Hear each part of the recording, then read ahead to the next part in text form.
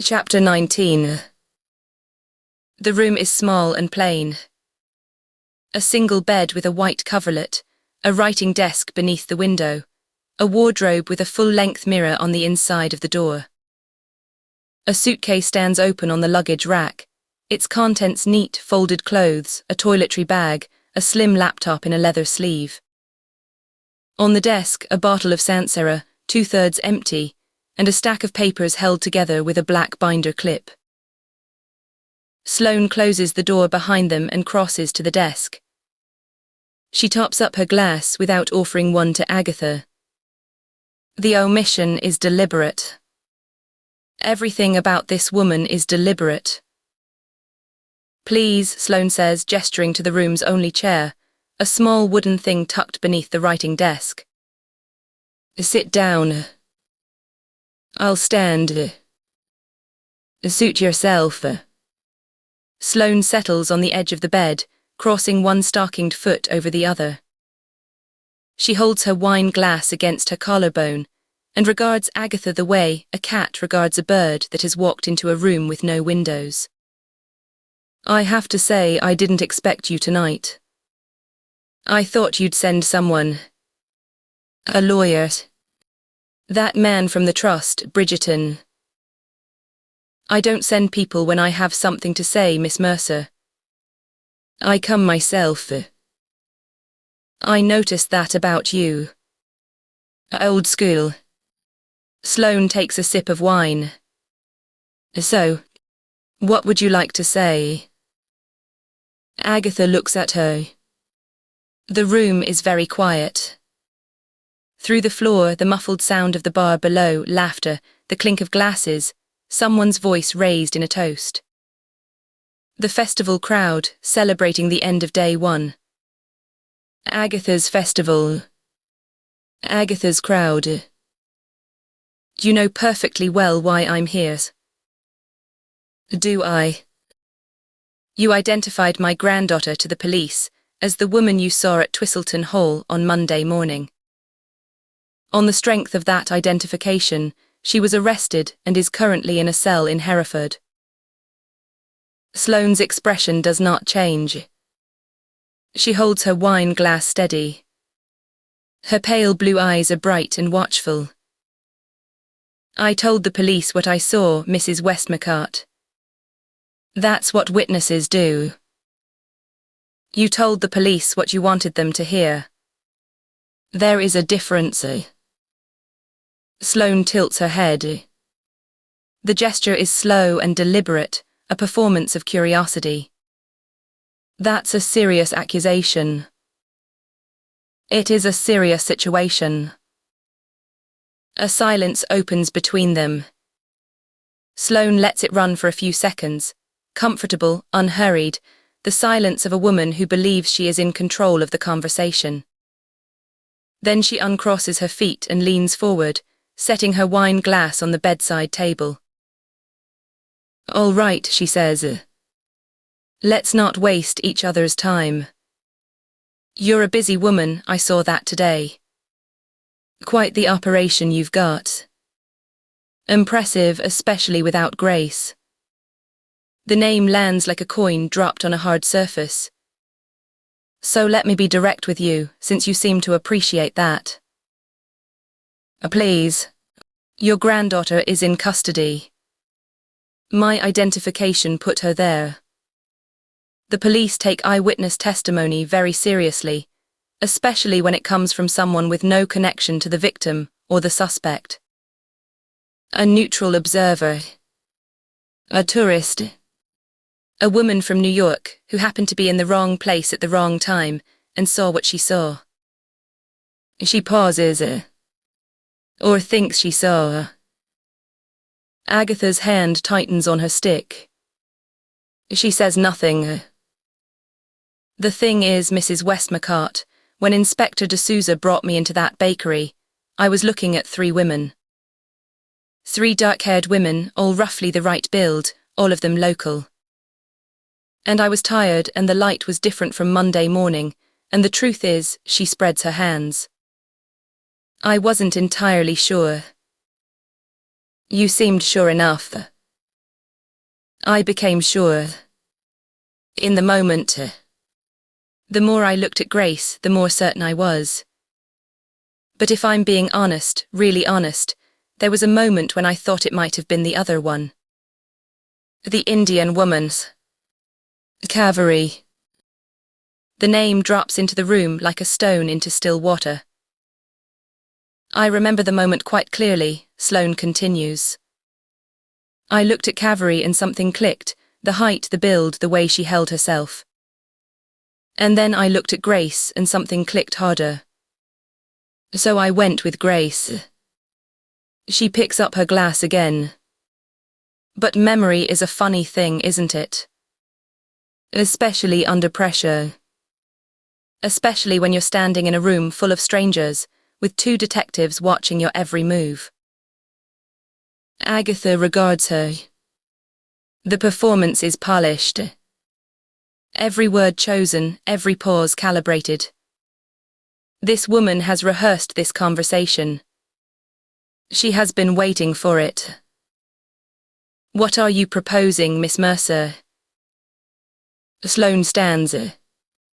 She walks to the desk, sets down her glass, and picks up the stack of papers held together with the black binder clip. She turns back to Agatha and holds them out. The licensing agreement. For the Willowbrook Tales. The terms we discussed, or tried to discuss, before you decided to play the darty grandmother and run me in circles for 3 days. The pleasant mask is gone now. Her voice is clipped and hard, the voice of a woman conducting business. I've revised the royalty structure. 50% of net receipts, an equal profit share, with a guaranteed minimum advance of $2 million against first-year earnings. The creative team is ready to begin. Sandhya Sharma and Michael Mariposa, you can look them up, they're excellent. The first new title could be on shelves within 18 months. Agatha does not take the papers. Sign the agreement, Sloane says, and tomorrow morning I will go back to Inspector D'Souza and tell him I've been thinking about it overnight and I'm no longer certain. I'll tell him the light was wrong, the stress of the situation clouded my judgment, and on reflection I believe the woman I saw was not Grace Westmacott but another woman in the village, someone I spoke with the night before, someone with a similar build and colouring. Kaveri Sharma. And Grace walks free. And Grace walks free. The words sit between them. Agatha looks at the papers in Sloane's hand. She looks at Sloane's face. She looks at the pale blue eyes and sees nothing behind them that she recognizes as human warmth. You would destroy Kaveri. Sloane's eyebrows lift fractionally. I would correct my testimony. Whether the police charge Kaveri or not is their business, not mine. You know perfectly well what would happen. The same thing that happened to Grace. An arrest. A cell. The suspicion that follows a person for the rest of their life, even if they're cleared. You would do that to an innocent woman. Is she more important to you than your own granddaughter? The question is delivered lightly, almost playfully, and it is the most repellent thing Agatha has heard in a very long time. She feels something move behind her breastbone, not the cold, controlled anger she has carried all day, but something hotter, something that wants to rise and burn. She breathes. She holds it where it is. They are both important to me. Then you have a problem. Sloane sets the papers on the desk and leans against it, folding her arms. Because I can only take back one name. And the name I give instead has to be someone the police will find credible. Someone I could plausibly have confused with the woman I saw. Kaveri Fitz. She was in the bakery. She has the right build, the right height and figure. And frankly, a small shrug. I did consider her. For a moment. That's on the record. The police saw me hesitate. You planned that hesitation. Sloane's smile widens. She does not deny it. Agatha stands in the small room and feels the walls press inward.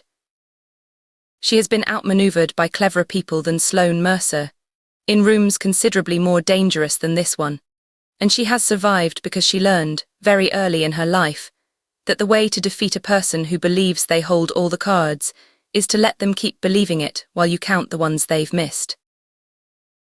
She breathes. She thinks. She shifts the conversation. Tell me about yourself, Miss Mercer. Sloane blinks. Whatever she expected Agatha to say next, it was not that. And about myself. You've come a long way. Not just from New York. From wherever you started. A young woman in publishing, working her way up, building relationships, learning the business. That takes determination. That takes a certain kind of strength. Agatha's voice is mild, conversational, the voice she uses when she wants someone to keep talking. Where did you grow up? Sloane studies her for a moment, trying to find the angle. Then something in her posture shifts, not softening exactly, but loosening the way a person loosens when the conversation moves to territory they know. Connecticut. Fairfield County. Sounds nice, doesn't it? Big houses, good schools, the whole New England package. She picks up her wine glass and turns it in her fingers. My parents hated each other. They were the kind of people who should never have married and definitely should never have had a child, but they did both, and then spent the next 15 years making sure everyone in the house paid for it. Every night was a performance. Screaming in the kitchen, doors slamming, my mother throwing things, my father drinking until he couldn't stand. And me upstairs with my headphones on, pretending I lived somewhere else. She takes a sip. Her voice has not changed, the same flat, clipped delivery, as if she is reading a weather report about someone else's life. They died when I was 15. Car accident. Route 7 near Danbury. My father was driving. He was drunk. My mother was in the passenger seat, screaming at him. They went through a guardrail and into a ravine. She sets the glass down. Nobody was surprised. The only surprise was that they hadn't taken me with them. Who raised you after that? My aunt. My mother's sister. She lived in Stamford, and she took me in because that's what you do, not because she wanted to. She'd hated my mother, thought she was trashy and reckless and had married beneath her, which was all true, and she didn't think much of me either. I was my mother's daughter. Same face, same temper, same bad blood, she said. Sloane's thin mouth twists momentarily, as if reliving the never-forgotten insults of those tender years. Was she unkind? She was indifferent. Which is worse if you think about it. Cruelty at least means someone notices you're in the room. Sloane's mouth moves again in something not quite a smile. She fed me. She put a roof over my head. She paid for school because appearances mattered to her. And she kept a safe in her bedroom closet where she thought I didn't know the combination. But you did. I'm good with numbers. Sloane's eyes meet Agatha's, and there is no apology in them. I left the day I turned 18. I took what I could carry, and I took what was in the safe, and I drove to New York in a car I bought with her credit card. She reported the card stolen, obviously. She didn't report me missing. That tells you everything you need to know about my aunt. And then, And then I worked. Waitressing, temping, answering phones at a literary agency for $8 an hour. I read manuscripts on the subway. I taught myself the business from the ground up. Contracts, rights, royalties, subsidiary licensing, the whole machine. Martin Hartwick hired me as an assistant when I was 22. By 25, I was handling clients. By 28, I was his best associate. And now she straightens. The looseness is gone, replaced by the bright, hard energy that Agatha has come to recognize as Sloane's natural state. Now I have a chance to build something of my own. Something real. Something that nobody can take away from me because it's mine and I made it. On the back of someone else's creation. On the back of a brilliant IP that's sitting there doing nothing while an old woman in the English countryside pretends she doesn't understand what a royalty is. Sloane's voice has sharpened. I'm not stealing anything. I'm proposing a partnership. A deal that would make your family millions and give the Willowbrook books a future. All you have to do is sign away my husband's legacy. Sloane looks at her with incredulity and issues a short, barking laugh. Exactly, Mrs. Westmacott. Your husband's. You simply happen to inherit it, lucky you, and with it you inherited so much goodwill, rich royalties and a chance to preside over this village. She gestured grandly. And this quite charming festival which, I must admit, is growing rapidly in popularity and prestige. But surely you must know that you are little more than the custodian of this magnificent legacy. None of it actually belongs to you, you did not earn any of this.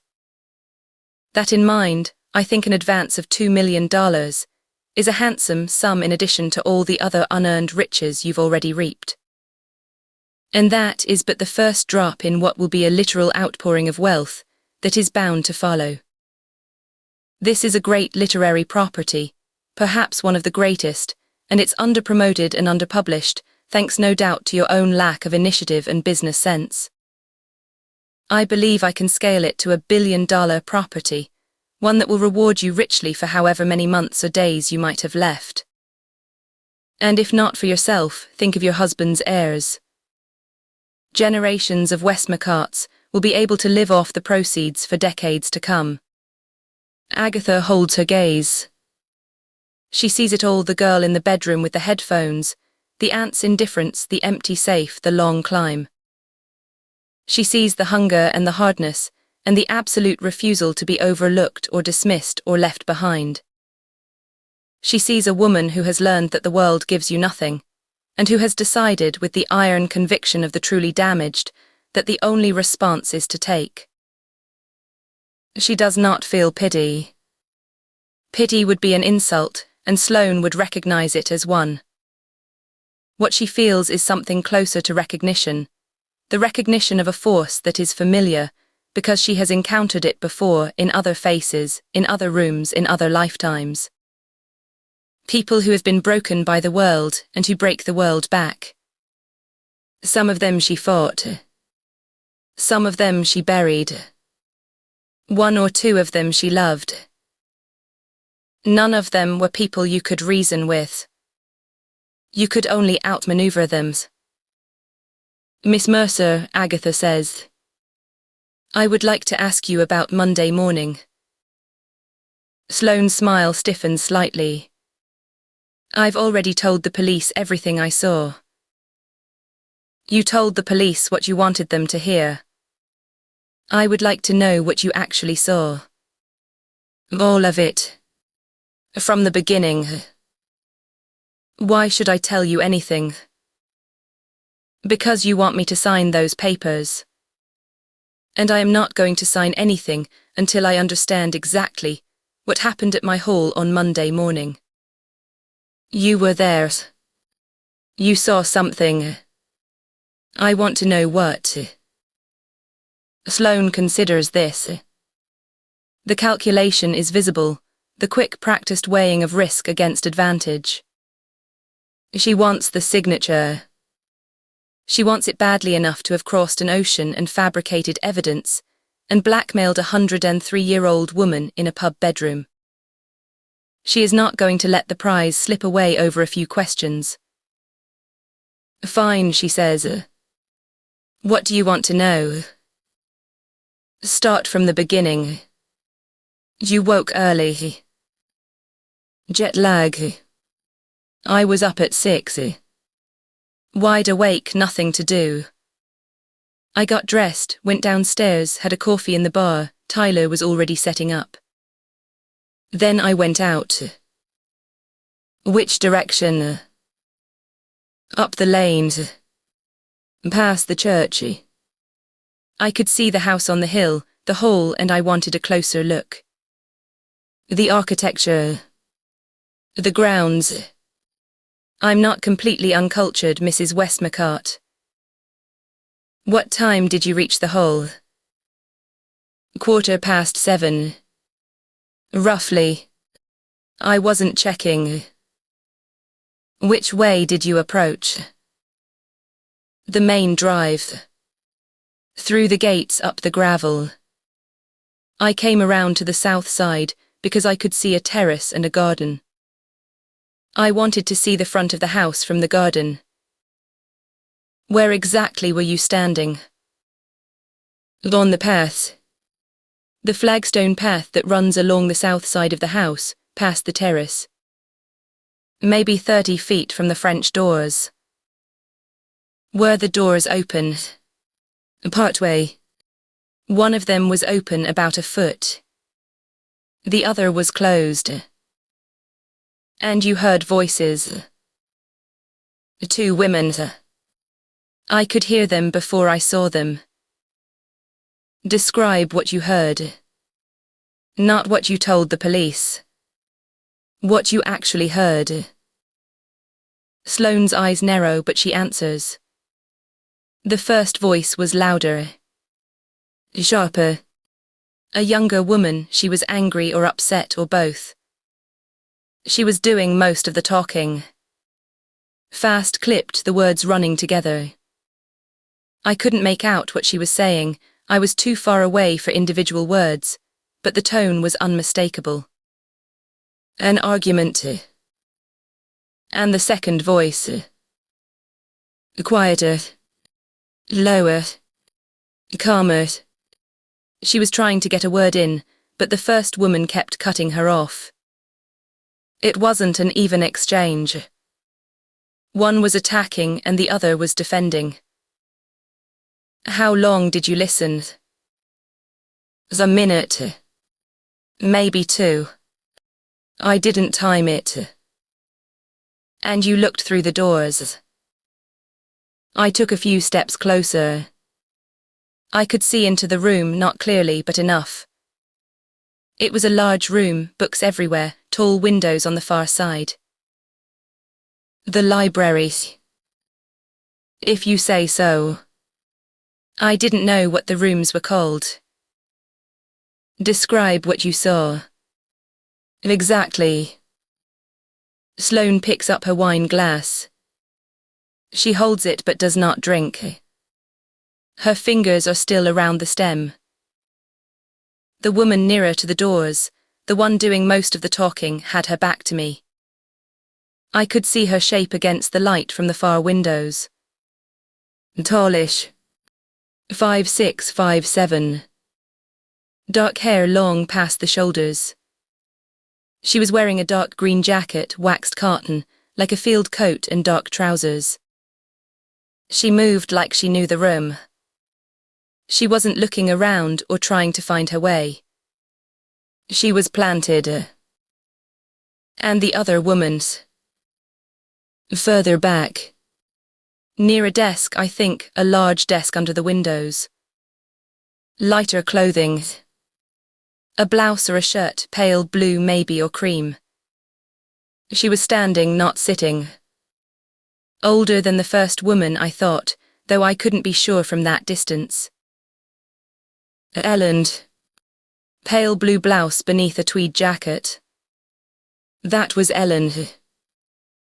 Did you see the second woman's face? No. She was too far back and the light was behind her. Did you see the first woman's face? She turned once, toward the doors. I caught her in profile, left side. 2 or 3 seconds, then she turned back. Describe the profile. A young woman. 30s. Strong jaw, high cheekbones. The hair fell forward when she turned, dark, straight past the chin. And on the basis of 2 or 3 seconds in profile at 30 feet, through a partially open door, you identified my granddaughter. Sloane's smile returns. Slow. Certain. A Mrs. Westmacott. I spoke to your granddaughter on Sunday evening. Face to face. In Cavery's bookshop. Good light, close range, a full conversation. I know what she looks like. I know her height, her build, the way she holds her head, the way her hair falls. And Monday morning, when that woman turned toward the doors, she sets the glass down. It was Grace. The green jacket, the dark trousers, the hair, the jaw, the way she stood. It was your granddaughter.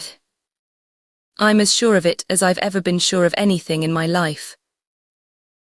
Her eyes hold Agatha's. They are bright and hard and absolutely steady. She's the one I saw arguing with Ellen Hartley. And 20 minutes later, Ellen Hartley was dead. Sloane leans back against the desk and folds her arms. Now, are you ready to talk about the deal? Or would you like to leave your granddaughter in Hereford for another night? Agatha stands in the small room beneath the eaves of the larch and says nothing. The sounds of the bar drift up through the floorboards, glasses, laughter, the deep murmur of people who have spent the day among books and are happy. Her people, her village, her world held together today by will and stubbornness, and the help of a woman who closed her own shop to do it. She looks at the papers on the desk. She looks at Sloane Mercer's face, the sharp smile, the pale eyes, the absolute certainty of a woman who believes she has won. I will think about what you've told me, Agatha says. All of it. Don't think too long, Mrs. Westmacott. The festival runs 4 days. After that, I'm on a plane back to New York, and the offer goes with me. Once I'm gone, so is Grace's best chance of walking free. Good night, Miss Mercer. Good night. Sloane picks up her glass and lifts it in a small, marking salute. Sleep well. Agatha turns and opens the door. She steps into the corridor. She pulls the door closed behind her and stands for a moment in the narrow passage, her hand on the banister, her stick in the other hand, the worn carpet beneath her feet. The staircase is steep and dim. Below, the bar is warm and loud. Above, the old timbers of the roof creak in the wind. She descends, 1 step at a time. Her hand on the banister, her stick finding each tread. Her knees ache. Her hips ache. Her back aches. The day is a weight she carries in every joint. But her mind is clear. Her mind is perfectly, terribly clear. Because Sloane Mercer has just told her something that Sloane Mercer does not know she has told her. Grace was not at the hall at 7:15 on Monday morning. Grace arrived at 7:30, as the note instructed. By then, Ellen was already on the floor. By then, the screaming had already happened, the scream that Agatha heard from her garden. If Sloane saw 2 women arguing at 7:15, and one of them was Ellen, then the other woman, the woman in the dark green jacket with dark hair, was not Grace. It was someone else. Someone who looked enough like Grace, from 30 feet, in profile for 2 or 3 seconds, to fool a woman who had spoken to Grace only the night before. Tired as she is, late as the hour is, daunting as the next day looms, she knows there is one thing she simply cannot put off. Quietly directing Quinn to the charming cottage that is Grace's residence, she uses the master key in her possession to open the door and go inside.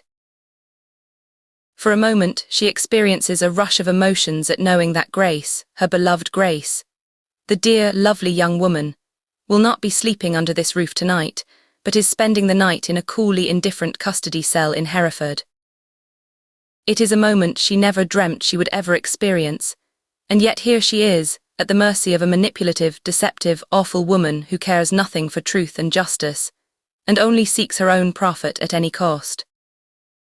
Then she regains a hold of herself and undertakes the search that brought her here.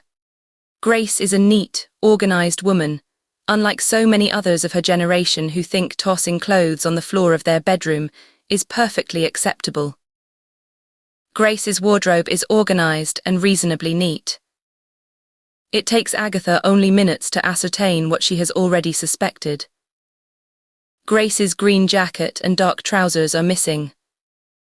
The green jacket and dark trousers that Sloane Mercer says she saw Grace wearing at the hall that fateful morning. That can only mean one thing: someone has taken them. And it was that someone that Sloane actually saw that morning.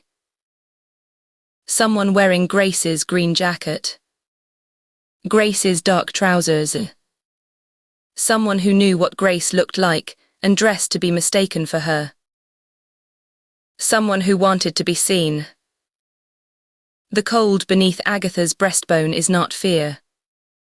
It is the feeling she has known all her life, the feeling that comes when the shape of the thing reveals itself at last, when the scattered pieces begin to turn and align, when the pattern emerges from the noise. The killer was not hiding. The killer was performing. And Sloane Mercer, for all her cunning, for all her schemes and her blackmail and her bright, hard, loveless eyes, has just handed Agatha the one thing she needed most. A witness who saw the murderer's face. She steps out into the night. Quinn Gallagher is waiting by the cart, her red hair dark with mist, her young face anxious in the lamplight. Mrs. Westmacott, are you all right? Quite all right, thank you, Quinn. She climbs into the cart. Willow is curled on the back seat, her grey muzzle resting on her paws, her dark eyes open and watchful. Agatha rests her hand on the old hound's head. Take me home. The cart hums along the empty high street. The bookshops are dark, the cobblestones gleaming with mist. The church spire is a black finger against the stars. The lane climbs out of the village, past the last cottage, through the iron gates and up the drive between the beeches. The hall is dark above her. The cottage is dark ahead. Neither are nearly as dark as Agatha's thoughts. Chapter 20. The drive to Hereford takes an hour and 20 minutes. Quinn Gallagher drives in silence, her hands steady on the wheel of the festival's spare car, a grey Volvo estate that smells of dog hair and cardboard boxes. Agatha sits in the passenger seat with Willow across her lap, the old hound's weight a warm anchor against the motion of the road. Bombay was left at the cottage, protesting loudly from the windowsill. The morning is grey and soft. Rain threatens but does not arrive. The B-roads unwind through farmland and small towns, Bredwardine, Madley, Clehunga, names she has known for 80 years, places she has driven through and walked through, and in one case been carried through on a stretcher, though that was a long time ago and the circumstances were unusual. She has left cavalry in command of the festival. The phone call at 6 this morning was brief. I have to go to Hereford. Grace. Yes. Go. I've got it. The Donna Tartt event at 11. I've got it, Agatha. She went. Quinn glances at her at intervals, the way young people do when they want to say something but are not sure it is their place. Agatha does not help her. She is conserving her energy for what lies ahead, and what lies ahead will require everything she has. The custody suite at Hereford Police Station is in the basement. Agatha has never been inside a police station before, not in England at any rate, and she takes it in the way she takes in everything, methodically, without expression, filing each detail in its place. The strip lighting, the linoleum, the heavy doors with their small reinforced windows, the smell of disinfectant that does not quite mask whatever it is meant to mask. A young constable leads her through a series of corridors that all look the same, and she counts the doors and the turns because she has always counted doors and turns in unfamiliar buildings, and some habits are older than memory. Grace is in an interview room. Not a cell, Jane Mead has arranged that much. The room is small and windowless, with a table bolted to the floor and 4 chairs. Grace sits on the far side, her hands resting on the table, open and still. She is wearing the same clothes she was arrested in, jeans and a jumper beneath her rain jacket. Her hair is pulled back and there are shadows beneath her eyes that were not there 2 days ago, but she is sitting straight, her shoulders level, her chin up. She looks, Agatha thinks, with a fierce and private pride, exactly like a woman who has nothing to be ashamed of and knows it. When Agatha comes through the door, Grace's eyes meet hers.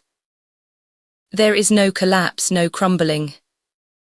A flicker crosses her face, relief, love, something that tightens the corners of her mouth. And then it is gone, replaced by the steady composure of a woman who has decided how she will carry herself in this place and will not deviate from it. Nana, my darling. Agatha crosses the room and takes the chair beside her. She does not embrace her, not here, not in this place with its cameras and its watching eyes. She takes Grace's hands instead, both of them, and holds them firmly. They are cool but steady. No tremor. Are you all right? Perfectly all right. Grace's voice is level and clear. Her eyes search Agatha's face, not for rescue, not for reassurance, but for information. She wants to know what is happening beyond these walls. She wants to know the state of the board. Jane has been excellent. She's kept me informed. I've eaten what they've given me and slept when I could. There's nothing to worry about on my account. Agatha looks at her granddaughter and sees what she hoped to see, the woman she raised. Not broken. Not diminished. Sitting in a police custody suite in borrowed plimsolls with a murder charge taking shape around her, and meeting it the way Agatha taught her to meet everything, with her back straight and her mind clear and her dignity intact. The girl who scraped her knees climbing the library staircase has become a woman who will not give this place the satisfaction of seeing her buckle. The festival, Grace asks. Cavalry has it in hand. Yesterday went well. Today will be fine. The Donna Tart event is at 11. Everything is arranged. Grace nods. A small, tight movement, but her eyes soften briefly. The festival is her creation, her work, the thing she built. Knowing it continues without her, that it can continue without her, is both a comfort and a wound. Grace, I am going to speak with Jane. And then I am going to speak with the detective inspector. Grace's gaze sharpens. And about what? About what happened on Monday morning. Nana. The composure holds, but something moves behind her eyes. Not fear for herself, Agatha realizes, but fear for Agatha. You can't. If you tell them I was there. Trust me, my darling. As you have always trusted me. Grace holds her gaze. Agatha watches the struggle, brief, fierce, contained between the part of her that wants to argue and the part of her that has spent 32 years learning that, when her grandmother says, "Trust me," the only sane response is to do so. The latter wins. Grace's jaw tightens, but she nods. Be careful. I am always careful. You are never careful. You are brave, which is a completely different thing, and it terrifies me. Agatha squeezes her hands once, firmly, and rises. At the door she turns back. Grace is watching her with those steady brown eyes, her back straight, her hands folded on the table before her.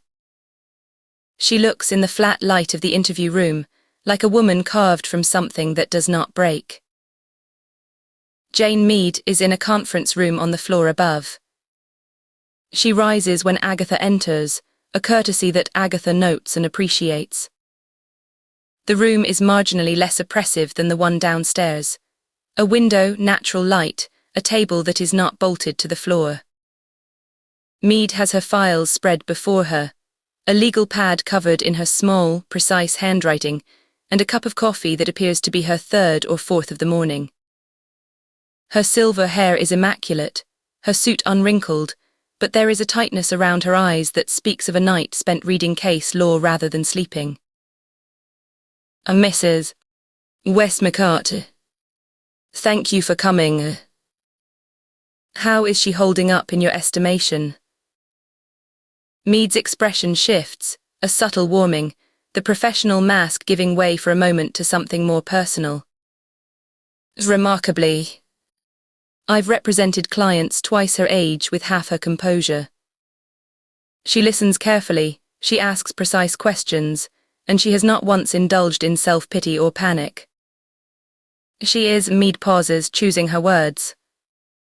She is a credit to whoever raised her. She raised herself for the most part. I merely provided the soil. Mead acknowledges this with the faintest smile, then pulls the legal pad toward her, and the warmth retreats behind the professional facade.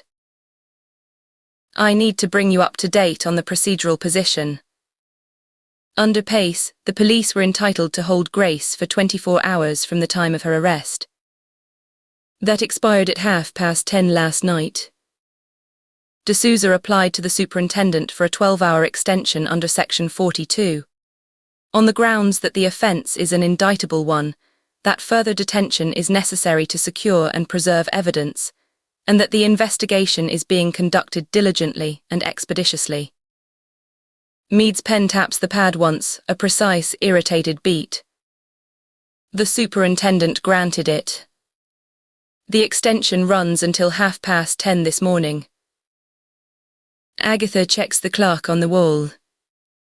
9:20. So they have just over an hour. Yes. After which they must either charge her or release her. If they wish to hold her beyond that, they would need to apply to a magistrate's court for a warrant of further detention under Section 43, which would give them up to 36 additional hours. That is a higher bar. They would need to demonstrate to a magistrate's satisfaction that further detention is justified. And can they meet that bar? Mead's mouth thins. The eyewitness identification is their centerpiece. It was conducted informally. No video suite, no proper lineup, no PACE-compliant procedure. I will challenge it vigorously if this goes to trial, and I believe I can get it excluded or at least severely undermined. But for the purposes of a further detention application, it may be enough. A magistrate would look at the identification, the fingerprints on the knife, the connection to the victim's family, and conclude that there are reasonable grounds for further investigation. The fingerprints are mine, not Grace's, which the prosecution will argue is evidence that you handled the weapon after Grace used it. That you wiped her prints and replaced them with your own. That is, in fact, precisely what D'Souza suspects. Mead looks at her steadily, her grey eyes clear and direct. Mrs. Westmacott, I must be frank. The case against Grace is circumstantial, but it is cohering. Each piece of evidence is individually weak, but together they form a pattern that a jury could find persuasive. An eyewitness who places Grace at the scene. Your prints on the murder weapon. Grace's refusal to answer questions. Her connection to the victim's brother. The note in her pocket. She folds her hands on the table. I have defended stronger cases than this. I have also lost weaker ones. A great deal depends on what happens in the next hour. Agatha sits in silence for a moment. Through the window, the rooftops of Hereford are grey beneath the overcast sky. A pigeon lands on the sill and regards her with one orange eye. Jane, I am going to speak with Detective Inspector D'Souza. Mead's pen stops moving. Her eyes narrow, not with surprise, Agatha thinks, but with the quick, fierce calculation of a lawyer who has just heard something that changes the shape of the problem. On what subject? I intend to tell him the truth about Monday morning. I would strongly advise against that. I understand your advice. I am going to speak with him nonetheless. Mrs. Westmacott. Mead leans forward, and her voice takes on the particular urgency of a woman who has spent 30 years watching people walk into rooms they should not enter. Anything you say to the police can and will be used, not just against you, but against Grace. If you contradict your original statement, if you reveal information that undermines Grace's position. I will not undermine Grace's position. I intend to strengthen it. Mead studies her. Her gaze is searching, assessing, the gaze of a woman who reads people for a living and who is trying to read this one. Whatever she finds in Agatha's face, the stillness, the certainty, the quiet authority of a woman who has made her decision and is merely informing others of it, causes her to set down her pen. If you insist on speaking with D'Souza, I should be present. No. Your duty is to Grace. Everything you do, every conversation you have, must serve Grace's defense. If you sit beside me while I speak to the police, you compromise that duty. Anything I say in your presence becomes something you knew. Something you may be obligated to act upon. Something the prosecution can use to suggest collusion between us. Agatha's voice is quiet, but it carries the particular weight that people who know her have learned not to argue with. You must not be in that room, Jane. For Grace's sake. Mead is silent for a long moment. Her jaw works. She is not a woman accustomed to being overruled, and Agatha can see the effort it costs her to accept it, the battle between her professional instinct to protect every client in her sight and the recognition that Agatha is right. You understand that without a solicitor present, you will be offered the duty solicitor. If you decline that as well, anything you tell D'Souza is fully admissible. There will be no filter. No one to advise you when to stop talking. No one to object to a line of questioning. I have been talking to difficult people without a filter for a very long time, my dear. This is not a village meeting or a conversation over tea, Mrs. Westmacott. This is a police interview in a murder investigation. D'Souza is sharp and he is methodical, and he will use every word you give him. If you say the wrong thing, they will arrest you. Yes, Agatha says. I am aware of that. Mead holds her gaze for 3 long seconds. Then she picks up her pen, pulls the legal pad toward her, and writes something in her small, precise hand. "I'll make the arrangements," she says. Her voice is level, professional, controlled. But her knuckles, Agatha notices, are white around the pen. The interview room is the same one they used for Grace. The same bolted table, the same 4 chairs, the same recording unit mounted on the wall. D'Souza sits across from her with his notebook open. Finn is beside him, her own notebook ready, her sandy hair tucked behind her ears, her expression professionally blank but her eyes watchful, quick, assessing eyes that move from Agatha's face to her hands to the way she holds her stick and back again. The recorder hums.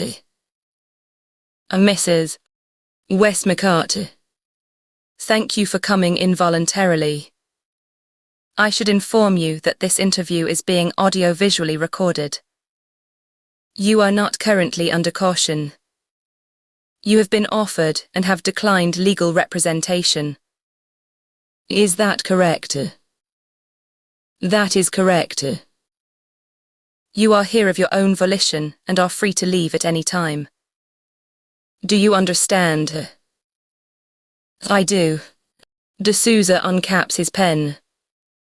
He is wearing a dark suit, well fitted, a plain navy tie pulled precisely to center. His shirt is white and freshly pressed. He has shaved this morning with care, not a man who has slept well, but a man who has prepared himself for the day with the discipline of long habit. His dark eyes are steady, giving nothing away, but Agatha notices the fine lines at their corners that were not so pronounced on Monday morning. This case is costing him sleep. She respects that. A detective who sleeps well during a murder investigation is not a detective she would trust. "Mrs. Westmacott, I'd like to go back to your original statement. Monday mornings. You told me you heard a scream from the direction of the hall. You came up the path. You found the terrace doors open. You went through to the library and found Ellen Hartley dead on the floor. You did not enter the room. You closed the doors, went to the telephone and called the police. That is what I told you. Is it what happened?" Finn's pen is poised above her notebook. Her eyes have not left Agatha's face.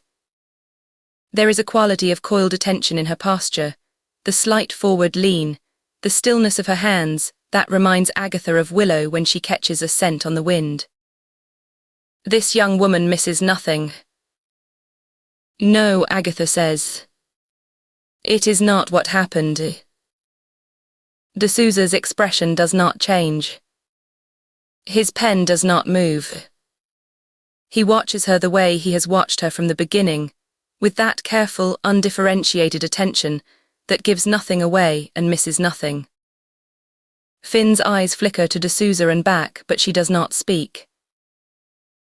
"Tell me what happened." Agatha draws a breath. It is not a steadying breath, she does not need steadying. It is the breath of a woman who is about to cross a line she cannot uncross, and who wants to mark the moment before she does. "I heard the scream. I came up the path. I found the bicycle on the forecourt and the terrace doors ajar. All of that is true. I followed the trail through the morning room and down the east wing corridor. Willow would not cross the threshold. I went on alone. I opened the library doors." She pauses. "Grace was in the room." The words fall into the silence. D'Souza does not move. Finn's pen touches her notebook and stops. Her lips part fractionally, then close. She was standing in the center of the room. Ellen was on the floor. The blood was still spreading. Grace had a knife in her hand, a chef's knife from the hall's kitchen. She was holding it at her side, the way a person holds something they have forgotten is in their hand. Her blouse was soaked with blood, her arms, her cuffs, the front of her clothes. Contact blood. The kind you get from kneeling over a wounded person and pressing your hands against the wounds to try to stop the bleeding. Not the kind you get from wielding a knife. D'Souza's eyes narrow a fraction. Finn writes without looking down, her gaze still fixed on Agatha's face. What did you do? I went to her. I took the knife from her hand. I held her while she cried. And then I sent her home. You sent her home. I told her to go to my cottage. To wash, to change her clothes, to wait for me. I told her that as far as anyone was to know, she had been at home all morning. She had not been at the hall. She had not seen Ellen. She knew nothing. D'Souza writes. His pen moves slowly, each word set down with deliberate care. Finn is writing too, her hand moving in quick, efficient strokes.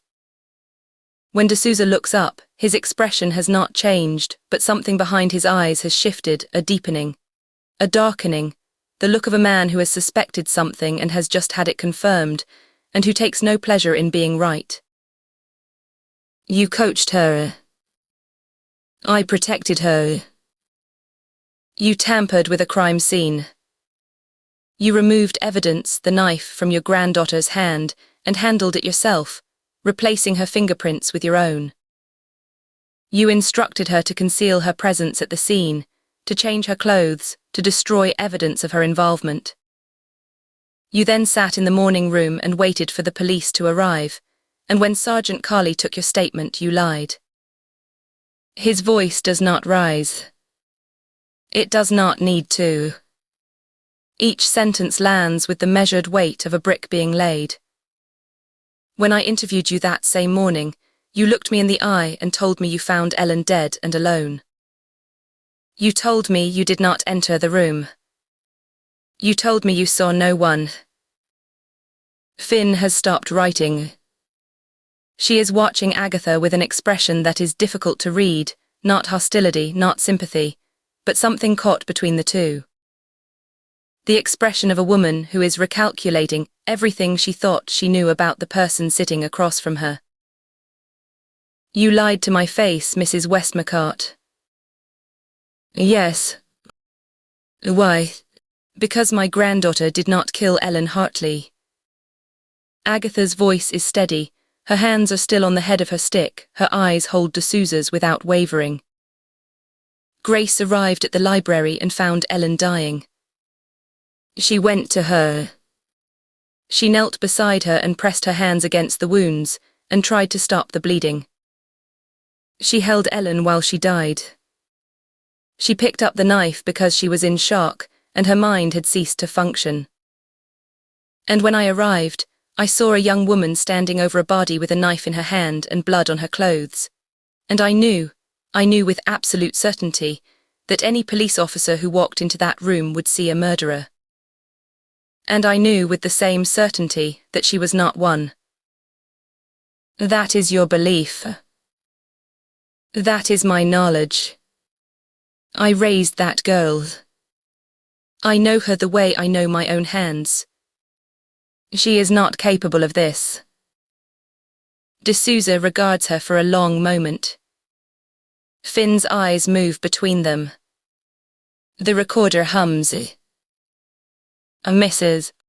Westmacott, you have just admitted to perverting the course of justice, to assisting an offender, to concealing evidence, to providing a false statement to police officers conducting a murder investigation.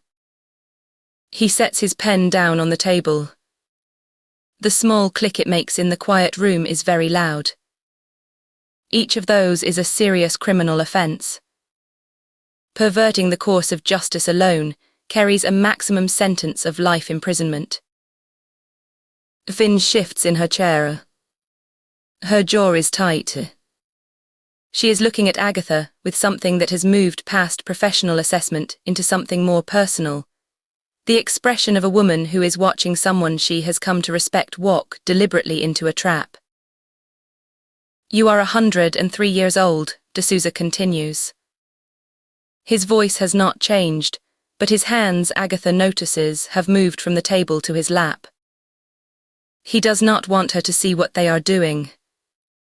If I charge you with these offences, you will spend whatever remains of your life in custody. Do you understand that? I understand it perfectly. And yet you chose to come here without a solicitor and tell me all of this voluntarily. I chose to tell you the truth. It seemed rather overdue. A silence opens between them. It is the longest silence of the interview. D'Souza holds it. Agatha holds it. Neither looks away. Finn sits motionless, her notebook forgotten in her lap, her eyes moving between the two of them with the fixed attention of someone watching two chess players approach the endgame. If that is what you feel would serve justice, Detective Inspector, Agatha says quietly, then by all means. D'Souza flinches. It is small, a fractional tightening around the eyes, a barely perceptible shift in the set of his jaw, a movement in his throat as though he has swallowed something that does not go down easily, and it is gone as quickly as it came. But Agatha sees it. She has spent a lifetime reading faces, and this one she has read with particular care. She knows what it means. He does not want to do this. Not to her. Not to a woman of 103 who sits before him with the composure of a queen at her own trial, who has weighed the cost of the truth and found it acceptable because the alternative, her granddaughter's destruction, is not. He has spent his career building cases brick by brick, following evidence, doing the right thing because he believes in the system with the practical faith of a man whose grandfather's Victoria Cross hangs on his office wall.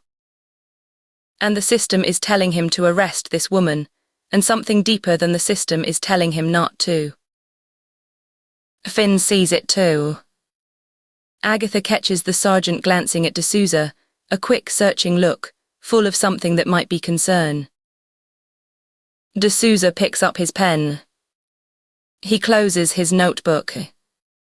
He places both hands flat on the table, and when he speaks, his voice is level and precise and gives away nothing of what just passed behind his eyes. I am going to let you leave today, Mrs. Westmacott. I want you to understand clearly that this is not the end of the matter. There will be more questions. A great many more. And depending on the answers, there may well be charges. I understand. You are not to leave the area. You are not to contact any witness connected to this investigation, and you are not to interfere in any way with evidence or proceedings. I would also strongly advise you to reconsider your decision regarding legal representation. Thank you, Detective Inspector. I shall bear that in mind. He stands. He opens the door for her, not because procedure requires it, but because he cannot seem to help himself. Finn stands too, and Agatha sees her catch D'Souza's eye as Agatha passes between them. The look that passes between the two detectives is brief and unreadable, but it carries the weight of a conversation that will happen the moment Agatha is out of earshot. She walks into the corridor. Her stick taps on the linoleum. The strip lights hum above her. She does not look back. The drive home is quieter than the drive out. The grey Volvo hums along the B-roads, the hedgerows blurring past, the sky still heavy and unbroken. Willow is on the back seat, asleep, her grey muzzle twitching with whatever elderly hounds dream of. Quinn drives carefully, both hands on the wheel, checking her mirrors with the conscientious frequency of someone who passed her test recently and still remembers the examiner's voice. They are passed madly and climbing toward the ridge when Quinn speaks. Mrs. Westmacott. Yes, dear. I just wanted to say, Quin's hands tighten on the wheel. Her jaw is set, and her freckled cheeks are flushed, and her voice has the unsteady fierceness of someone who has been composing a speech in her head for the last 20 minutes, and is determined to deliver it. Everyone in the village knows Grace didn't do this. All the volunteers. Everyone. She's the best person I've ever worked for. She remembers everyone's name. She stayed up until midnight the week before the festival, making sure every single one of us had the right schedule, and knew where to go and had somewhere to eat lunch. She brought homemade flapjacks to the set-up day. Quin blinks hard, her eyes bright. People like Grace don't do what they're saying she did. They just don't. And I know that sounds naive, and I know you probably think I'm too young to know anything about anything, but I know that much. Agatha looks at the young woman. Thank you, Quin, Agatha says. That is not naive. That is faith. And it is worth more than you know. Quin nods tightly and says nothing more, but the flush in her cheeks deepens, and she drives a little straighter. Take me to the village, please, Quin. The green man. Quin glances at her but does not question it. She takes the fork that leads down to the high street instead of up to the cottage. The village is busy, festival crowds filling the pavements, the bookshops spilling their wares onto the cobblestones, the smell of coffee and frying onions from the food stalls. A coach from Bristol is disgorging passengers by the war memorial. A woman in a rain jacket is photographing the bakery cat. Life continuing. The world turning. The green man is on the square. Quin pulls up outside. The pub sign swings gently in the breeze, the face made entirely of leaves, the amber windows, the low murmur of conversation drifting from the open door. Wait here, please. I shan't be long. Of course, Mrs. Westmacott. Agatha gets out. She straightens her cardigan. She adjusts her grip on her stick. For a moment she stands on the pavement and looks at the pub, Ellen's life, the place Ellen tended for 15 years the way Agatha tends her garden, and she feels the weight of the morning settle into her bones. Then she walks inside and asks for David Hartley. Meg, blonde ponytail, green man apron, dark circles under her eyes from carrying a pub that was never hers to carry, looks up from the glass she is polishing. Her face does something complicated when she sees Agatha, relief and worry and a desperate hope that this old woman might somehow make sense of everything that has gone wrong. He's in the back, Mrs. Westmacott. Shall I fetch him? Thank you, dear. David appears a moment later. He is unshaven, grey-skinned, wearing a dark jumper with the sleeves pushed to the elbows, a tea towel over one shoulder. He has lost weight since Monday. His cheekbones are sharper, his eyes deeper set, and he moves with the careful deliberation of a man who is holding himself together through routine, because routine is the only thing that does not require him to think. He has been working. He has been working since Ellen died, because the pub must open and the pints must be pulled, and the tables must be wiped and the deliveries must be checked, and grief does not pause for any of it. His eyes meet Agatha's. Whatever he sees in her face, and she is too tired and too hollowed out by the morning to perform, too emptied to be anything other than exactly what she is, causes something to shift in his expression. Not suspicion. Not resistance.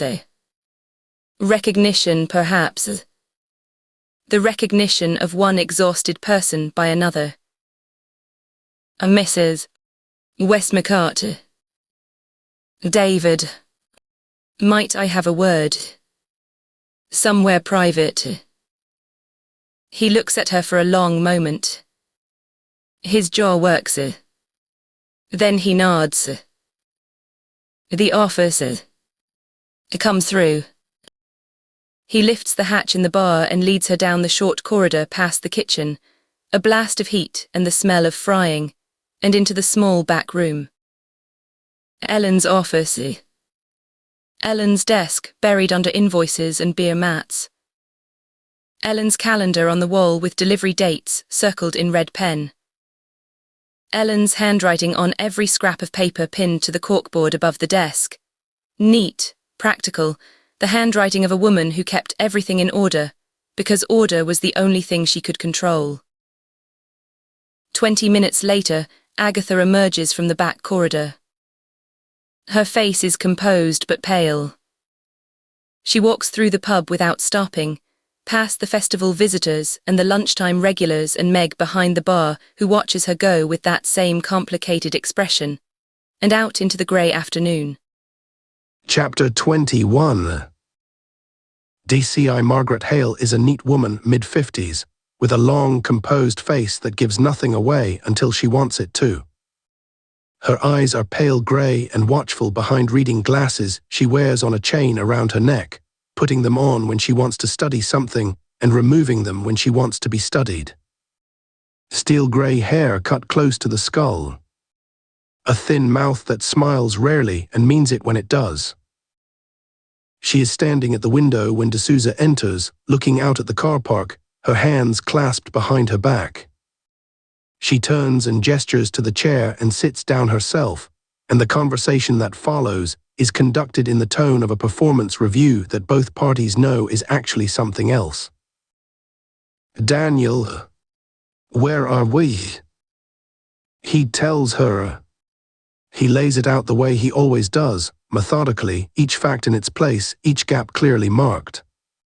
The timeline, the forensics, the interviews, the eyewitness identification and its procedural shortcomings, the grandmother's confession, the no-comment interview with Grace Westmacott, the knife, the blood, the note. Hale listens. The identification, she says. You've expressed reservations. The original identification was conducted informally. In a bakery. No video suite, no lineup, no PACE-compliant procedure. The witness looked at 3 women and hesitated before selecting one. That hesitation is a problem. It was a problem. Hale removes her glasses and sets them on the desk. Miss Mercer came in this morning. Voluntarily. She sat in the video suite and reaffirmed her identification on camera under proper conditions with full PACE compliance. She was shown a set of photographs, 9 images, standard procedure, and selected Grace Westmacott without hesitation. Her account of what she saw at the hall on Monday morning was consistent with her original statement in every particular. She pauses. The procedural deficiency has been remedied, Daniel. D'Souza says nothing. His thumb finds the spine of his notebook. The grandmother, Hale continues. Mrs. Westmacott. She came in this morning and confessed, without a solicitor, I understand, to finding her granddaughter standing over the body with the murder weapon in her hand. She admitted to taking the knife, to sending Grace away, to cleaning up after her, and to lying to you and to Sergeant Colley in her formal statement. Is that correct? It is. So we now have an eyewitness who places Grace Westmacott at the scene, arguing with the victim minutes before the murder. We have the grandmother's own testimony that she found Grace holding the knife, covered in the victim's blood. We have Grace's fingerprints absent from the weapon because the grandmother handled it, which is consistent with either the grandmother's story or with a deliberate attempt to obscure Grace's prints. We have the suspect's refusal to answer any questions under interview. We have the connection to the victim's brother, and the note arranging a meeting at the precise location and time of the murder. She replaces her glasses. What don't we have? A motive. Motive is for the CPS and the jury. We charge on evidence, not on motive. The blood pattern on Grace's clothing. Mrs. Westmacott described it as contact transfer, consistent with someone kneeling over a wounded person, not with someone inflicting the wounds. Mrs. Westmacott is 103 years old with no forensic training. She is also, by her own admission, a liar who has actively obstructed this investigation to protect her granddaughter. Hale's voice does not harden. It does not need to. Her opinion on blood spatter patterns is not evidence, Daniel. It is a grandmother's wishful thinking. D'Souza's thumb moves along the notebook spine. Back and forth. Back and forth. The witness, he says. Mercer. There is something about her manner that concerns me. What specifically? He pauses. This is the ground where instinct meets language, and language is not always adequate. She is eager.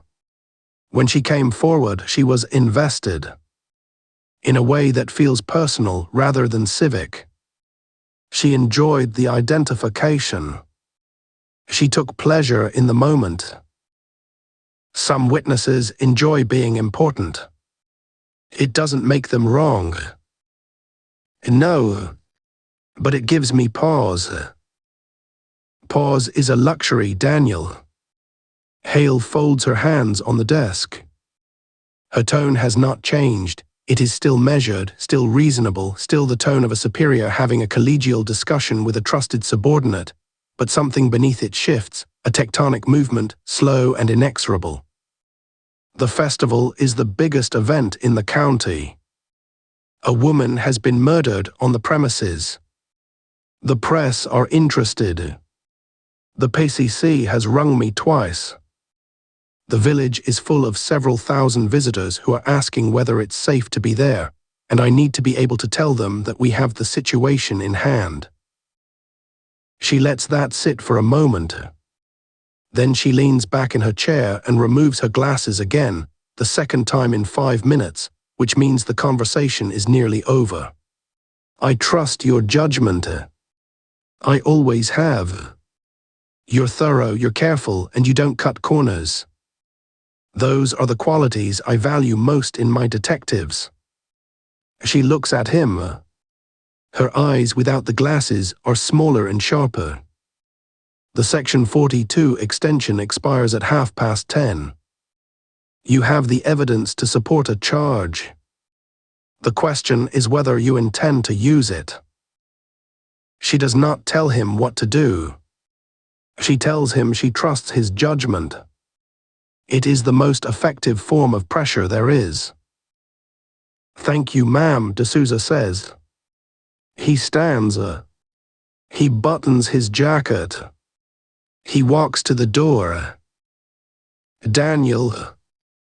He turns. The grandmother, Agatha Westmacott. Based on what she's told you, she's exposed herself to serious charges.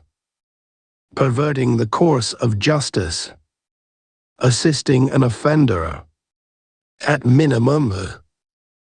I'm aware. Are you going to act on that? Not today. Something moves in Hale's expression, not disapproval exactly, but a notation. A mark. She nods once and D'Souza leaves. The car park at the back of Hereford Police Station is a rectangle of cracked tarmac bordered by a chain-link fence, beyond which a scrubby embankment drops toward the ring road. A few personal vehicles. 2 marked cars. A van from the dog unit, its rear windows misted with breath. The sky is the color of wet cement. D'Souza stands at the fence with his hands in his pockets. A uniformed constable, young, shaven-headed, name-badge reading Price, comes out through the back door with a lighter in one hand and a cigarette in the other. He sees D'Souza, hesitates, then leans against the wall and lights up. "Constable, sir, could I have one of those?" Price blinks. He fumbles the packet from his pocket and holds it out. D'Souza takes a cigarette. Price offers the lighter. D'Souza hesitates. He does not smoke. He has not smoked since he was 24, when his grandmother told him she could smell it on his shirts, and that if he intended to kill himself, he should do it somewhere she would not have to watch. He gave it up the same day. He has not touched one in nearly 20 years. D'Souza leans into the flame and draws. The first hit is harsh, chemical, the taste of something that has been absent from his life for a very long time. The smoke fills his lungs and he holds it for a moment, then lets it go. The cloud drifts toward the grey sky and disperses. Then he ruins the moment by coughing uncontrollably, feeling for an instant as if he will cough his lungs out. The constable touches his back with concern. "Sir." D'Souza straightens up, nodding to indicate he's fine, and the constable withdraws. Price finishes his own cigarette in the self-conscious silence of a young officer who has just watched a DI do something that does not quite fit the picture and is uncertain whether to acknowledge it. He stubs out the end on the wall, drops it in the bin by the door, and goes back inside. D'Souza stays. After the initial reaction, his abused lungs have been seduced by the nicotine into believing themselves blessed by the gift of carcinogenic smoke. The inhalations feel deliriously delicious. He leans against the chain-link fence and smokes slowly, looking out over the ring road toward the hills in the distance. The Brecon beacons are invisible today, buried in cloud, but he knows they are there.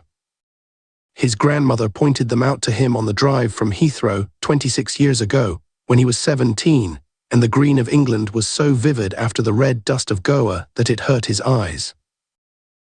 The back door opens again. Finn comes out. She sees him, sees the cigarette, and stops. "Since when do you smoke?" "Since about 3 minutes ago." "Don't get used to it." She comes and stands beside him at the fence. She does not lean. She stands the way she always stands, square, balanced, feet apart, ready to move. Her hands are in the pockets of her jacket, and her sandy hair is tucked behind her ears, and she is looking at the same grey hills he is looking at, or perhaps at nothing at all. "You went to see Hale," she says. "I wanted to know what happened. I needed air." D'Souza takes another drag. The harshness has faded. What remains is a warmth he has forgotten, the particular treacherous comfort of something you know is bad for you. "She wants me to charge her." "Hale." She didn't say it in so many words. She laid out the evidence and told me she trusted my judgment, which is the polite way of saying she expects me to reach the conclusion she's already reached. "And have you?" D'Souza watches the smoke curl away from his fingers. A car passes on the ring road below, its tires hissing on the wet tarmac. "Something is wrong with this case, Finn." She does not reply. She waits. She is good at waiting, one of the things he values most about her, and one of the things that makes them work. Every piece of evidence points to Grace Westmacott. The eyewitness, the grandmother's confession, the knife, the blood, the note, the connection to the brother. It all fits. Every brick is in the right place. He pauses, and it's too neat. It's too complete. Real cases are not this tidy. Real murderers leave gaps, inconsistencies, things that don't quite line up. This one lines up perfectly, and it lines up because someone built it that way. Built it how? The note that brought Grace to the library at precisely the right moment. The killer who wore gloves and left no forensic trace whatsoever, no hair, no fiber, no DNA, but left the knife on the floor beside the body where Grace would find it and pick it up. The eyewitness who appeared 3 days later with a perfectly detailed account of a woman matching Grace's description. He stubs the cigarette against the fence post and holds the dead end between his fingers, turning it slowly. It feels staged. The whole thing feels like a performance. And I'm being asked to convict the woman the performance was designed to frame. Finn is quiet. She shifts her weight from one foot to the other. If not Grace, she says, then who? We've got no other suspect. No evidence pointing elsewhere. No alternative theory that holds. David's alibi is solid. Nicola confirms he was with her, and even if there's a gap, there's nothing putting him at the scene.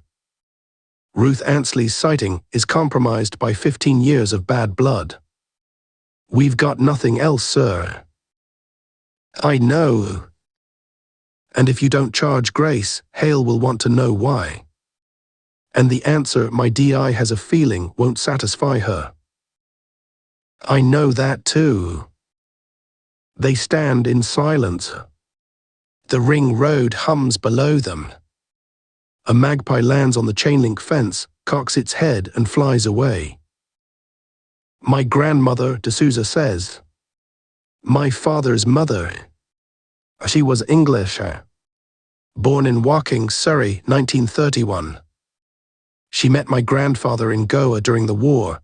He was a young Indian officer serving with the British, and she was a nurse at the military hospital in Panjim. They married in 47, just before independence. She stayed. Lived in Goa for 43 years. Raised her children there, buried her husband there. She went to Mass at the Basilica of Balm Jesus every Sunday and cooked Goan fish curry and spoke Konkani with the neighbors and English with the grandchildren. She was more Goan than most Goans. Finn is listening. Her eyes are on his face. When I was 17, my parents decided I should come to England for school. My grandmother brought me. She hadn't been back in decades, her parents were dead, her sister was dead, she had no one left in Surrey or anywhere else. But she came because I needed someone, and she was the someone I had. He looks at the dead cigarette in his fingers. We were stopped at Heathrow. Immigration. A man behind a desk looked at my passport, looked at my face, looked at my grandmother's face, and said, not unkindly, not with malice, just with the flat certainty of a man who has seen 1,000 faces that day and has sorted them all into the categories he understands. He said, the boy can't come in on this. Wrong documentation. He'll need to go back and apply through the proper channels. The ring road hums. Finn does not move. My grandmother put both hands on the counter. She was 66 years old and 4'11", and she had been traveling for 18 hours, and she was wearing a sari because she had worn nothing else for 40 years. And she said, in the voice she used when she was not going to be argued with, this boy is my grandson. His grandfather fought for this country and received the Victoria Cross from the King's own hand. His grandmother is a British citizen born in Woking, Surrey, and she is standing before you now. This boy has every right to be here, and you will let him through. He is quiet for a moment. The man behind the desk looked at her. He looked at her for a long time. And then he stamped my passport and waved us through. Finn says nothing. Her jaw is tight. Her eyes have not left his face. She told me afterward on the train, somewhere between Reading and Hereford, she said, Danny, that man was not a bad man. He was doing his job. He was following the rules as he understood them.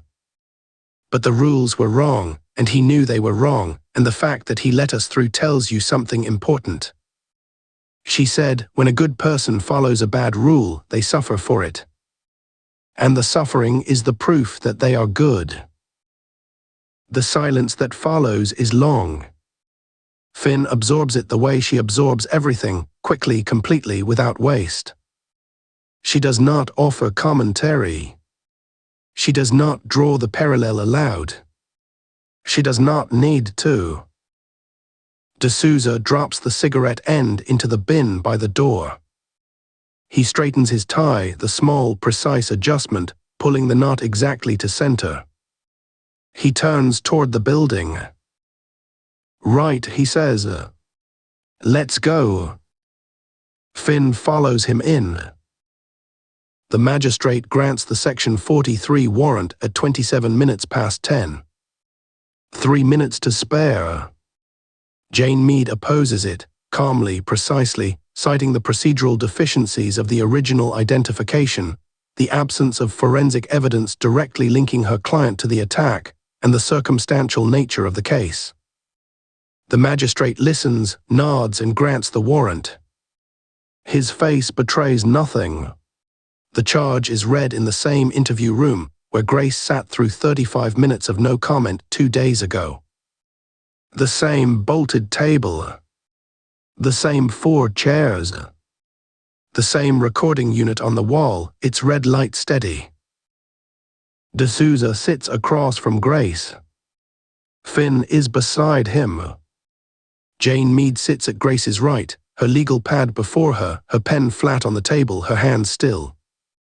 Grace sits with her back straight, her shoulders level, her hands folded in her lap. She is wearing the same jeans and jumper she was arrested in. Her hair is pulled back. The shadows beneath her eyes are deeper than they were this morning when Agatha held her hands across this same table, but her face is composed and her gaze is steady, and she is looking at D'Souza with the same clear, unflinching attention her grandmother showed him in the morning room on Monday. D'Souza speaks for the tape. The words are prescribed.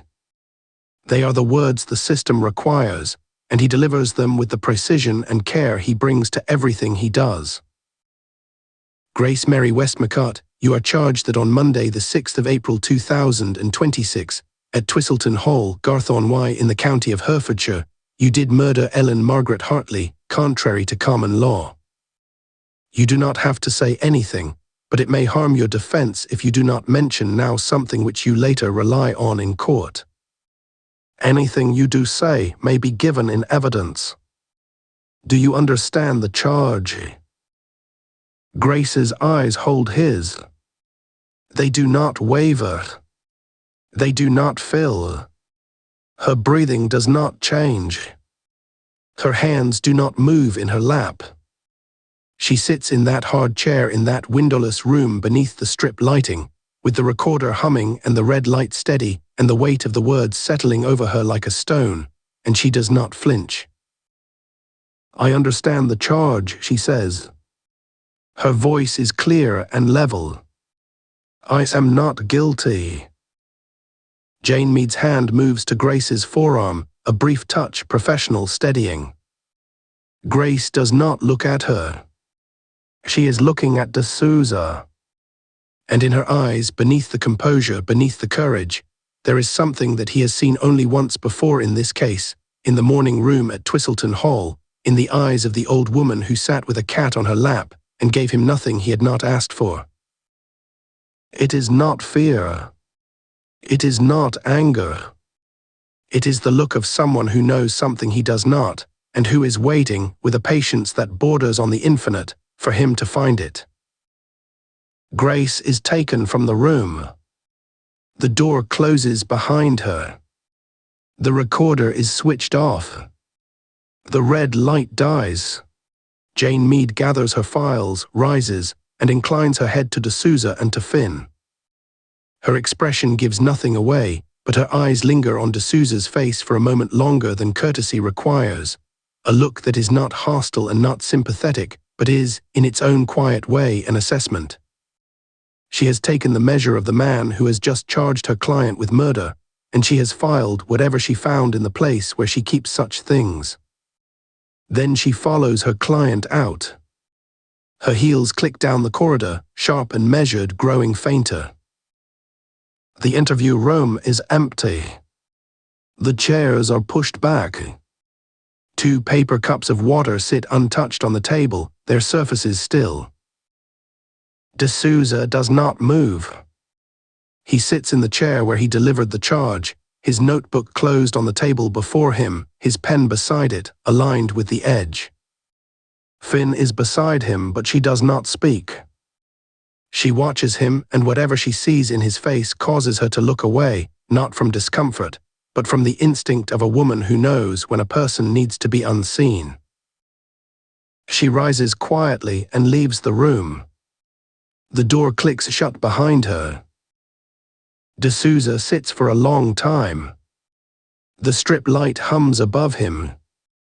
The room smells of disinfectant and paper, and the faint, stale residue of other people's fear. Then he closes his eyes. He brings his hands together on the table before him, the fingers interlaced, the knuckles pressed white. His lips move. No sound comes. Whatever words he is forming belong to a language older than law. Older than evidence. Older than the system he has spent his career serving, a language learned at his grandmother's knee in the Basilica of Balm Jesus. Where the light came through the stained glass in colors he has never seen anywhere else. And where the promises made were not to magistrates or superintendents or the Crown Prosecution Service, but to something that does not grant warrants and does not accept extensions and does not care. In the end, about procedure. His right hand lifts from the left. He touches his forehead, his chest, his left shoulder, his right. He opens his eyes. He picks up his notebook. He stands. He walks out of the room without a word. Chapter 22. The Julie Zay event has overflowed. 200 seats in the orangery, and everyone taken, with another 40 people standing along the back wall beneath the Victorian glass, and a queue still forming in the courtyard outside. Rowan has rigged a live feed to the East Gallery, but the audio is cutting in and out, and the representative from Penguin Random House Verlagsgrupp, a formidable woman from Munich with cropped silver hair and rimless glasses, is standing in the corridor between the 2 rooms, making her displeasure known in increasingly pointed German to anyone who will listen, which at this moment is Quinn, who does not speak German and whose freckled face has gone the colour of a radish. Agatha intervenes. She takes the publisher's arm, switches to fluent German, and within 30 seconds has established that the problem is not the audio. The problem is that Frau Eckstein has flown from Munich specifically to hear Julie Zay discuss her new novel, has been seated in the overflow gallery rather than the orangery itself, and considers this an insult to both herself and the Verlagsgrupp. Agatha listens, nods, apologizes with warmth and without grovelling, and arranges for a chair to be found in the orangery, 2nd row on the aisle.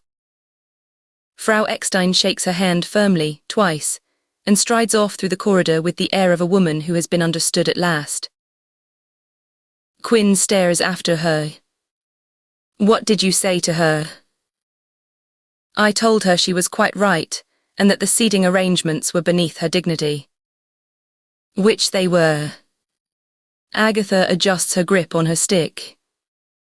Never argue with a German publisher, Quinn.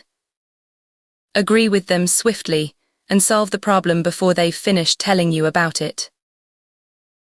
Cavalry appears from the direction of the great hall, clipboard in hand, a pencil behind one ear.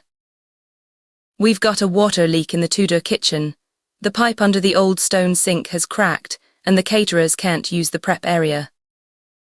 I've sent Rowan to find the stopcock. The children's storytelling has outgrown the morning room, and we need to move it somewhere bigger before the 3 o'clock session. And Natalie Laurent wants to move her signing from the long gallery to murder. She drank because she says the light in the gallery makes her look, and I'm quoting, like a corpse in a cathedral. Tell Natalie the gallery stays. She may borrow a lamp from the green room if she wishes to create her own ambience. Move the children to the music room. It's larger, the acoustics are good, and there's carpet for them to sit on. And the Tudor kitchen pipe will need a plumber, not Rowan. Call Gareth Evans in the village, he did the cottages last year and he's fast. Cavery makes a note and disappears back toward the great hall.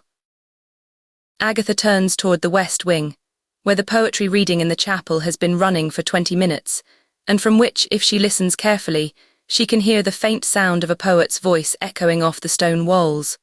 A good sign. It means the room is working. And just the other day, Grace was working herself up into an anxiety about whether the acoustics would be suitable for a room full of people, and if everyone would be able to hear the poets. The thought of Grace brings a cloud over her otherwise sunny day, quite literally, since the rain of the past several days seems to be holding at bay, though the air remains damp, and she makes an effort of will to dispel it. There is a thread of irritation that she has to deal with the festival, and its numerous demands, instead of being able to focus all her attention on the crisis that is tearing her apart inside. She ought to be doing nothing but trying to find the real murderer and exposing them, so that Grace can go free. Instead, here she is dealing with poetry reading acoustics and water leaks, and German egos. But that, of course, is the way it always is, and will be. Life never simply stops to let you solve a problem. It keeps throwing new problems at you all the time. It's how you handle all that while still solving the problem that separates the survivors from the rest. And if there's one thing Agatha Westmacott most decidedly is, it's a survivor. She is crossing the courtyard when she hears herself being called, not Mrs. Westmacott, not Agatha, but the word that only a few special people in the world ever use, and only one of them says it quite like this, with that particular rising note of love and relief. Nana. Emma is crossing the courtyard from the direction of the main gate, her rucksack over one shoulder, her school uniform swapped for jeans and a fleece, her dark hair tied back from a face that is scanning the crowd with fierce, focused purpose, until it finds the one face it is looking for. She is 17, tall for her age, with her mother's wide-set grey eyes, and when those eyes meet Agatha's across the cobblestones, everything that has happened since Monday morning, everything that cannot be said here in this public place, surrounded by hundreds of strangers, passes between them in a single look. Emma reaches her. She does not slow down. She drops her rucksack on the cobblestones and puts her arms around Agatha and holds her. Agatha breathes her in. Shampoo and rain and the faint chemical tang of school, whiteboard markers and canteen chips, and the particular staleness of a sixth-form common room. Beneath it, the warm, unmistakable scent of Emma herself, as familiar to Agatha as her own garden after rain. Emma's arms are strong around her shoulders. Her fleece is damp from the walk up from the gate. Her heart is beating fast. Agatha can feel it through the layers of fabric, quick and fierce against her own chest. And for a moment the festival and the crowds and the murder and the cell in Hereford and everything else falls away, and there is only this. Her girl here holding her, alive and whole and close enough to touch. "I'm here," Emma says against her hair. "I'm here, Nana." "I know you are," Agatha says.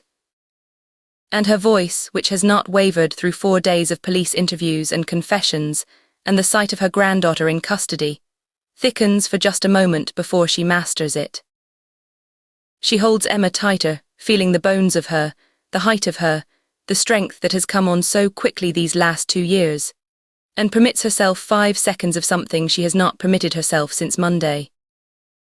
5 seconds of not being strong. 5 seconds of leaning into someone else's arms and letting them carry the weight. Then she straightens. She steps back. She looks up at Emma. She has to look up now, has had to since Emma was 15, and it still catches her by surprise sometimes. The fact that this towering young woman grew from the baby she once held in one arm, and what she sees in her great-great-granddaughter's face brings her back to herself completely. Emma's eyes are bright but steady. Her chin is set. She is looking at Agatha the way Agatha has taught her to look at people, reading the face and the eyes and the truth beneath. And what she sees there, whatever it is, causes something in her expression to settle and strengthen. She is taking her cue from Agatha. She has always taken her cue from Agatha. And what Agatha is showing her now, composure, clarity, purpose, is what Emma will carry for the rest of this day. You're all right, Emma says. It is not a question. I am perfectly all right. Good. Emma picks up her rucksack. She slings it over her shoulder. She straightens her spine and lifts her chin and looks out at the festival with an expression that Agatha recognizes, because she has seen it in her own mirror every morning this week. Right. Where do you need me? Agatha smiles. She reaches up and strokes Emma's hair, a gesture so old and so habitual that neither of them thinks about it, the hand finding the dark head the way it has found it since Emma was small enough to stand between Agatha's knees and listen to stories by the fire. I need you to enjoy yourself. Emma blinks. What? You have been looking forward to this festival for months. You have talked about it in every letter and every phone call since January.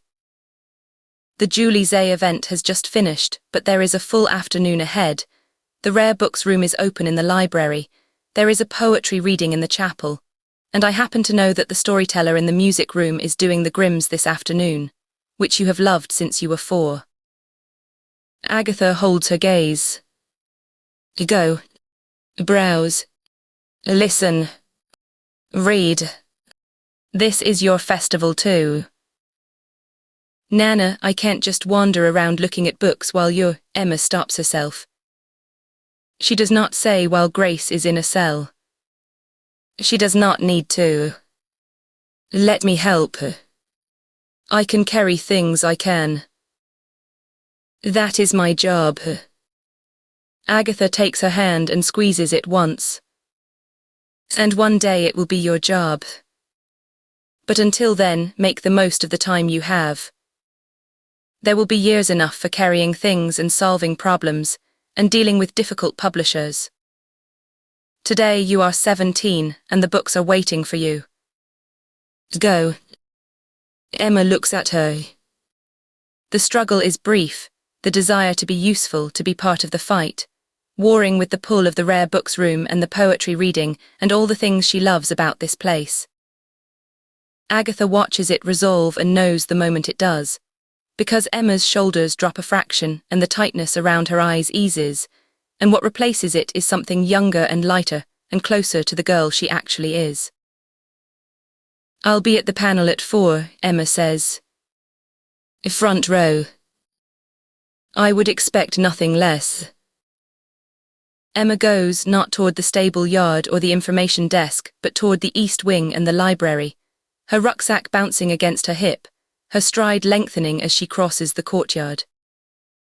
At the corner of the building she turns back and catches Agatha's eye and gives her a look, a small, quick, private thing, half smile and half steel that says, "We'll get her home."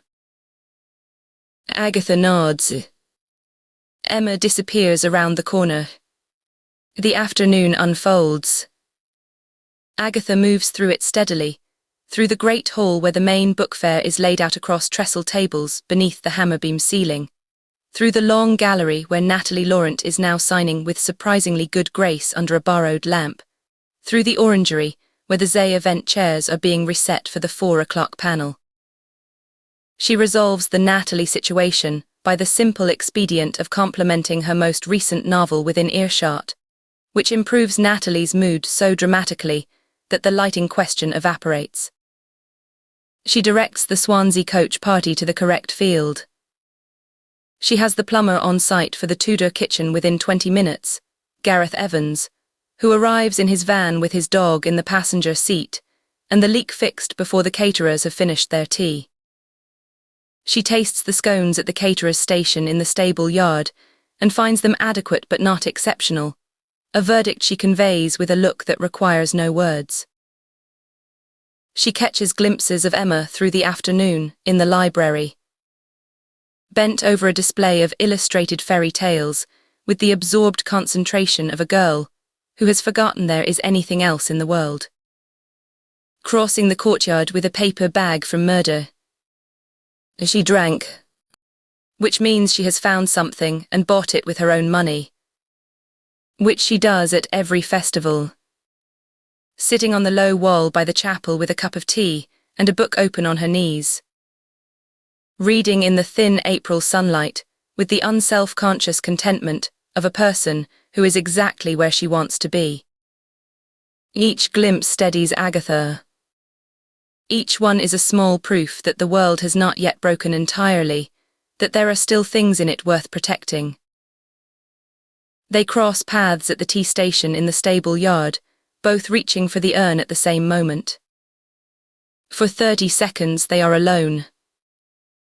Have you spoken to Jane Mead?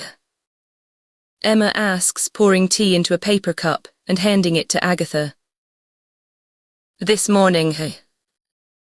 And Jane is doing her job. She is very good at her job. Emma pours her own tea. She looks at Agatha over the rim of the cup, and beneath the composure, the steady gaze, the level voice, Agatha sees the question that Emma has been carrying since Cheltenham. We'll get her home, Agatha says quietly. Emma nods. She drinks her tea. She does not ask how.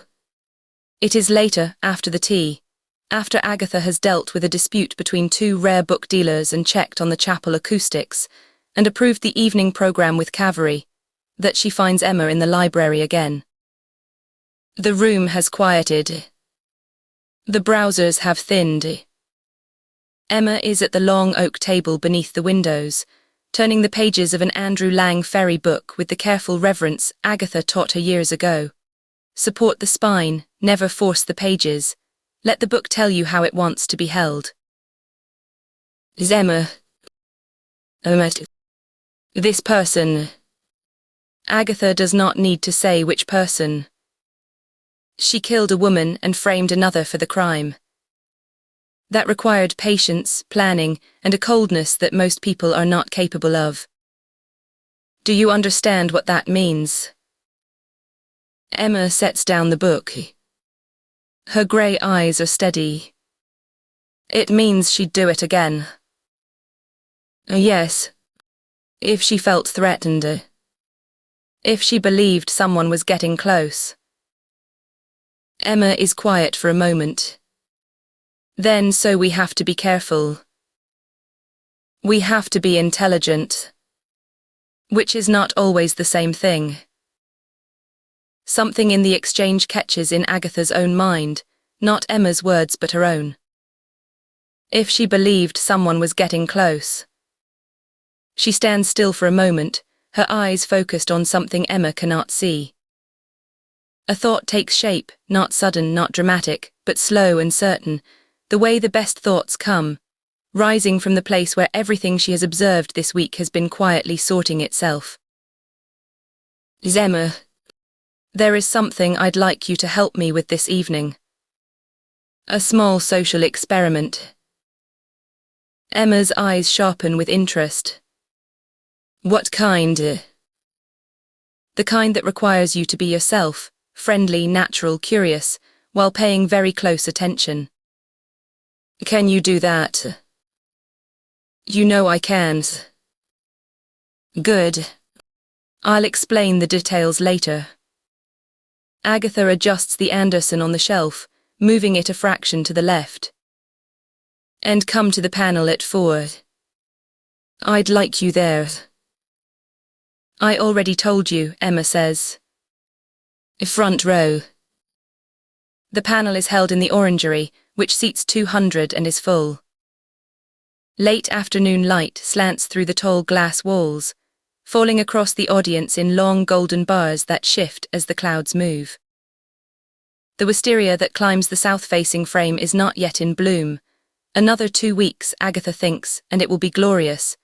But the ironwork is softened by new leaf growth, and the room has the particular quality of light that made her choose it for the festival's marquee events 30 years ago.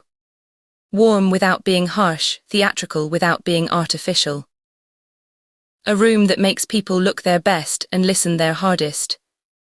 The subject is the most beloved children's books. Why they endure, and the panellists are four. Agatha, representing the Willowbrook tales and her late husband's legacy. A professor of children's literature from Cambridge. Cressida Cowell, whose How to Train Your Dragon series has become one of the defining children's franchises of the century.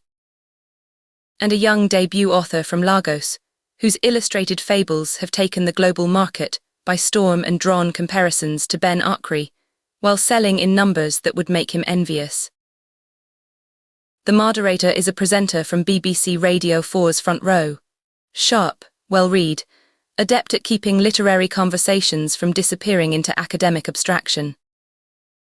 She introduces each panellist with practiced ease, and when she comes to Agatha, the applause is longer and warmer than for the others. The particular applause of an audience that knows it is in the presence of someone who has been part of the landscape of children's literature for longer than most of them have been alive. Emma is in the front row, as promised. She has saved her seat with her rucksack and her murder. She drank paper bag, and she is sitting forward with her elbows on her knees and her chin in her hands, and the focused, shining expression of a young woman who is exactly where she wants to be. Agatha catches her eye as the moderator begins the introductions. Emma gives her a small nod, not encouragement exactly, because Emma knows her grandmother does not need encouragement for this, but acknowledgement. I'm here. I'm watching. Go. Mrs. Westmacott, the Willowbrook tales have been read by every generation since the 1950s. What is it about these stories that continues to speak to children and to adults after all these years? Agatha takes a moment. She is sitting in a chair that someone has thoughtfully provided with a cushion, her hands folded in her lap. The light through the orangery glass is warm on her face, and the audience is a sea of attentive expressions. And for a moment, just a moment, she is not the woman whose granddaughter is in a cell in Hereford. She is the curator. She is the widow of Desmond Westmacott. She is the woman who has tended these stories for 70 years, and she knows them the way she knows her garden. I think it is because they are about a place, she says. Not about magic or adventure or extraordinary events, although there is a little of each. They are about a place where things make sense. Where the hedges are trimmed and the gates are painted, and the people know one another's names. Children understand that instinctively. They know what it means to want a place that is safe and whole and good. She pauses. Adults know it too. They have simply learned to be embarrassed about wanting it. A warm ripple of laughter moves through the orangery. The moderator turns to Cressida Cowell, and the discussion moves through the familiar territory of legacy and reinvention. How classic series survive changing tastes, whether beloved characters belong to their creators or their readers, the tension between preservation and adaptation. The Nigerian author speaks eloquently about growing up in Lagos reading European children's books, and finding in them a universal longing for home that transcended culture and geography. The professor offers a thoughtful analysis of how children's series create what she calls moral geographies, imagined landscapes where ethical principles are embedded in the physical world itself. Cressida Cowell talks about the terror and exhilaration of writing a new dragon book when millions of children already know the world better than she does. and the audience laughs, and the professor smiles, and the Nigerian author leans forward and says something about the tyranny of beloved characters that makes even the moderator lose her composure. It is a good panel. Agatha listens and contributes when the conversation turns her way, offering the occasional observation with the quiet authority of a woman who has been thinking about these questions for longer than the other panelists have been alive. She is good at this. She knows how to hold a room without dominating it, how to land a sentence that the audience will carry home with them, how to be the person they remember without being the person who talked the most. The moderator opens the floor to questions. A woman in the third row asks about the responsibility of estates to protect an author's original vision. A young man near the back asks whether children's literature should actively challenge children rather than comfort them. The Nigerian author gives an answer so incisive and funny that it draws the loudest applause of the afternoon, and Emma in the front row is clapping harder than anyone. Agatha notices many familiar faces from the village in the audience. Garth notices many familiar faces from the village in the audience. There's Cavalry by the south door with her clipboard. Janet Pierce from the post office. Ruth Ansley beside her as always. Gerald Pembroke from Tequila Mockingbird standing by the refreshment table. Reverend Oakes in his clerical collar near the back. Old Mabel Finch from Bun with the Wind, in a chair someone has brought her specially. Tom Harwood still in his work boots at the end of a row. David Hartley half hidden behind a pillar with his arms folded. And Nicola Harding standing beside him with her hands folded and a pleasant smile. There are others, of course, all familiar faces, all come to show their support for her, and she feels blessed and heart-warmed at this show of support. The moderator scans for the next hand. A figure rises in the sixth row. Agatha sees her before the moderator does, the ivory blouse, the navy blazer, the blonde hair in a low chignon, the fine-cut features and thin, judging mouth. Sloane Mercer takes the roving microphone from the runner with a smile that is professional, polished, and does not come within a mile of her pale blue eyes. Sloane Mercer, Mercer Literary Management, New York. Her voice carries the clean projection of a woman who has spent her career in rooms like this. Thank you for a wonderful discussion. My question is for Mrs. Westmacott. She turns her gaze to the panel, and for a moment her eyes meet Agatha's with an expression that the audience cannot read, but Agatha can, the expression of a woman who was never patient to start with, and is long past her point of endurance. The Willowbrook tales are a treasure. No one disputes that. But the last original title was published in 1987, nearly 40 years ago. The readership is aging. The world the books depict, beautiful as it is a world that today's children may find increasingly remote. She pauses. The orangery is silent. In the front row, Emma has gone very still.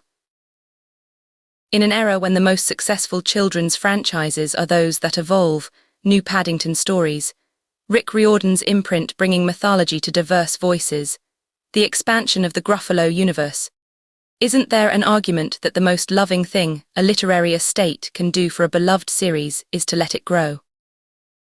To invite new voices, new perspectives, new hands to carry the stories forward into a world the original author could never have imagined. It is phrased as a question. It is not a question.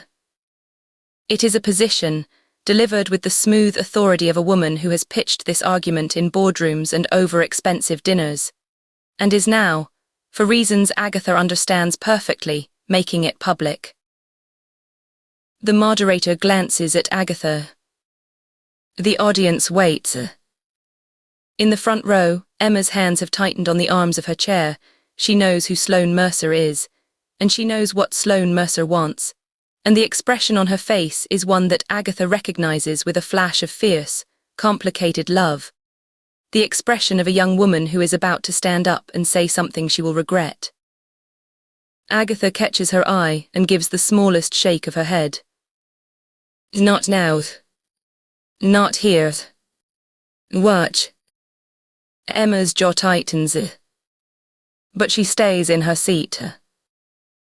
Thank you, Miss Mercer, Agatha says.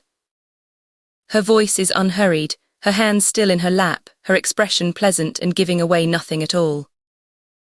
It is a question that every literary estate must consider, and I appreciate you raising it.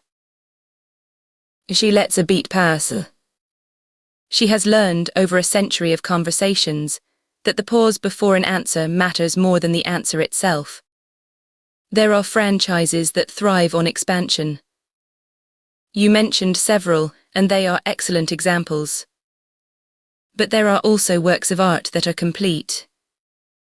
That said what they intended to say, in the way they intended to say it, and that do not require addition or amendment. The Willowbrook Tales are such a work. They are not unfinished. They are not waiting for someone to improve them.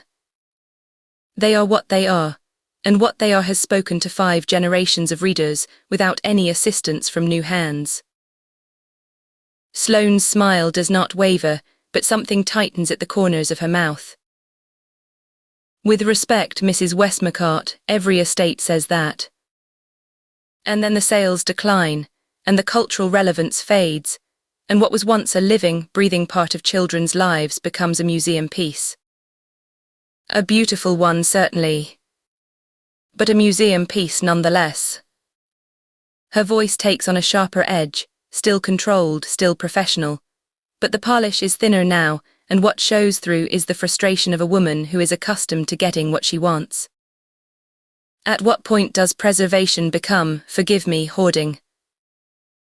A murmur runs through the orangery. The moderator moves to intervene, but Agatha raises a hand, a slight, unhurried gesture that stills the room. I have been called many things in my life, Miss Mercer. A hoarder is a new one. A ripple of laughter. Agatha lets it pass. But I think you are conflating 2 quite different things. Stewardship is not hoarding. A gardener who tends a rose does not hoard it, she protects it, she nurtures it, she ensures that it blooms in its own time and in its own way. She does not graft another plant onto it, because someone tells her it would be more profitable. The audience stirs, a murmur of appreciation, several heads nodding. In the front row, Emma is watching Agatha with an expression of concentrated, luminous pride. Sloane's jaw tightens.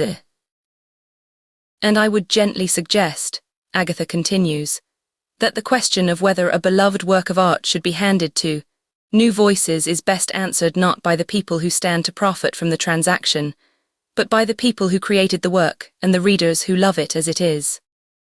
The applause is immediate and warm enough that the moderator lets it run for a moment before raising her hand. Sloane stands in the 6th row with the microphone still in her hand, and her smile fixed in place, and her eyes, pale, hard, furious, locked on Agatha's face.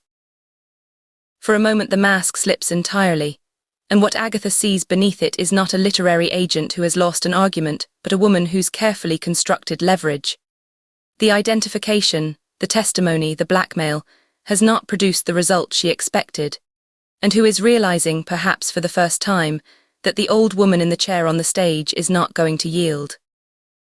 Not to pressure. Not to public confrontation. Not to anything. Sloane hands the microphone back to the runner. She sits down. She does not ask another question. It is hard to tell because of her veiled eyes and outwardly composed face, but Agatha believes the woman shaking, yes, actually shaking, with rage. The moderator, with the smooth recovery of a professional who has navigated worse, steers the discussion to the Nigerian author's experience of adapting oral traditions into published form, and the panel moves on. The sequel to this first volley across the bow, as it were, comes shortly after the panel ends. Chapter 23. The applause is still fading as Agatha steps down from the stage, her stick finding the edge of the platform with practiced certainty. Emma is there before her feet touch the flagstones, one hand hovering at her grandmother's elbow, not holding it, not guiding, just there, a presence, a claim. Her grey eyes are bright and her jaw is tight, and she is vibrating with something that Agatha recognizes immediately, because she has felt it herself at various points throughout this extraordinary week, and because she knows this girl the way she knows her own heartbeat. Emma is furious. "That woman," Emma says. Her voice is low enough that it does not carry beyond the two of them, but it has the compressed intensity of a kettle building toward the boil. "That's us, woman. Standing up in your own festival, in your own village, in front of everyone, and speaking to you like that. Dissing the Willowbrook books like they're some dusty old relic that needs putting out of its misery." She was making a commercial argument, my darling. People in publishing make them all the time. That wasn't a commercial argument, Nana, that was an ambush. She didn't ask a question. She made a speech. In your house. To your face. Emma's hands have curled into fists at her sides, the knuckles white, and her chin has that particular upward tilt that Agatha has seen on every Westmacott woman back 3 generations. The look of someone who is not going to let this go. And what she said about the books, that they're museum pieces, that nobody wants them anymore, that's not just wrong, it's insulting. She doesn't understand the first thing about why people love them. They are walking slowly across the courtyard, away from the orangery and toward the stone archway that leads to the stable yard. The afternoon crowd parts around them, festival visitors drifting between venues, publishers in lanyards, a man carrying a precarious tower of hardbacks. The light is soft and golden, the clouds holding their rain, and the wisteria on the orangery wall is trembling in a breeze that carries the scent of old stone and new leaves. "Tell me," Agatha says, "why do people love them?" It is not a deflection. She asks because she genuinely wants to hear Emma say it, wants to hear this particular truth spoken by this particular voice, here now in this place. Emma's stride shortens to match her grandmother's pace. Her fists loosen. When she speaks again, the anger is still there, but it has shifted, giving way to something warmer, something that runs deeper. "Because they're not trying to be modern," she says. "That's the whole point. They don't care about being relevant or marketable, or whatever word she'd use. They're about a world that probably never existed. Not really, not in that perfect way, with the little stone bridges and the animals that talk and the problems that always get sorted by tea time. I know that. Everyone knows that. The real world was never like that, not in the 50s, not ever." She pauses. A child runs past them clutching a festival program, pursued by a harassed-looking father. The bookshop cat, one of Agatha's cats, technically a marmalade tabby who has claimed murder, she drank as his personal domain, watches from a windowsill with half-closed eyes. "But that's the magic of it," Emma continues. "That's what fiction does. It takes the real world and makes it better. Not fake better, not pretending bad things don't exist, but showing you what it looks like when people are kind, and the hedges are trimmed, and the garden is tended, and everything is in its right place. It's like looking through a window into the world as it could be, if everyone tried a little harder. And you read it and you think, yes, that's what I want.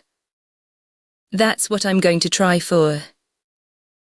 She looks at Agatha. "The characters in those books are more real to me than half the people I've actually met. Mrs. Bramble and Old Tom and the twins and Willowbrook himself, I grew up with them. I read them under the covers with a torch when I was supposed to be asleep. I read them on the bus to school, and I read them last summer on the train to Edinburgh, and I will read them when I'm your age and they will still be exactly the same, exactly as perfect, exactly as alive. Because that's what a great book does. It doesn't expire. It doesn't need updating. It doesn't need some American woman in ankle boots to come along and bolt a marketing strategy onto it. The anger has returned, circling back to where it started, but it is righteous now. The anger of someone defending something they love from someone who does not understand it and does not care to. Agatha listens and feels, beneath the weight of the week and the ache in her bones, and the cold fear for Grace that has lodged beneath her breastbone since Monday morning, a warmth that is very close to joy. This girl. This fierce, articulate, passionate girl. She is the reason Agatha does everything she does. She is the future Agatha has spent a century preparing for. You are quite right, Agatha says. On every count. Emma opens her mouth. She has more to say, clearly, probably enough to fill a lecture hall, but she is interrupted by a voice from behind them. Mrs.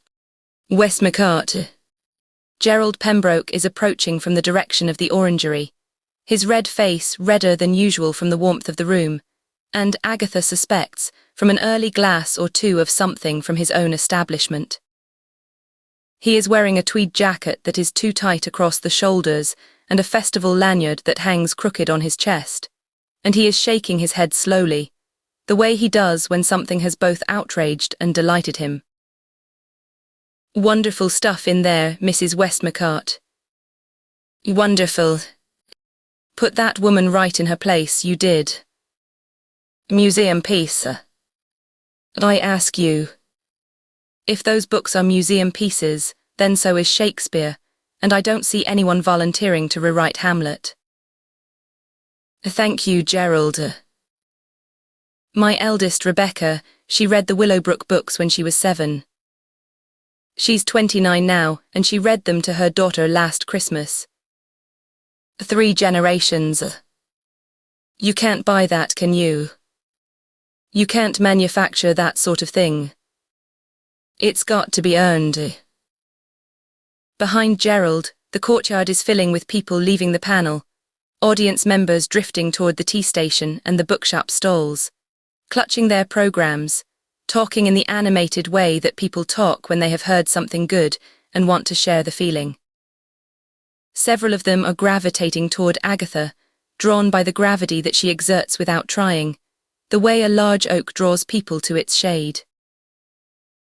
Cavalry appears at Agatha's left, her clipboard replaced by a paper cup of tea and a look of quiet satisfaction. She does not say anything about the panel. She does not need to. She hands the tea to Agatha and stands beside her, a silent, steady presence. Tom Harwood arrives next, the groundsman, still in his work boots, his broad face creased with what might be concern and might be embarrassment at expressing it. He takes off his flat cap and turns it in his hands. Just wanted to say, Mrs. Westmacott, we're all thinking of Grace. The whole village. She's a good girl and everyone knows it. Thank you, Tom. That means a great deal. Janet Pierce from the post office materializes at Tom's shoulder, her sharp, bird-like face softened by something approaching tenderness. If there's anything you need, Agatha. Anything at all. I can keep the post office open late if you need parcels sent, or letters, or, well, anything. That's very kind, Janet. Ruth Ansley is there too, standing slightly apart from the others, her arms folded across her chest. Her expression is harder to read, sympathy, certainly, and concern, but beneath them something more complicated. She catches Agatha's eye and nods once firmly, but does not come closer, and Agatha notes the distance and files it in the place where she files such things. Old Mabel Finch has been helped out of the orangery by Nicola, and is making her way across the courtyard in a wheelchair, with the determination of a woman whose knees have betrayed her, but whose will has not. She reaches Agatha and takes both her hands without ceremony. "My dear," Mabel says. "My dear, dear Agatha. What a performance, eh?" Desmond would have been so proud. "He would have been mortified," Agatha says. "He hated public speaking. He once hid behind a curtain at a book launch to avoid giving a toast." Mabel laughs, a wheezy, delighted sound that turns into a cough. Nicola steadies her with a hand at her elbow, and David Hartley, who has followed them from the orangery, stands a pace behind, his face drawn and watchful. He meets Agatha's eyes briefly, and in that look she sees the conversation they had in Ellen's office, the things he told her, the pieces that are still falling into place. He says nothing. He does not need to. Reverend Oakes approaches, tall, angular, his clerical collar slightly askew, his long face arranged in an expression of pastoral concern. "A moving discussion, Mrs. Westmacott. The question of stewardship is close to my own heart, as you might imagine. We are all, in our way, custodians of something entrusted to us." "Indeed we are, Reverend. I want you to know that the parish is praying for grace. And for you. Whatever happens, you are not alone in this." "Thank you. Prayer is never wasted." The group has grown to perhaps a dozen villagers, festival workers, a few of the older volunteers who know Agatha well enough to hover at the edges and murmur their support. Emma stands at Agatha's right, her hand resting lightly on Agatha's arm. Cavalry stands at her left. They have formed, without planning or discussion, a kind of court around her, the old woman at the centre, small and white-haired and leaning on her stick, surrounded by the people of her village. Not all of them look equally certain. Agatha sees it, the way some eyes slide away when they mention grace, the way certain smiles carry a faint question mark, the way one or two of them glance at each other, as if checking whether their support is shared. The village believes in grace. Most of the village believes in grace. But belief and certainty are not the same thing, and a murder charge is a heavy weight to set against the opinion of one's neighbours. Agatha understands this. She does not blame them. She has lived long enough to know that the gap between what people feel privately and what they will say publicly is one of the fundamental distances of human life, and that most people, most of the time, stand on the safer side. She is about to thank them all, to say something warm and general and reassuring, the kind of thing that a centenarian village matriarch is expected to say when she sees the crowd part. Sloane Mercer is coming across the courtyard. She is walking fast, not the measured, heel-clicking stride of the woman who entered Cavalry's bookshop, or stood in the back of the village hall, or sat on the edge of the bed in the larch with her wine glass held like a weapon. This is something rawer. She moves in a straight line through the crowd, her eyes fixed on Agatha, her face a mask of rigid composure that has cracked along the jaw and around the mouth, and is letting something through that the professional veneer was never designed to contain. Her cheekbones are flushed, two high spots of colour against skin that is otherwise pale, and her hands are at her sides, not in her pockets, not holding anything, just hanging there with the fingers slightly curled, and there is something in the set of her shoulders, squared, locked, braced, that Agatha recognises. She comes straight at Agatha, with the trajectory of someone who has stopped seeing the people around her, and sees only the target. And when she reaches the group, she does not stop at its edge, but pushes through until she is standing directly in front of Agatha. Close enough that Agatha can see the thread of a vein pulsing at her temple. Close enough to smell the sansera on her breath and the cedar of her perfume. Close enough that Agatha has to tilt her chin upward to meet her eyes. Those eyes. Pale blue. Hard as bottle glass. and in them, the look of a woman whose control has burned down to its last inch. You think you won something in there, Sloane says. Her voice is low and tight, pitched for Agatha alone, though in the silence of the courtyard it carries to every person standing near. You think that little performance made you look good. The grand old lady defending her husband's legacy. Very touching. Very noble. Miss Mercer. Don't. The word is sharp enough to cut.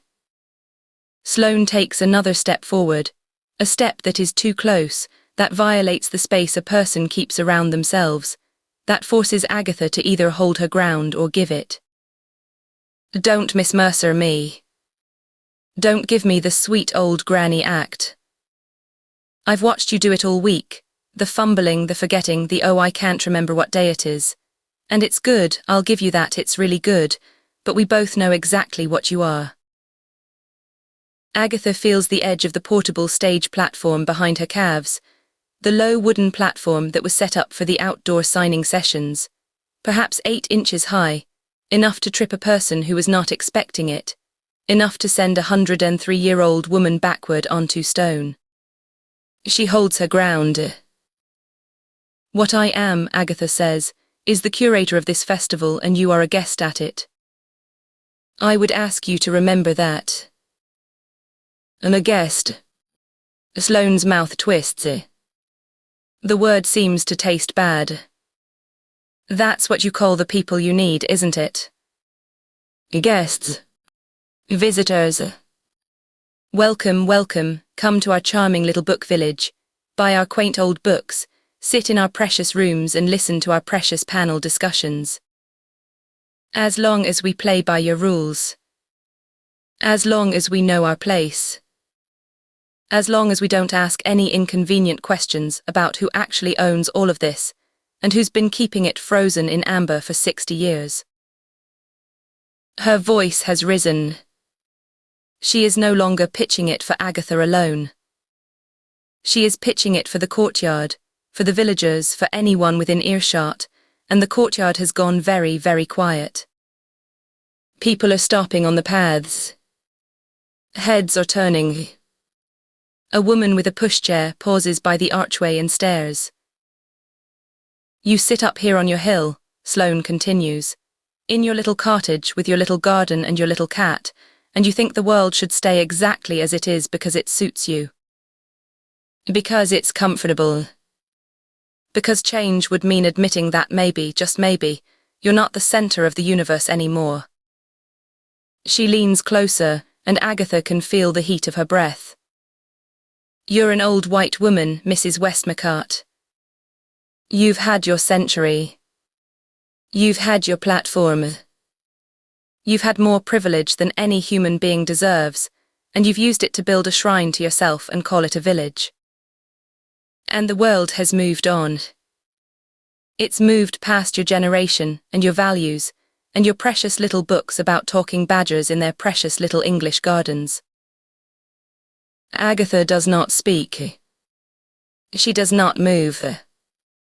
She stands with her stick planted on the stone and her back to the platform edge and her eyes on Sloane's face, and she absorbs it the way old stone absorbs rain, letting it fall, letting it run, giving nothing back. The world is diverse now, Sloane says. It's multicultural. It's inclusive. It's global. And it doesn't need one more privileged old woman hoarding a literary property that could be giving voice to creators who actually represent what the world looks like today. Creators with something to say. Creators who aren't white and British and 100 years old. Her lip curls. Your day is done. You should have the dignity to know when to shut up and step down. The courtyard is frozen. Gerald Pembroke's mouth is open. Mabel Finch has pressed a hand to her chest. Ruth Ansley's arms have dropped to her sides. The Reverend's face has gone the colour of plaster. Tom Harwood has taken a step forward, his thick hands half raised, uncertain of what to do with them. Nicola Harding's mouth is wide open in a moue of shock. Sloane takes one more step. It pushes Agatha backward, not far, not violently, but enough that her stick scrapes against the platform behind her and her weight shifts onto her back foot. For a terrible instant she feels the solid world tilt beneath her, feels the edge of the platform catch the heel of her shoe, feels the beginning of a stumble that at her age could mean a shattered hip, a broken wrist, the kind of fall from which a centenarian does not recover. "Don't touch my Nana." Emma's voice cuts through the silence like glass breaking. She has stepped between them, small, dark-haired, 17 years old, placing herself bodily in the space between Sloane Mercer and Agatha Westmacott. Her chin is up and her eyes are blazing, and she has one hand behind her, flat against Agatha's arm, steadying her, anchoring her, and the other hand is raised, palm out, the universal gesture that means stop. "Back off," Emma says. "Right now." Sloane looks down at her. Emma is half a head shorter and 40 pounds lighter, and she is shaking. Agatha can feel the tremor through the hand on her arm, but she is not moving, and her eyes are locked on Sloane's face with a ferocity that does not waver. "This is a private conversation," Sloane says. "No, it isn't. Everyone can hear you. And you just pushed a 103-year-old woman toward a platform. She could have fallen over and broken her neck." "I didn't push anyone. I was talking." "You were threatening her. In front of everyone. In her own festival. And now you're going to step back and walk away, or I'm going to bitch slap your pale white face so hard it will look like a ripe tomato." Something flickers in Sloane's eyes, surprise perhaps, or recalculation. She is looking at Emma the way she looked at Agatha in the orangery, the way she looked at Agatha in the room at the Larch, weighing, measuring, calculating the cost.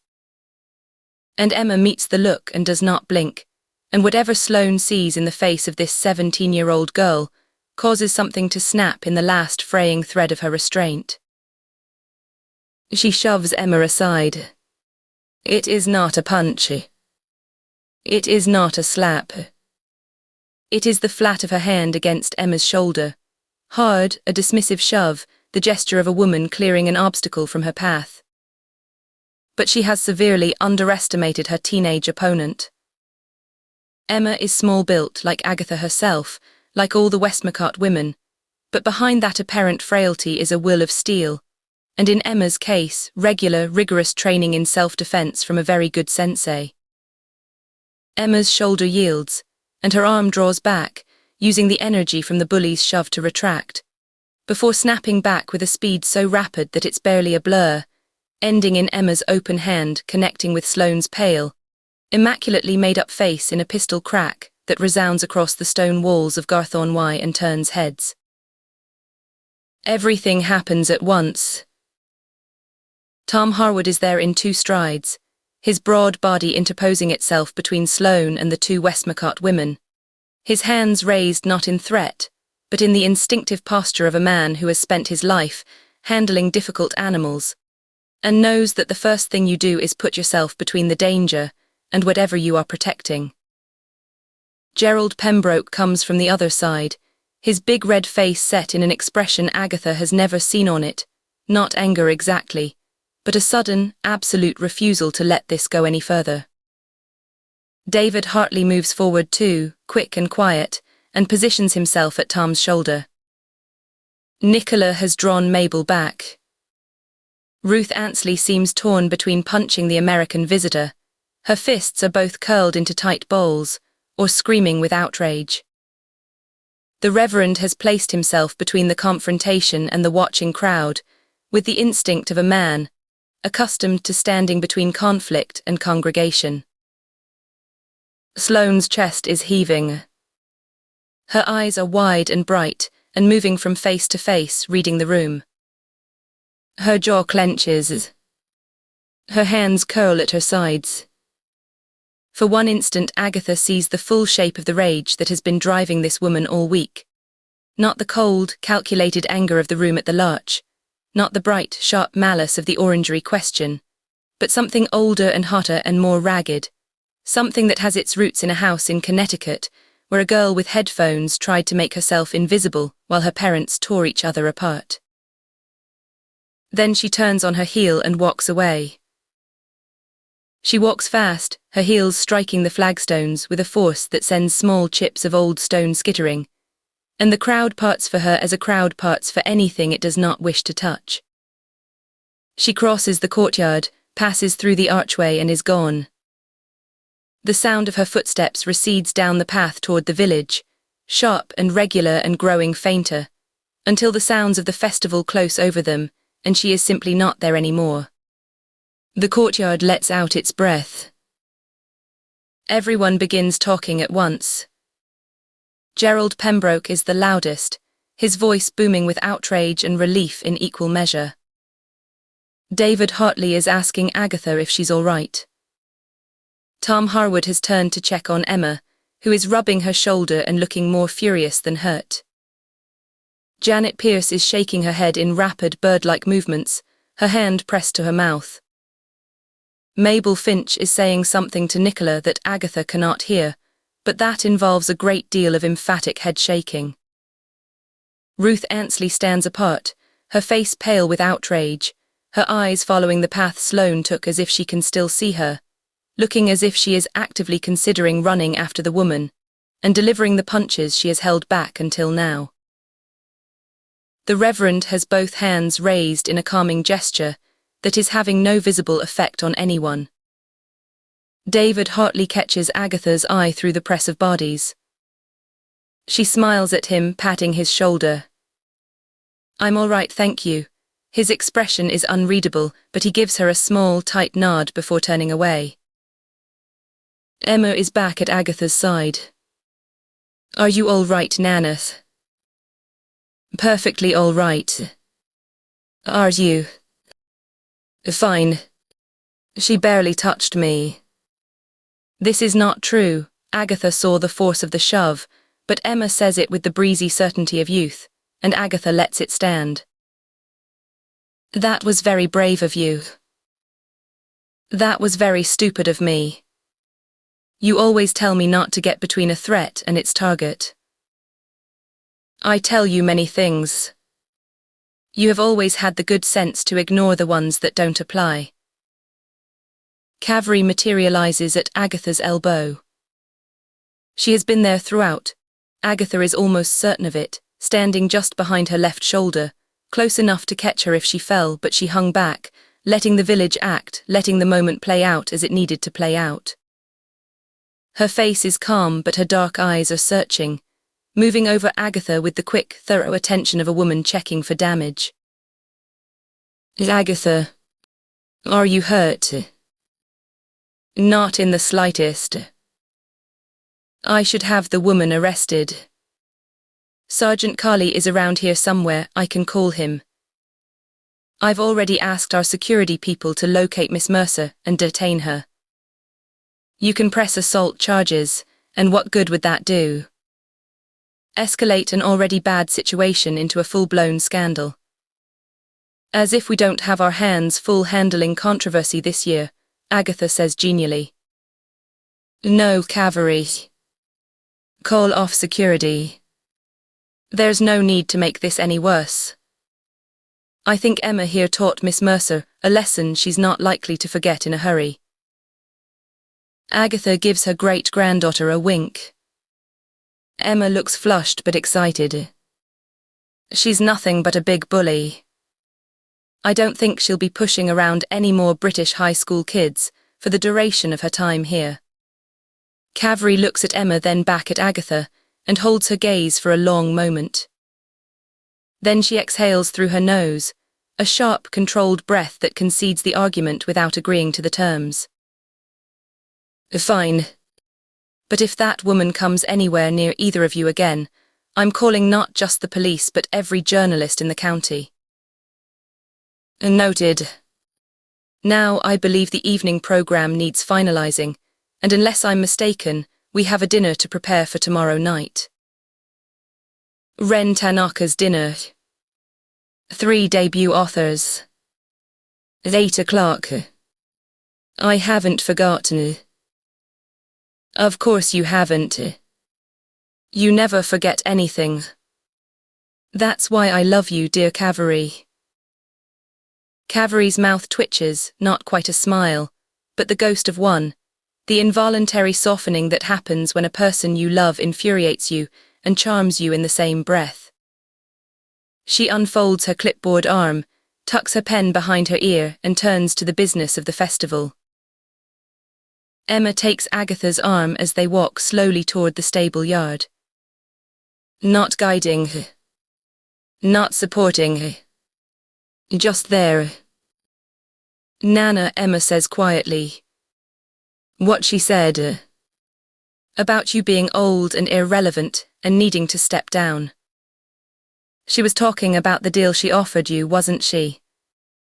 The one you told me about yesterday on the phone. Yes, my darling. As I said, it's important that you are aware of the offer since this will soon be your legacy to inherit. Emma makes a face. Not soon, surely, Nana. That's macabre. Well, dear, at my age, even a decade is barely a fraction of time. But you're right, I ought not speak of it so cavalierly. Hopefully, we shall have many more years to enjoy one another's company. Still, my point stands. This is as much your inheritance, and I believe it's important that you be involved in any decision concerning its future. Emma is silent for a moment. If she's that desperate for the deal that she would confront you physically in public that way, well, it wouldn't be a stretch for her to commit murder. Agatha laughs. Dear, dear girls. Sloane Mercer might be a terrible human being, but she's not a murderer. Well, at least not Ellen Hartley's murderer. How can you be so sure? Maybe the reason she lied about seeing Grace that morning is because she herself was the one who murdered Ellen. She stabbed her brutally, and then was about to leave when Grace arrived and almost saw her. She hid and saw Grace standing over Ellen's corpse and left, and later made up the story about seeing them argue to deflect suspicion off herself, and cast it onto Grace. A fair enough theory except for one major lacuna. What's that? A motive. People usually have good reason to commit murder. Well, how about a fit of temper in the moment? We saw how Sloane Mercer can resort to violence in just a moment's burst of temper. Maybe she killed Ellen in the heat of the moment. Sloane Mercer attacked me because she wants something that only I have the power to grant her. She assaulted you because you defended me and came between us. What possible reason did she have to murder Ellen Hartley? Emma has no answer to that one. Agatha pats her great-granddaughter's shoulder. You have a good mind, Emma. But this murder isn't as simple or obvious as some. For one thing, nobody has been able to find a motive for anyone to have killed Ellen. I'm sure it's a fact that's been troubling Detective Inspector D'Souza as well. Well, if he's troubled, then why the bloody heck did he arrest Grace in the first place then? Emma says with passion. I can't stand that people like Sloane Mercer go about bullying and threatening and blackmailing, while our wonderful, kind Grace, who couldn't bear to put down a sick dog, sits behind bars, accused of a crime she didn't commit. It makes me wonder if there's really any justice in the world at all. Oh, there's justice all right, Agatha said absently as they reach her cottage, and she hears Bombay purring from the other side of the door. It just needs someone to see that it's done. Chapter 24. The kettle has just begun to sing on the Aga when the knock comes. 3 raps. Measured, evenly spaced. Not a village knock. Emma sets down the cake knife and goes to the door. She opens it and stops. Are you? D'Souza stands on the step. His dark face is drawn, the skin tight beneath his cheekbones, and the grey at his temples seems to have advanced since the last time Agatha saw him. His collar is creased, as though the shirt has been worn longer than he would ordinarily allow. His brown eyes, usually so careful and controlled, have a bruised quality about them, the look of a man who has not slept well. Miss Westmacott. Mrs. Westmacott. He nods to each of them. I apologize for the intrusion. Might I come in? Emma does not move. She fills the doorway with her 17-year-old's body, one hand on the frame, one on the door, her chin raised, and her dark eyes fixed on his face with an expression that is not quite hostility, but is a long way from welcome. This is the man who put Grace in a cell. Emma, Agatha says from her chair by the auger. Let the inspector in. Emma holds the doorway for 3 seconds, long enough to make the point, then steps aside. D'Souza enters. He wipes his feet on the mat, a small automatic courtesy, and stands in the narrow hallway, his hands at his sides. The low ceiling makes him seem taller than he is. He looks, Agatha thinks, like a man who has come to a place he is not sure he should be. The chair by the fire, Inspector. Emma, a cup for the inspector, please. And a slice of Madeira. D'Souza sits. He lowers himself carefully, his back straight, his hands coming to rest on his knees in the way she has observed before. He looks around the cottage, taking in the bookshelves, the photographs on the mantelpiece, the black shape of Bombay on the windowsill. Milk. Sugar. Agatha asks. Just milk. Thank you, he says, sounding subdued. Emma produces a cup and saucer from the dresser. She pours with exaggerated care and sets it before D'Souza with a look that could strip paint. Then she cuts a slice of Madeira and places it on the saucer's edge, managing to make even this small act of hospitality feel like a challenge. Emma, my darlings. The Jacqueline Wilson talk in the music room. It starts in 10 minutes. You said you want to go. Emma's eyes meet hers. The look says, I am not leaving you alone with this man. Agatha's look says, yes, you are. The negotiation is brief and silent, and conducted entirely through the set of their jaws and the angle of their eyebrows. Agatha has been winning these contests since before Emma's grandmother was born. Emma knows it. She picks up her jacket. At the door she turns. D'Souza is sitting in the fireside chair with his tea and his slice of Madeira, his dark face expressionless, his eyes on the cup in his hands. Emma looks at him for a long moment, at the back of his neat, grey-flecked head, at his pressed suit, at his polished shoes on the hearthrug. As she leaves, the door closes firmly behind her. The cottage settles into quiet. The fire murmurs. Willow, beneath the kitchen table, raises her grey muzzle and sniffs the air. Bombay watches from the windowsill, his copper eyes on D'Souza unblinking. D'Souza drinks his tea. He sets the cup down. He looks at the fire for a moment, and then he looks at Agatha. Mrs. Westmacott, I've charged your granddaughter with murder. You have. The evidence supported the charge. My superior is satisfied. The CPS will review the file. I expect they will. He turns the cup on its saucer. His brown eyes come back to hers. I'm a thorough man. I follow evidence. I build cases on facts, not instinct. That is how I was trained, and it is what I believe. He pauses. But a thorough man also owes it to the victim, and to everyone else, to be certain. Not satisfied. Certain. His jaw tightens. There are aspects of this case I haven't been able to resolve. Loose ends. I was hoping you might help me clear them up. He says it carefully, the way he says everything. But Agatha hears what is beneath the words. He has not come here as a detective following a lead. He has come here as a man whose case does not sit right, and he cannot make it sit right, and it is keeping him awake. Inspector, I owe you an apology first. He looks startled. When you first interviewed me, I was not truthful with you. I have since corrected that, as you know. But I want you to understand that my dishonesty was not disrespect.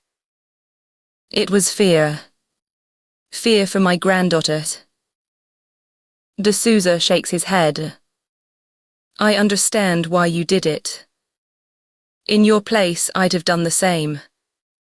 He says it simply, without drama. Then quieter, my grandmother raised me. My father's mother. 4'11". English, born in Woking, married my grandfather in Goa. She wore a sari every day of her married life and never raised her voice once. And she would have lied to God himself to protect one of her grandchildren. His mouth tightens, not a smile but the memory of one. She taught me that family loyalty is where all loyalty begins. If a person can't be loyal to their own blood, you shouldn't trust them to be loyal to anything. She sounds a wise woman. She was. Not a day goes by when I don't miss her. I would do anything to have her back now, to talk about this case with her. Their eyes meet and something passes between them. Then he looks down. He picks up his tea and drinks.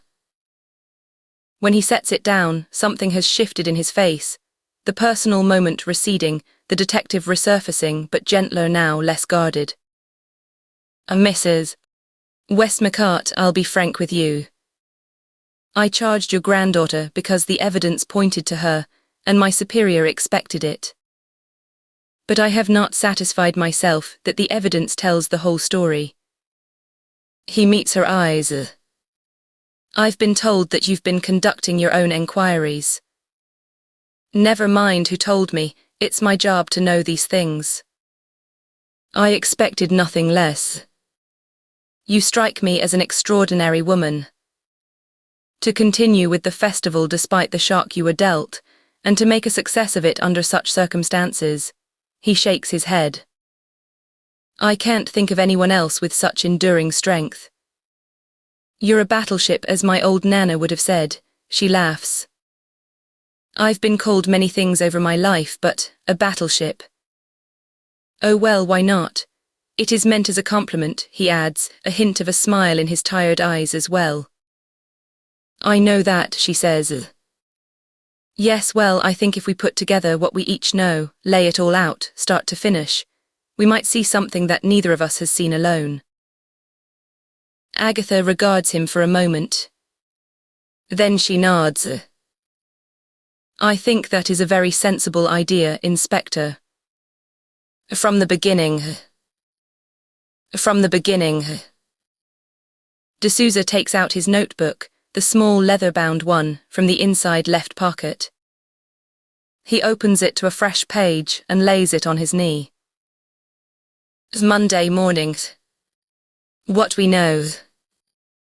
Agatha settles herself in the chair. Her hands fold around the warm china. She has gone over these facts 100 times in her own mind, turning them like stones, looking for what is hidden beneath. But she has done it alone.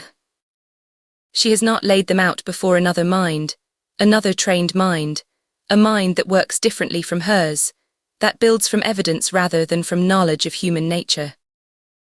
This is what she needs. This is why she is glad he has come. The note, she says. We should start there. Grace received a note, slipped under her cottage door sometime in the night or very early morning. It asked her to meet at the library of Twistleton Hall at 7:30. It was signed with the initial D. For David Hartley. That is what Grace assumed. She and David have a history. They were close when they were young before he left the village. A note signed D, asking her to meet privately, would have seemed natural. She went. Without questioning it. She is 28, Inspector, and the man she once cared for has just returned after 15 years. She did not question it. She went. D'Souza writes. Your handwriting analysis of the note. It was not David's hand. I have known David since he was a boy.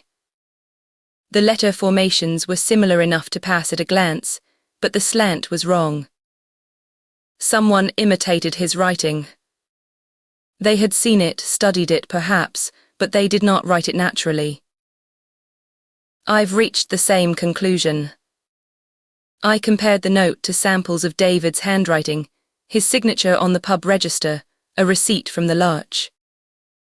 The pen pressure is inconsistent. It's a forgery. He writes this down. So someone else lured Grace to the library at the precise time Ellen would be there.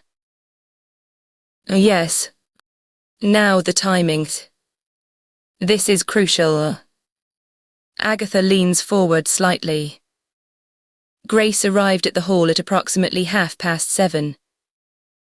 She entered through the servants' entrance at the rear, walked through the morning room and down the east wing corridor to the library. She found Ellen on the floor, bleeding but still alive. Grace knelt beside her, pressed her hands against the wounds, tried to stop the bleeding. Ellen died in her arms. Grace picked up the knife, she doesn't know why. Jacques. Then she stood there, unable to move until I arrived some minutes later. You heard the scream from your cottage. I did. I went up to the hall, found the library doors open, and found Grace standing over Ellen's body holding the knife.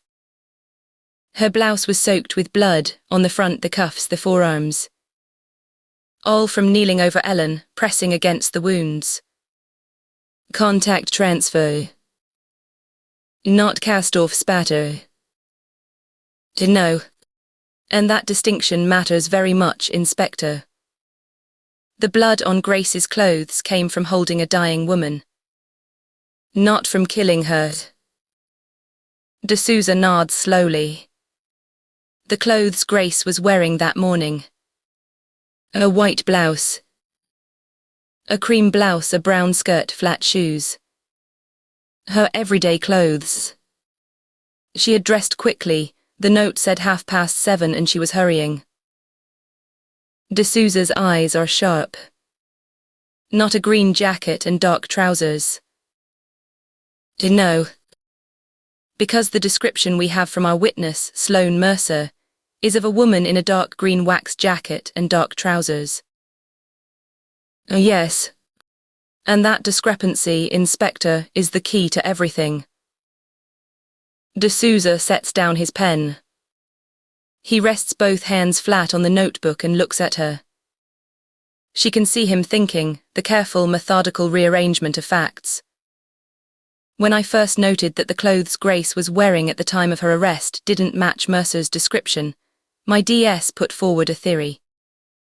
Finn suggested that Grace might have been wearing the green jacket and trousers when she committed the murder, and then changed into clean clothes before the police arrived, at your suggestion, perhaps, to create the impression that the blood on her was from contact with the body rather than from the act itself. That is a reasonable theory. It is also wrong. Tell me why, because it is one thing for me to lie to protect my innocent granddaughter and another thing for me to cover up a murder, she says matter-of-factly.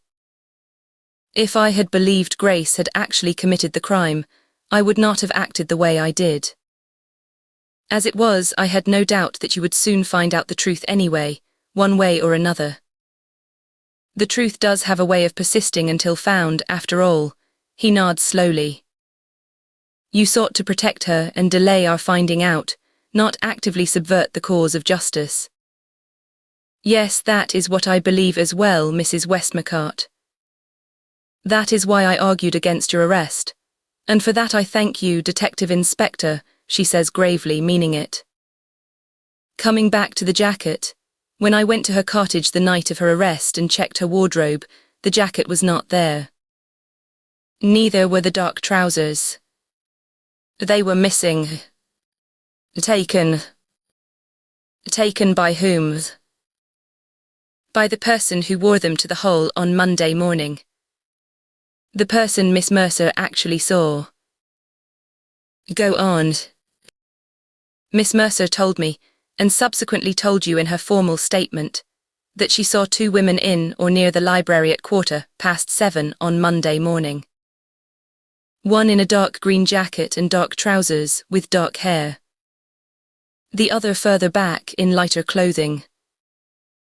That's correct. But Grace did not arrive until 7:30. 15 minutes later. Whatever Miss Mercer saw, she did not see Grace. She saw someone else. Someone wearing Grace's stolen clothes, someone of similar height and build, someone who was there 15 minutes before Grace arrived, and who was gone by the time Grace walked in and found Ellen dying on the floor. The fire pops. A log settles. Neither of them moves. Someone dressed as Grace, D'Souza says. Someone who planned this meticulously. Who stole Grace's jacket and trousers days, or perhaps weeks before the murder. Who forged a note in David's hand to lure Grace to the scene at precisely the right time, late enough that Ellen would already be dead or dying, early enough that Grace would be found with blood on her clothes and a knife in her hand. The impersonation did not need to be perfect.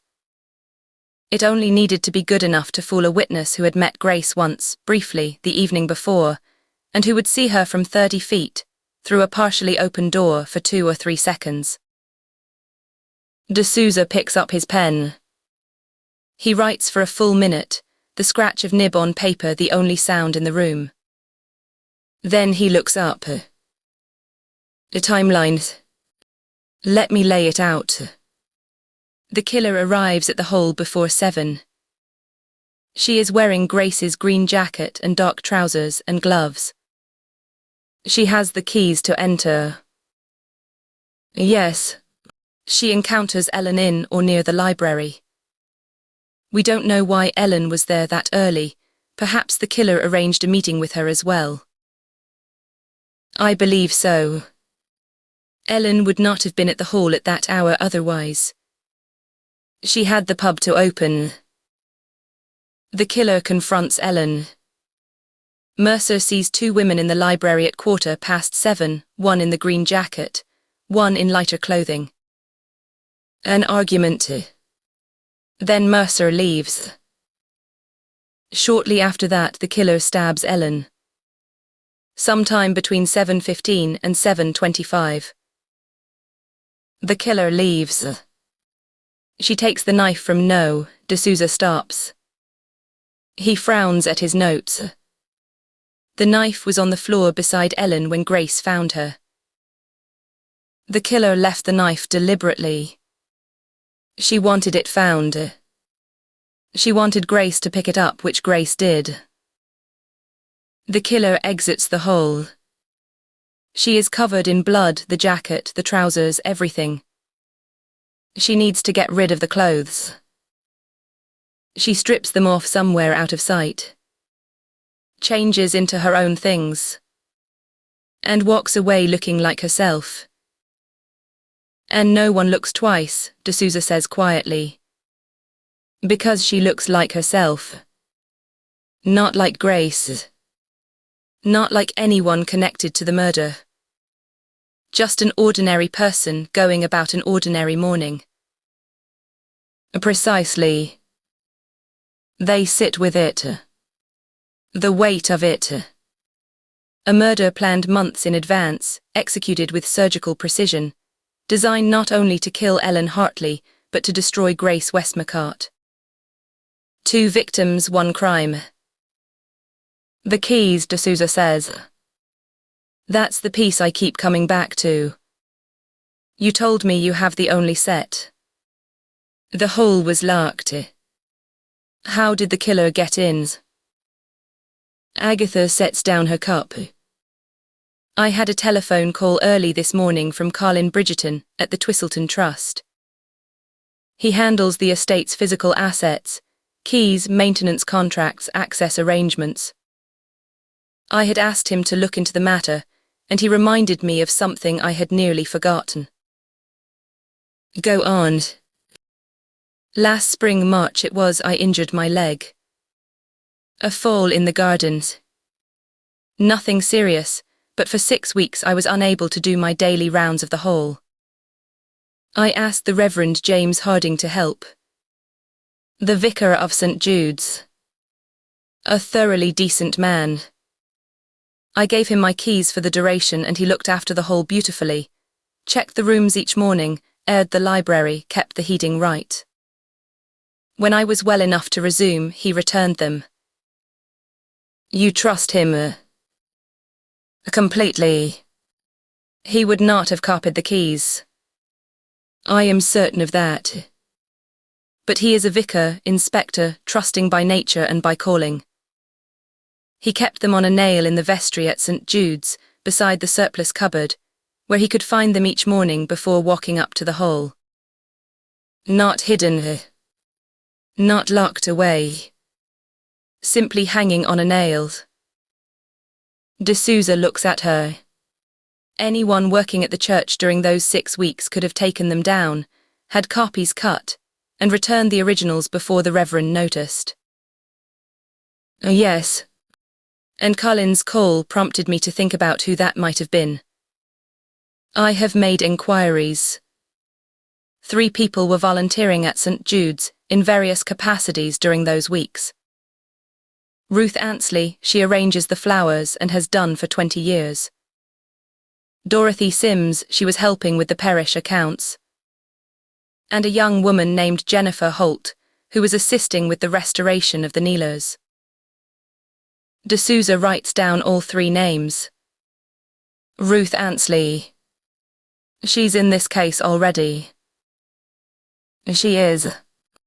Ellen's closest friend. The woman with 15 years of grievance against David Hartley. Agatha shakes her head slowly. But I keep returning to the same question, Inspector. Why would any of them copy the keys? There has never been any indication that anyone has used the keys to enter the hall improperly. Nothing has been stolen, nothing disturbed. If someone copied those keys last spring, they held that copy for a full year before using it. Which means they were not copying the keys for idle reasons or petty theft. They were planning ahead. A year ahead. And that means they were planning to do exactly what was done on Monday morning. D'Souza absorbs this. His face is very still. She watches the thought work through him, the meticulous brick-by-brick construction of a man who follows evidence and trusts the process. 3 names, he says. One of them already connected to the case. But motive, Ruth's motive runs toward David, not Ellen. And Dorothy Sims and Jennifer Holt, do they have any connection to the Hartleys?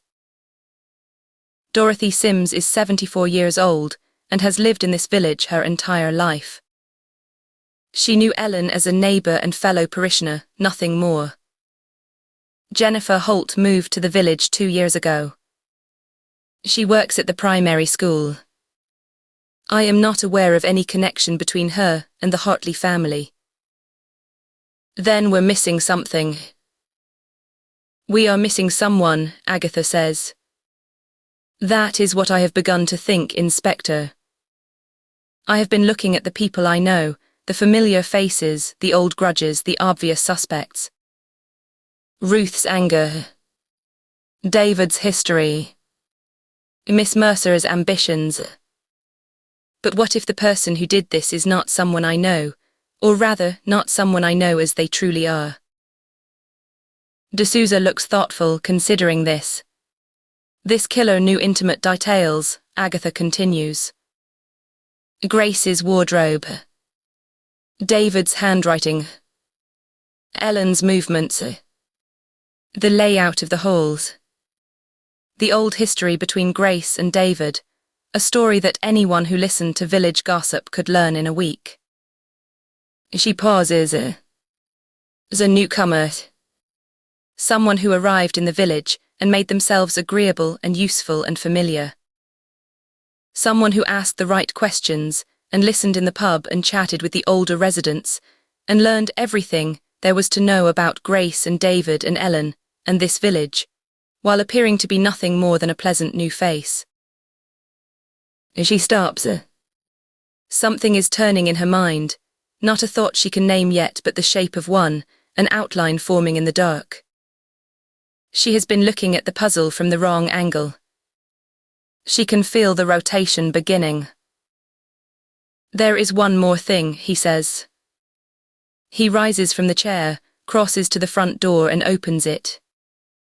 The afternoon light falls across the flagstones, bright, the sky washed blue after yesterday's rain, the sound of the festival drifting up from the village below. Voices, laughter, the distant sound of a fiddle from one of the afternoon events. Carly. Sergeant Carly materializes from the path.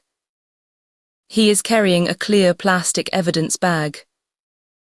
He hands it to D'Souza, nods to Agatha through the doorway and steps back. D'Souza closes the door and returns to the fireside. He sets the bag on the table between them. Agatha looks at it. A dark green wax jacket, folded but visible through the plastic. Dark trousers beneath it. Both stained reddish-brown, dried and set into the fabric. On the jacket, the staining is heaviest on the right sleeve and the right side of the chest, cast-off spatter, the pattern of blood thrown back from a wound with each blow. On the trousers, the stains mark the knees and thighs, someone who knelt over the body. This is not the contact transfer that was on Grace's blouse. This is the blood pattern of the person who held the knife. Found yesterday, D'Souza says. Pushed into a crevice in the limestone ridges below the hole, on the slope toward the river. A dog walker's terrier got into the rocks and wouldn't come out. The blood is Ellen Hartley's. The spatter pattern is consistent with the assailant's clothing, close-range stabbing. He pauses. The jacket is a size 12. Grace's size. The trousers match as well. The Crown will argue that Grace wore these to commit the murder, changed into the clean blouse before the police arrived, and hid the bloodied clothing on her way down from the hall. His brown eyes meet hers. D'Yasfin's theory. It strengthens the case considerably. Agatha looks at the evidence bag.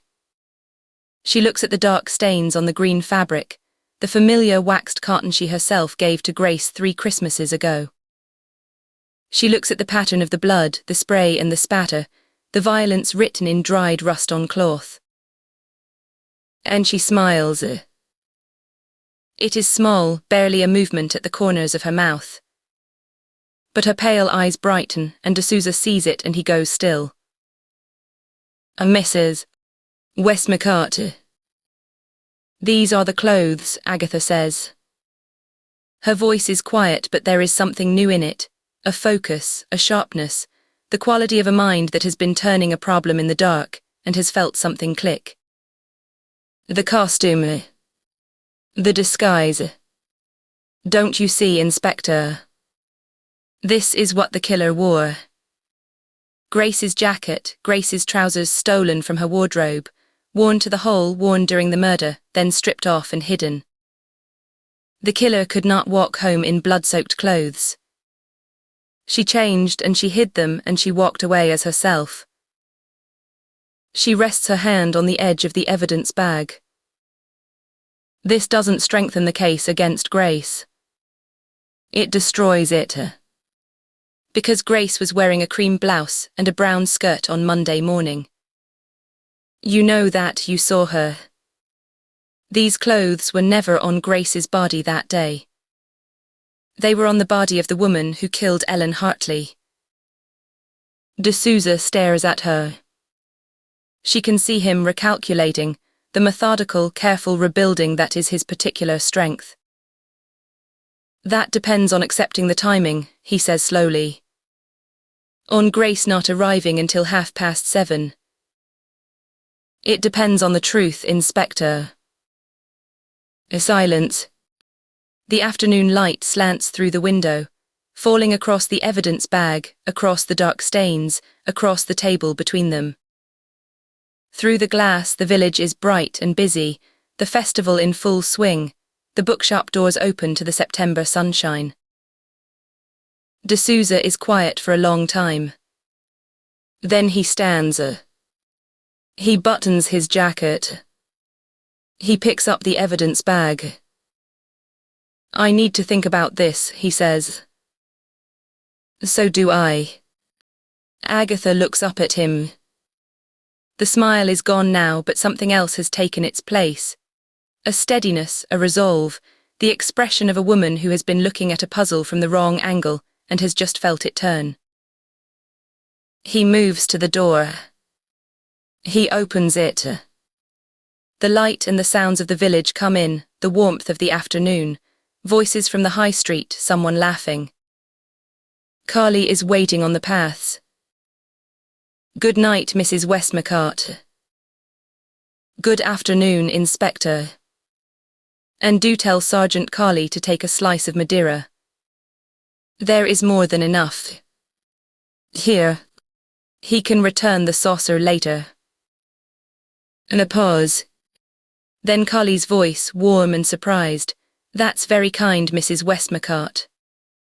Thank you. The door closes. Footsteps on the path growing fainter. A car engine. Gravel.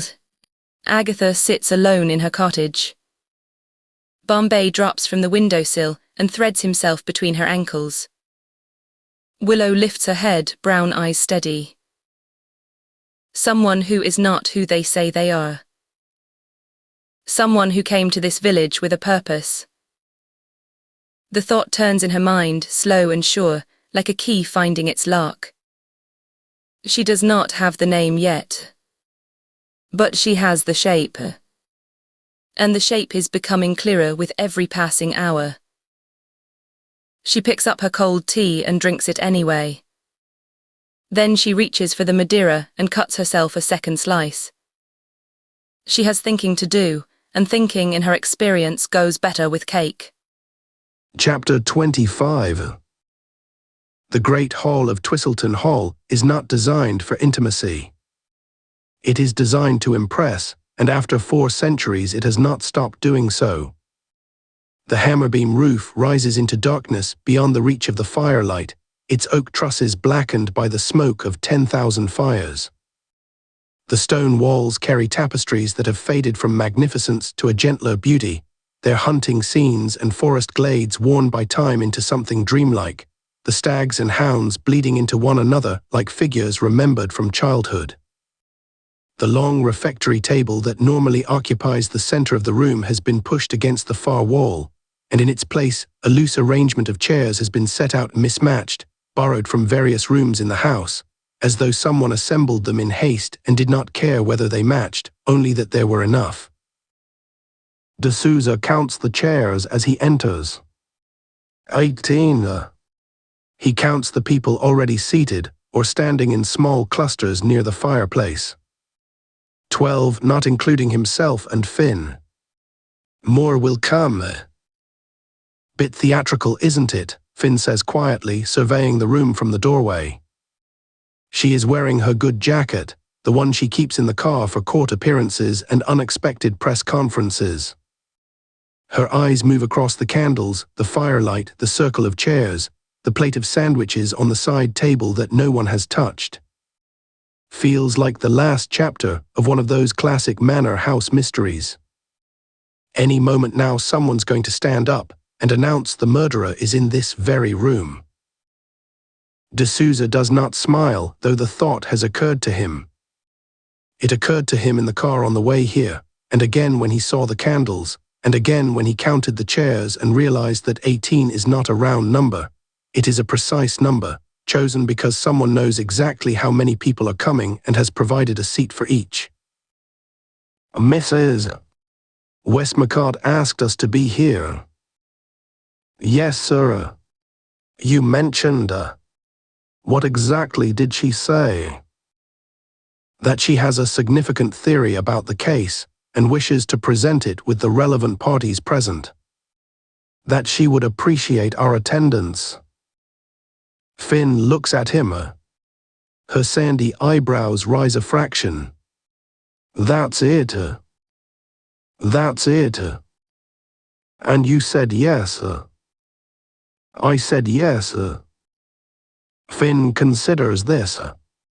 She is too good a sergeant to say what her expression is saying, which is that allowing a 103-year-old civilian to orchestrate what appears to be a theatrical gathering of suspects in a candlelit Jacobean hall on a Saturday evening is not standard West Mercia CID procedure. Instead, she says right then and follows him inside. The room is warm, too warm, the kind of heat that builds when a large fire has been burning for hours in an enclosed space. D'Souza can feel it on his face as they cross the threshold, and beneath it the particular smell of old houses in winter, wood smoke and stone and beeswax, and the faint, cold breath of damp that no amount of heating ever fully drives from a building this old. Someone has set out drinks on a side table, wine, water, a pot of tea under a knitted cozy. The sandwiches sit on a china plate patterned with bluebells, their edges beginning to curl. D'Souza takes a position near the wall, where he can see the room without being at its center. Finn stations herself beside him. They have not discussed this, they do not need to. 6 years of working together has given them a shared grammar of positioning, the way musicians in a long-standing duo know without speaking who takes the melody and who takes the harmony. He watches the room fill. David Hartley arrives alone. He is wearing a clean shirt and has shaved for the first time since D'Souza met him, but the effort has only sharpened the damage beneath, the bruised hollows under his eyes, the tightness in his jaw, the way his gaze moves across the room and settles on nothing. He takes a chair at the edge of the arrangement, near the fireplace, and sits with his hands clasped between his knees and his head down. He does not speak to anyone. No one speaks to him. The fire throws his shadow long across the flagstones, and the shadow does not move. Nicola Harding comes in a few minutes after David. She is dressed simply, jeans, a dark jumper, her hair pulled back, and she moves through the room with the easy, unhurried confidence D'Souza remembers from her interview at the cottage, the demeanor of a woman who is comfortable in company and expects company to be comfortable with her. She touches David's shoulder as she passes. He flinches. It is small, a tightening of the muscles across his back, an involuntary pulling away from her hand, but it is unmistakable, and D'Souza sees it, and so does Finn. Blooms off the rose, Finn murmurs. Nicola says it too. Her hand hovers above his shoulder for a moment, then withdraws. She takes the chair beside him, but she does not lean toward him, and she does not reach for him again. Her face remains what it has been since she walked in, calm, pleasant, composed, the face she has worn for 6 weeks in this village, but her eyes flick to David's profile and stay there a beat too long before she folds her hands in her lap and looks away. D'Souza files this. He has been filing things about Nicola Harding since Wednesday, small things, inconclusive things, the kind of observations that do not appear in evidence logs, but that accumulate in the back of a detective's mind like sediment at the bottom of a river, building up layer by layer until the water runs different. Kaveri Sharma arrives with Mabel Fincham. They enter together but separate immediately, Kaveri to a chair near the window, where she sits with a glass of water she does not drink, her dark eyes moving across the room with the watchful attention of a woman who has spent years reading customers from behind a counter and has learned to trust what faces tell her more than what mouths say. Mabel goes straight to the tea table and pours herself a cup with the practiced efficiency of a woman for whom tea is not a beverage but a position, a statement of intent, a refusal to be rattled. Ruth Ansley takes a seat near the back of the room, as far from David Hartley as the arrangement of chairs allows. She is wearing her tweed jacket and a scarf knotted tightly at her throat, and her expression is the one D'Souza has come to recognize from 3 separate interviews, the compressed, resolute look of a woman who has made up her mind about something and will not be moved from it, regardless of what she hears tonight. Finn watches her settle into her chair. Our friend from the hill still looks like she's been gargling vinegar. She's frightened. Is she? Look at her hands. Finn looks. Ruth Ansley's hands are gripping the arms of her chair, the tendons standing out beneath the weathered skin. Whatever composure her face is presenting, her hands have not received the message. Others filter in. Gerald from the Business Council, perspiring lightly despite the November evening, a glass of wine already in his hand. The vicar, who takes a seat near the center and folds his hands in his lap with the air of a man who has been present at enough difficult occasions to know that his role is to be steady and visible, and not to say too much. A few faces D'Souza recognizes from the village, but cannot put names to: a woman from the post office, a man he thinks runs one of the bookshops on the high street, 2 members of the festival committee who nod at him and look away. They take their seats with the restlessness of people who have been summoned without quite knowing why, and who sense, in the firelight and the candles and the particular quality of silence that is building in the room, that the evening is not going to be what it was presented as. The clock on the mantelpiece shows 8:20. The fire shifts, settling deeper into its bed of embers, and sends a shower of sparks up the chimney. The draft that follows makes the candle flames lean sideways, and the shadows on the tapestries lean with them, the faded stags appearing to move, the hounds to lift their heads. Finn catches D'Souza's eye and tips her head toward the corridor. He follows her to the doorway. Everyone's in position, she says, her voice barely above a breath. 6 officers. 2 at the front, 2 at the kitchen entrance, 2 covering the terrace and the garden. Nobody lives without our say-so. D'Souza nods. The precaution had been his own condition, the one thing he insisted on when he agreed to this gathering. He does not know what Agatha Westmacott intends to do in this room tonight. He knows only that somewhere among these mismatched chairs, in this candlelit hall, sits the person who stabbed Ellen Hartley to death 6 days ago. And he is not prepared to let them walk out of the building if the evening goes the way he thinks it might. Stay by the door, he says. Whatever happens, nobody leaves this room without you or me between them and the exit. Wouldn't dream of moving, sir. He returns to his position against the wall. The murmur of conversation is low and uneasy, the halting, circular talk of people who are discussing nothing because they cannot discuss the thing they are all thinking about. Gerald is leaning toward the vicar, whispering something behind his wine glass. Ruth Ansley stares straight ahead. David Hartley has not moved since he sat down, the same clasped hands, the same bowed head, the same rigid stillness of a man who is holding himself together and does not trust what will happen if he lets go. Nicola sits beside him with that same mild, pleasant expression, her hands folded, and there is a space between their chairs that was not there when she first sat down. He has shifted away from her. She has not shifted back. Then the door at the far end of the hall opens, and Agatha Westmacott walks in. She is not using her stick. That is the first thing D'Souza notices, and it catches him because he has never seen her without it. Not in the cottage, not at the festival, not in the interview room at Hereford, where she sat with her hands folded and confessed to tampering with a crime scene with the composure of a woman ordering tea. The stick has been so constant a part of her that its absence changes her silhouette, the way she carries her weight, the way she moves through space. She walks slowly but steadily, her back straight, her hands clasped before her. She is wearing a dark dress, not black but something close to it, a deep charcoal, and her white hair is pinned back from her face with a severity that makes her cheekbones sharper and her pale eyes larger and more commanding than he has seen them.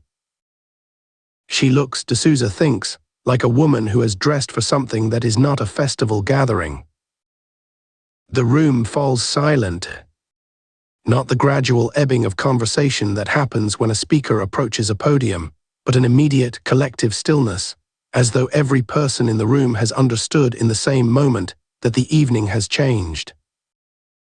She does not take the empty chair at the front. She stands before it, facing the room, and lets the silence hold. The fire crackles behind her. The candlelight moves across her face. D'Souza has sat across from hundreds of witnesses and suspects in his career, and he has learned to read the quality of attention in a person's gaze, whether it is searching or assessing, curious or calculating, honest or performed. Agatha Westmacott's gaze, as it moves across the faces before her, is none of these. It is the gaze of a woman who already knows what she is looking for and is confirming where it sits. He thinks of his grandfather, who used to say that there are two kinds of people who can command a room without raising their voice, priests and soldiers, and that the most dangerous are those who have been both. "Thank you all for coming," Agatha says. "I know it has been a long day, and I know you are tired, and I know that some of you are wondering why I have asked you here this evening when the festival has its final day tomorrow, and there is still a great deal to be done." Her voice is clear and unhurried, carrying easily to the back of the hall without effort or strain, the way certain voices carry in rooms built for sound, the hammer-beam roof catching it, holding it, sending it downward. "I told you this was a gathering to thank those who have helped make this year's festival possible, despite the most difficult circumstances any of us can remember. That is true. I am grateful to every one of you." She pauses. Her hands are still clasped before her. The firelight catches the ring on her left hand, the thin gold band she has worn since D'Souza first met her, the only piece of jewelry he has ever seen on her. "But I have not been entirely honest about my reasons for calling you here tonight." The room shifts. Gerald's hand freezes halfway to his wine glass. The vicar leans forward. Ruth Ansley's grip tightens on the arms of her chair. David looks up, the first time he has lifted his head since he sat down, and his eyes find Agatha's face and stay there with the desperate focus of a drowning man watching the shore. "I think most of you have already guessed that." No one speaks. No one moves. The fire pops and a log settles, and a thin curl of smoke escapes the grate and drifts across the flagstones before the draft carries it upward. 6 days ago, Agatha says, Ellen Hartley was murdered in the library of this house. The word hangs in the air. D'Souza watches the room receive it, the flinches, the indrawn breaths, the way certain faces tighten and others go carefully blank. It is not news to anyone here. But hearing it spoken aloud, in this room by this woman, gives it a weight and a finality that 6 days of whispered speculation and newspaper headlines have not. She was 47 years old. She had lived in this village her entire life. She ran the Green Man with a competence and a kindness that most of us took for granted, because that is the nature of goodness. It is quiet and steady, and we do not notice it until it is gone. The vicar bows his head. Cavery's eyes close briefly and open again. Ruth Ansley's face does not change, but her knuckles have gone white. Ellen's death has hung over this village like a shadow all week. It has hung over this festival. It has hung over this room tonight, and it will continue to hang over all of us until the truth of what happened in that library is brought into the light. She stops. The fire crackles. The candles gutter in a draft that comes from nowhere and goes nowhere, the old house breathing around them. I would like to show you something, she says. If you will bear with me. She turns toward the door through which she entered and raises her hand. The lights go out. Not slowly, not a dimming, not a fading. Someone has thrown the switch, and the hall is plunged into darkness so sudden and so complete that several people gasp. The fire still burns, but its light reaches only a few feet from the grate, and beyond that circle the great room is black, the tapestries, the hammer-beam roof, the faces of the people in the chairs all swallowed. D'Souza feels Finn tense at the door behind him. His own hand moves toward his hip before he catches himself. He is not armed. He has never carried a weapon in 15 years of service, and the instinct surprises him. It belongs to a younger man, a greener officer, someone who has not yet learned that the most dangerous things in a room are never the things you can see. His heart is beating faster than it should. A sound from the far end of the hall. Footsteps, 2 sets, moving slowly, deliberately, across the stone floor toward the dying firelight. Then a single torch held low. And in its pale circle, 2 figures. One is lying on the floor. A young woman, dark-haired, wearing a cream blouse and a brown skirt. She is on her back, her arms flung wide, her eyes closed. There is something dark on the blouse, spreading from the center of her chest, glistening in the torchlight. The other is kneeling beside her. A young woman, slender, with red hair that catches the light like copper wire. She is holding a knife. The blade is dark. Her hands are dark. She is looking down at the woman on the floor with an expression of frozen horror, her mouth open, her eyes wide, as though she has been caught in the act of something unspeakable and cannot move. D'Souza recognizes them both. The dark-haired young woman on the floor is Emma, the great-great-granddaughter, the one he has seen at the edges of the festival with a notebook and the quiet competence of someone who has been entrusted with responsibility and means to be worthy of it. The redhead with the knife is Quinn, the festival volunteer who drove the golf cart. But for 3 seconds, 4, 5, the room does not recognize them. The room sees only what it is meant to see, a dead woman and a killer kneeling over her with a knife. The vicar is on his feet, his chair knocked sideways. Gerald has risen too, his wine glass fallen from his hand, red spreading across the flagstones like a second stain. Ruth Ansley has not moved, but her face is white, bone white, her eyes fixed on the figures on the floor. David is half out of his chair, his body rigid, a sound caught in his throat. Cavery's hand has gone to her mouth. What in God's name? Someone call an ambulance. D'Souza is moving. 3 strides toward the figures on the floor, his hand reaching for the torch in his jacket pocket, his mind already running through what he is seeing and what it means and what he needs to do, when Agatha Westmacott's voice cuts through the chaos. Stop. The word is not loud. It does not need to be.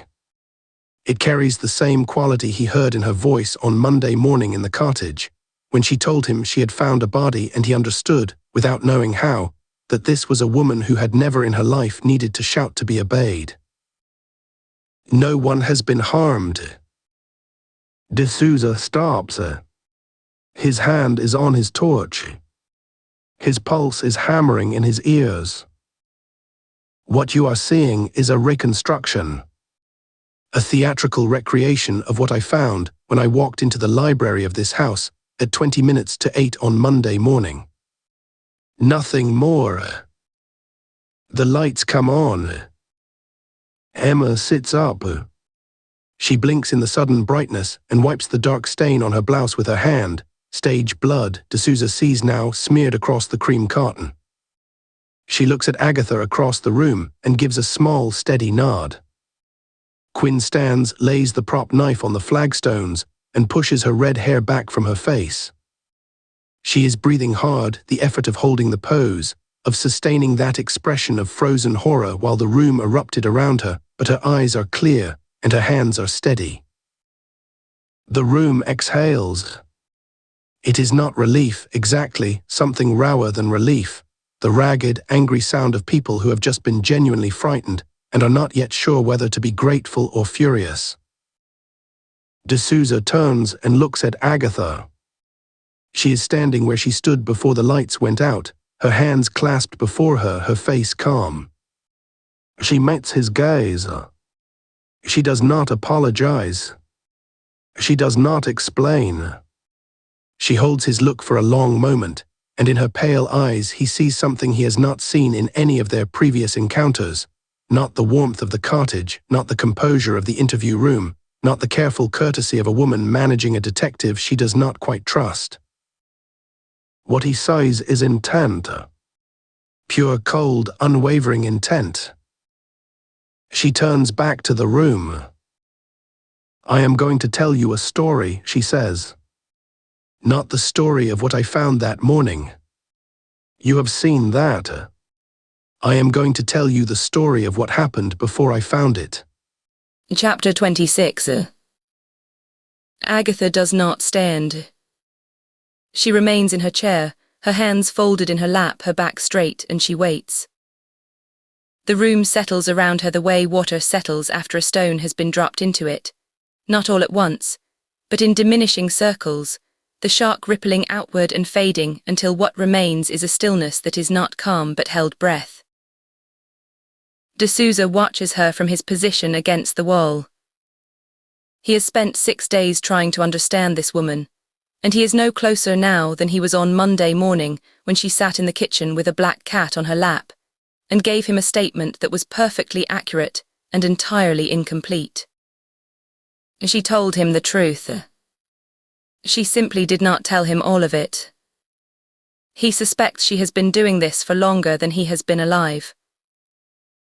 What you have just seen, Agatha says, is precisely what I saw when I walked into the library of this house at 20 minutes to 8 on Monday morning. Her voice is level. It carries without effort, the way certain voices do in rooms built for sound, the hammer beam roof catching it and sending it downward, so that even the people at the edges hear every word. A woman on the floor. A young woman kneeling beside her with a knife. Blood. That is what I found, and that is what Sergeant Carley found when he arrived, and that is what you, Inspector, she looks at D'Souza, found when you arrived after him. The scene was exactly as you have just witnessed it. I would not have troubled you with a theatrical recreation if I did not believe it was necessary for you to see it with your own eyes before I tell you what it means. She pauses. The fire shifts in the grate. A log settles with a soft hiss and sends a curl of smoke upward into the candlelight. The young woman kneeling over Ellen Hartley's body was my granddaughter, Grace Westmacott. She is in police custody in Hereford, where she has been since Wednesday. She has been charged with murder. Agatha's hands are still in her lap. She has not moved them since she began speaking. D'Souza notices this, the deliberate stillness, the economy of gesture. She is a woman who understands that authority does not require movement. Grace did not kill Ellen. She arrived at the library after Ellen had already been stabbed. She found her on the floor, still alive, and she knelt beside her and pressed her hands against the wounds and tried to stop the bleeding. Ellen died in her arms. Grace picked up the knife, an instinctive act, meaningless, the kind of thing a person does when they are in shock, and their hands reach for whatever is nearest. It was not murder. It was grief. The room is very quiet. Ruth Ansley's hand has moved to her throat. The vicar is leaning forward in his chair, his elbows on his knees. David Hartley has not moved. He sits with his hands clasped between his knees and his gaze on the floor, as he has sat since he arrived. The police have a witness, Agatha continues. A woman who was outside the hall on Monday morning and who saw, through the terrace windows, two women arguing in the library at approximately 7:15. She identified one of them as Grace. A murmur passes through the room, not words, but the collective exhalation of people who have heard a piece of the puzzle snap into place. But Grace did not arrive at the hall until 7:30. I know this because Grace told me, and because I believe her, and because the evidence supports it. She could not have been arguing with Ellen at 7:15. She was not there. Agatha lets this settle. She does not rush it. D'Souza has interrogated hundreds of witnesses and suspects, and he recognizes what she is doing. She is letting each fact find its footing before she places the next one on top of it, the way a mason tests each stone before reaching for the next. The witness saw someone else. 3 words. She lets them sit in the room. Someone who was wearing Grace's clothes. She unfolds her hands and places them on the arms of her chair. This is where my own small contribution begins, Inspector, and I hope you will forgive an old woman for noticing what she noticed. On Monday morning, when Grace came to me after I sent her home from the library, she was wearing a cream blouse and a brown skirt. I saw them. I held her in my arms, and I felt the blood soaking through the cotton of that blouse. Cream cotton, not green waxed cloth. She turns her gaze from D'Souza to the room. The witness described a woman in a dark green jacket and dark trousers. I recognized that description immediately, because I gave Grace that jacket myself 3 Christmases ago. It is distinctive, waxed cotton, dark green with a particular collar. Grace wears it constantly. Anyone who knows her would recognize it. The fire crackles. Someone shifts in a chair. The sound is very loud in the stillness. So I went to Grace's cottage. I let myself in with the key I have always kept. And I looked in her wardrobe. She pauses. Her pale eyes move across the faces before her. The green jacket was gone. The dark trousers were gone. D'Souza straightens against the wall. Mrs. Westmacott, you entered your granddaughter's cottage and searched her wardrobe during an active murder investigation, without informing the police. Yes, Agatha says. I did. She went on. Someone had taken Grace's clothes from her wardrobe before Monday morning. Someone had put them on. Someone had gone to the library of this house dressed as Grace, argued with Ellen in front of a witness, who would later identify the woman she saw as Grace, and killed her. Then she left knowing that when the police came, the witness would describe a woman who looked like my granddaughter, wearing my granddaughter's clothes at the scene of the murder. Agatha's voice has not risen. It has remained at the same level, measured pitch throughout, and D'Souza finds this more unsettling than any display of anger would be. This is a woman who has passed through anger and come out the other side into something colder and more precise. The frame was not an afterthought. It was the design. The murder and the frame were conceived together, planned together, executed together. A single act with 2 victims, Ellen, who would die, and Grace, who would be destroyed. D'Souza is not watching Agatha now. He is watching the room. This is what she brought him here for, not to hear her theory, which she could have presented in a police interview room, but to see the faces in this room while she presents it. To see who flinches, to see who does not. Gerald has gone pale. The vicar's hands are pressed together as if in prayer. Ruth Ansley is gripping the arm of her chair, her knuckles white, her eyes fixed on Agatha with an intensity that could be fear or fury or both. Cavery stands near the back, her arms folded, her dark eyes moving from face to face with the quiet attention of a woman who has spent years reading customers across a counter. David Hartley has not looked up. And Nicola Harding, sitting 2 chairs from David, has not moved at all. Her hands are folded in her lap. Her expression is one of mild, attentive interest, the face of a woman listening to a talk she finds moderately engaging. It is exactly the right expression. It is exactly the wrong expression. Because every other person in this room is showing some version of shock, and Nicola Harding is showing none whatsoever, and the absence is louder than any scream. De Souza files this. The next question, Agatha says, is not why. We shall come to why. The next question is how. How did the killer enter the library of Twistleton Hall before dawn on Monday morning, commit a murder, and leave without being seen? She turns to de Souza again, that same brief, courteous look, acknowledging that she is about to answer a question his own investigation has not yet resolved. The police examined the doors. All locked from the inside, except the terrace door which was found open. The reasonable assumption was that the killer entered through the terrace door. But the terrace door was not opened from outside. It was opened from inside, unlocked by someone who was already in the house. Gerald half rises from his chair. Already in the house. How?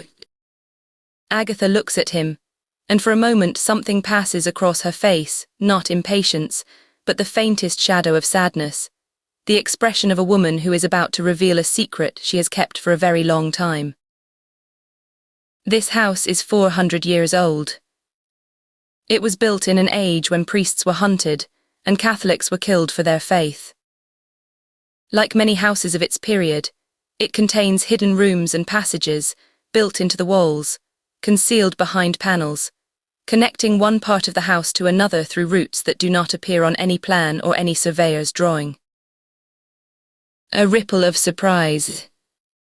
Gerald looks at the walls around him as if seeing them for the first time. The vicar shifts in his chair. Even Cavery's arms unfold. There is a passage that opens into the library. It is concealed behind a section of panelling near the east window. I have known about it for many years. Very few others know. She pauses. My grandchildren knew. They discovered it as children, playing in the house. Hide and seek, the game that every generation of children has played in this house for 4 centuries. Grace told me about it when she was 7 years old, bursting with the pride of discovery. I told her never to use it again. She was a good girl. She obeyed. Her gaze moves unhurried to David Hartley. But Grace did not play alone. She played with the boy who was her closest friend in those years, the boy who spent his summers here, running through the corridors, hiding in the walls, learning every secret this house had to offer. David's head comes up. His face is grey. His mouth opens slightly, then closes. David knew about the passage. He played in it as a child with Grace. And if David knew... She does not finish the sentence. She does not need to. David's face finishes it for her, the sick, hollow look of a man who has been carrying a weight he could not put down and has just felt it double. Then anyone David told would know as well. The room is silent. D'Souza watches David's hands tighten between his knees until the knuckles go white. The killer entered the hall on Sunday evening, Agatha says. During the final preparations for the festival, when the house was open and busy and people were coming and going freely. She went to the library. She found the passage exactly where David had described it. And she concealed herself inside it overnight, wearing Grace's stolen clothes, carrying a knife from the hall's kitchen. She lets this settle. The fire pops. Someone draws a sharp breath. She waited through the night. In the morning, when Ellen came to the library, the killer emerged from the passage. She confronted Ellen. They argued the argument the witness saw through the terrace windows at 7:15. Then she stabbed her. She wiped the knife handle, placed it beside the body where Grace would find it, and retreated into the passage. She pulled the panel closed behind her and waited in the dark while the police arrived, while the forensic team worked, while the investigation unfolded above her head. Hours later, when the hall was no longer being watched, she slipped out, disposed of the bloodied clothes, and walked home as herself. Emma moves. She has been standing quietly at the side of the room with Quinn since the reenactment ended, two young women in dark clothes, still and watchful. Now Emma walks to the east wall of the great hall, to a section of panelling that looks identical to every other section. She presses something, a moulding, a joint in the wood, and a panel swings inward, revealing darkness beyond. A sound goes through the room. Not a murmur this time. Something rower. Ruth Ansley's hand goes to her mouth. Gerald is on his feet. Quinn steps into the dark opening. She turns to face the room. She is wearing the green jacket, Grace's jacket, the waxed carton, the distinctive collar. In her hand is the prop knife, its blade darkened.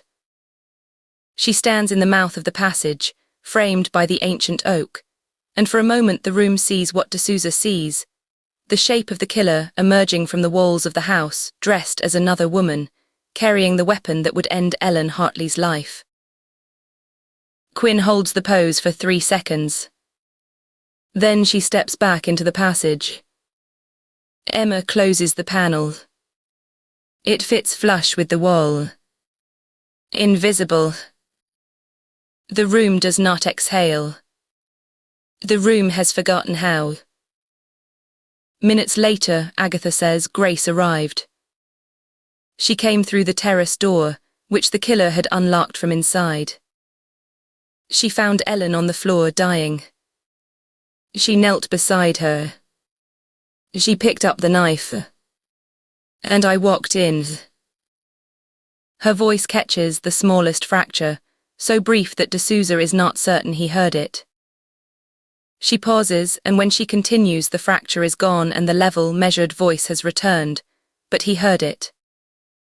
He is certain he heard it. There is one more piece. The reason Grace came to the library that morning. She continues. On Sunday night, a note was slipped under Grace's cottage door. It asked her to come to the library at 7:30 on Monday morning. It was signed with the initial D. Her eyes rest on David. His head is down again. His shoulders have drawn inward. Grace believed the note was from David. They have a history, a friendship, once something more, from before David left the village. A note signed D, asking her to meet privately at the hall. It would not have seemed strange to her. She wrote her reply and pushed her note under the door of Nicola's rooms at Rose Cottage. The room is watching David now. Everyone is watching David. David never sent that note. David does not move. David never received Grace's reply. Still nothing. D'Souza watches the man's hands, white-knuckled between his knees, and the rigid line of his shoulders, and the way his jaw is working beneath the skin, as if he is chewing on something he cannot swallow. Someone else wrote that note in David's hand, a passable imitation, close enough to fool a woman who had not seen his handwriting in 15 years. Someone else collected Grace's reply from under David's door before David ever saw it. Someone else arranged for Grace to arrive at the library at precisely the moment that would ensure she found a dead woman and a knife and nothing else. Ruth Ansley's voice cuts across the room, thin and sharp. You're saying Grace was set up? That someone planned this? From the beginning, Agatha says. Every detail. Agatha turns to David. Her voice changes. It is quieter now, and there is something in it that D'Souza has not heard before, not accusation, but the careful, deliberate gentleness of a woman who is about to cause pain and wants the person to know it is not done lightly. David, I spoke with you on Friday in Ellen's office at the Green Man. I asked you about the note. You told me you had second thoughts, that you had wanted to see Grace but changed your mind. That you never went to the library.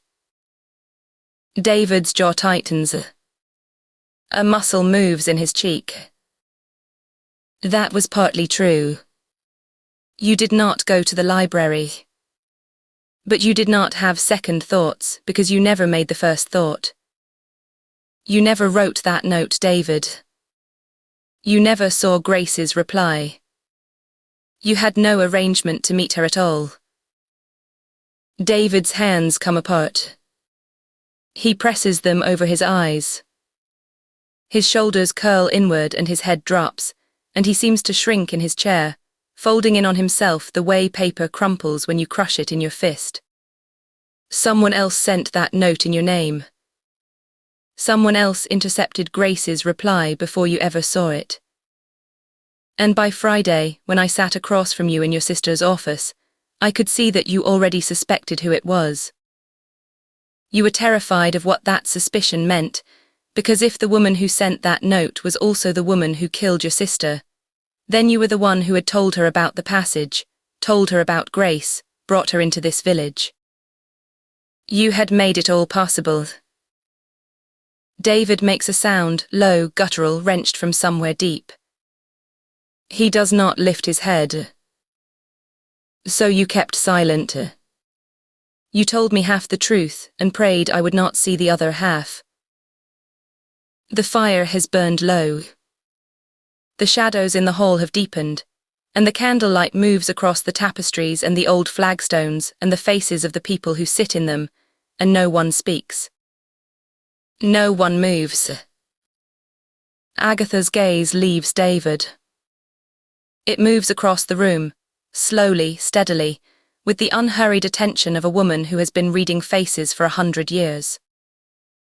It passes over Gerald, over the vicar, over Ruth, over Cavery. It comes to rest on the woman sitting 2 chairs from David Hartley.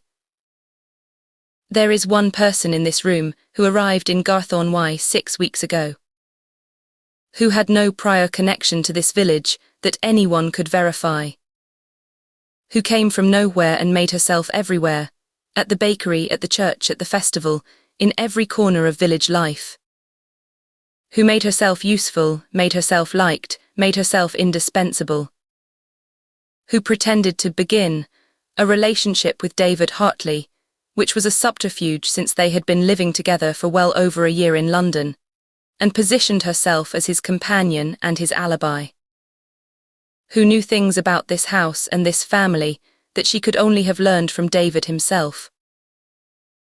Agatha turns her attention to Nicola. Nicola Harding's hands are still folded in her lap. Her face is still composed. But something has changed behind her eyes. Something has gone very still, the way an animal goes still when it realizes it has been seen. Her name is not Nicola Harding's. The words fall into the silence like stones into deep water. Her name is Callister Drake. She is David's girlfriend. She came to this village ahead of him under a false name to lay the groundwork for what she intended to do. David makes a sound. Not a word. Something lower and more broken than a word. The sound of a man hearing spoken aloud the thing he has been trying not to know. Agatha does not look at him. Not yet. Agatha's hands grip the arms of her chair. It is the first movement she has made since she began speaking, and it is so small that only someone watching her hands would catch it. D'Souza is watching her hands. What she intended to do was kill Ellen Hartley, frame my granddaughter for the murder, and take, through David, whom she would control through guilt and silence, the green man, Ellen's savings, and everything Ellen had spent 15 years building alone. She pauses. The fire shifts. A log collapses inward, and the last of the flames lick upward and gutter and hold. The sad irony is that none of this was truly necessary. Ellen did not fight David on this occasion. By this time, she was willing to sell the pub. She had decided at last to retire, to split the proceeds with her brother. It would have been a fair and generous settlement, given that David had been absent for 15 years. But half of David's share was not enough for Callister Drake. She wanted it all. The pub, the savings, the life that Ellen had built. And she wanted David bound to her by guilt, by complicity, by the knowledge that she could destroy him at any moment. Agatha looks at the woman who calls herself Nicola Harding, and her voice drops to a register D'Souza has not heard from her before, quiet, precise, and as cold as the flagstones beneath his feet. Basic human greed. The oldest motive in the world. The serpent in the garden whispering, "Why share what you can take?" The room erupts. Chapter 27. The room erupts. Not the contained murmur of surprise that followed Agatha's earlier revelations, but a full, ungovernable roar, chairs scraping, voices colliding, people on their feet and turning to one another and turning to David and turning to the woman sitting beside him. The woman who has been sitting beside him all evening with her hands folded and her face composed, and her name, it now appears, not her name at all. D'Souza does not move. He watches. Nicola Harding, Callister Drake, does not move either. That is what strikes him first, and what he will remember afterward when he writes the report, the stillness. The room is in chaos around her, and she sits in her chair with her hands in her lap and her legs crossed at the ankle, and an expression on her face that is not shock, not denial, not the desperate calculation of a person whose cover has been blown, but something closer to mild inconvenience, the look of a woman who has been kept at a dinner party longer than she intended and is ready to leave. She lets the noise build. She lets it crest. And then, when the first wave has broken and the voices have begun to falter, and the room has reached that uncertain moment when everyone is looking at everyone else, and no one knows what happens next, she stands. She does it slowly. She smooths the front of her jumper with both hands. She pushes her hair back behind her ears. She picks up her bag from the floor beside her chair and loops it over her shoulder with the unhurried ease of a woman leaving a cafe. "That's a wonderful story, Mrs. Westmacott," she says. Her voice carries clearly, and there is something in it that D'Souza has not heard before, a brightness, almost cheerful, as though she is complimenting the hostess on an amusing anecdote. "Very dramatic. Really? But I think I'd like to go now." She turns toward the door. She takes one step, then two, then stops and looks back at the man still sitting in the chair beside hers. "David, come on. We're leaving." David Hartley does not move. His hands are still clasped between his knees, his head still bowed, his shoulders still drawn inward. He has been in this position since Agatha named her, since before she named her, since the moment Agatha began to describe a woman who arrived in the village 6 weeks ago and embedded herself in its life with the patience and precision of someone planting a garden she intended to strip bare. He has been shrinking into himself by degrees, each new detail pulling something out of him, and what remains is a man with his hands locked together and his face hidden and nothing left to hide behind. David. Callister's voice sharpens. The cheerful brightness thins, and beneath it D'Souza hears something harder. Get up. We're going. David lifts his head. His face is grey. His eyes are red-rimmed and dry, as though the capacity for tears has been wrung out of him, and what remains is only the ache. He looks at Callister, and for a moment the room is silent, the particular silence that falls when everyone present understands that what is about to be said cannot be unsaid. I wasn't with you that morning. His voice is raw. Low. It scrapes against the quiet of the room like a chair dragged across stone. You know I wasn't. I woke at 6:30 and the kitchen was dark and the kettle was cold. You weren't there, Nick. You weren't making coffee. You weren't making anything. The cottage was empty. Callister's hand tightens on the strap of her bag. I didn't send that note to Grace. His voice breaks on the name. He presses his fist against his mouth, holds it there, forces himself through. I never wrote it. I never saw her reply. And when Agatha asked me about it on Friday, I lied. I said I'd had second thoughts, because I couldn't. He stops her. His jaw works her. His eyes are locked on Callister's face, with the terrible focus of a man looking at the wreckage of something he helped to build. Because I knew. I knew it was you. I knew, and I couldn't say it because if I said it then I'd have to say the rest, that I told you about the passage, that I told you about Grace, that I brought you here and you used everything I gave you to. His voice gives out. He turns his face away and presses both hands over his eyes, and his shoulders shake once, hard, and then are still. The room does not breathe. D'Souza watches Callister. He has watched her all evening, the composed face, the folded hands, the pleasant smile that sat on her features like a garment chosen for the occasion. He has watched the garment loosen as Agatha spoke, watched it slip at the edges, watched the seam strain. Now he watches it come off. It does not happen all at once. It happens in stages, the way a building comes down, the facade holding for a moment after the structure behind it has already given way, and then the slow, irreversible collapse. The pleasant expression drains from her face like water running from a tilted bowl. The softness around her mouth hardens. Her jaw sets not clenched but locked, the muscles rigid beneath the skin, the way a trap closes. Her eyes, which have been warm and open and accommodating for 6 weeks in this village, go flat. They do not narrow. They do not blaze. They simply empty, the way a house empties when the last person leaves and the lights are turned off, and what remains is only walls and windows and the cold air moving through. She does not look at David. She does not look at the room. She looks at Agatha Westmacott, who is sitting in her chair with her hands on the armrests and her back straight and her pale eyes steady, and for a long moment the two women regard each other across the space between them, the old woman and the young, the gardener and the serpent, the one who built and the one who came to destroy.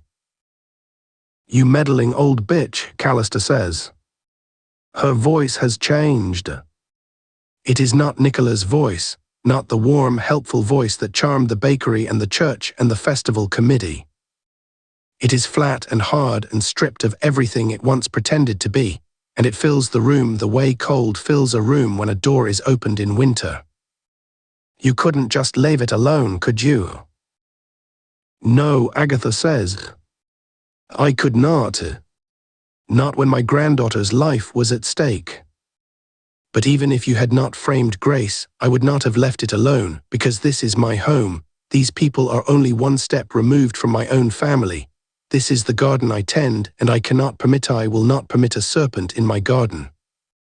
Your fate was sealed the instant your ambition overreached its goals and sought to blame Grace for Ellen's murder.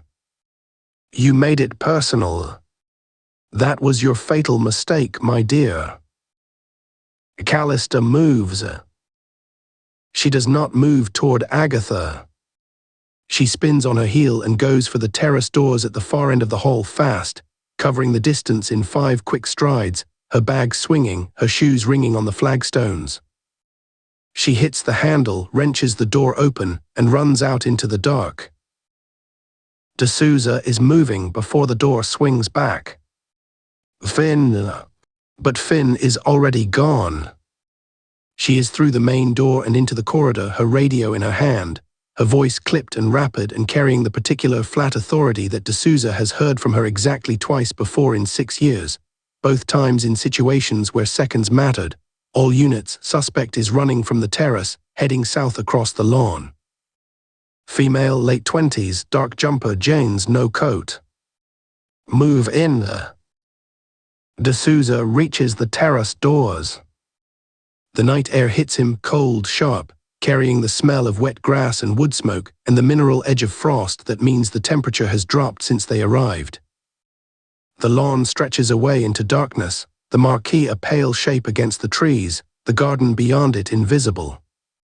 He can hear footsteps, fast, uneven, the sound of someone running across rough ground in shoes not made for running.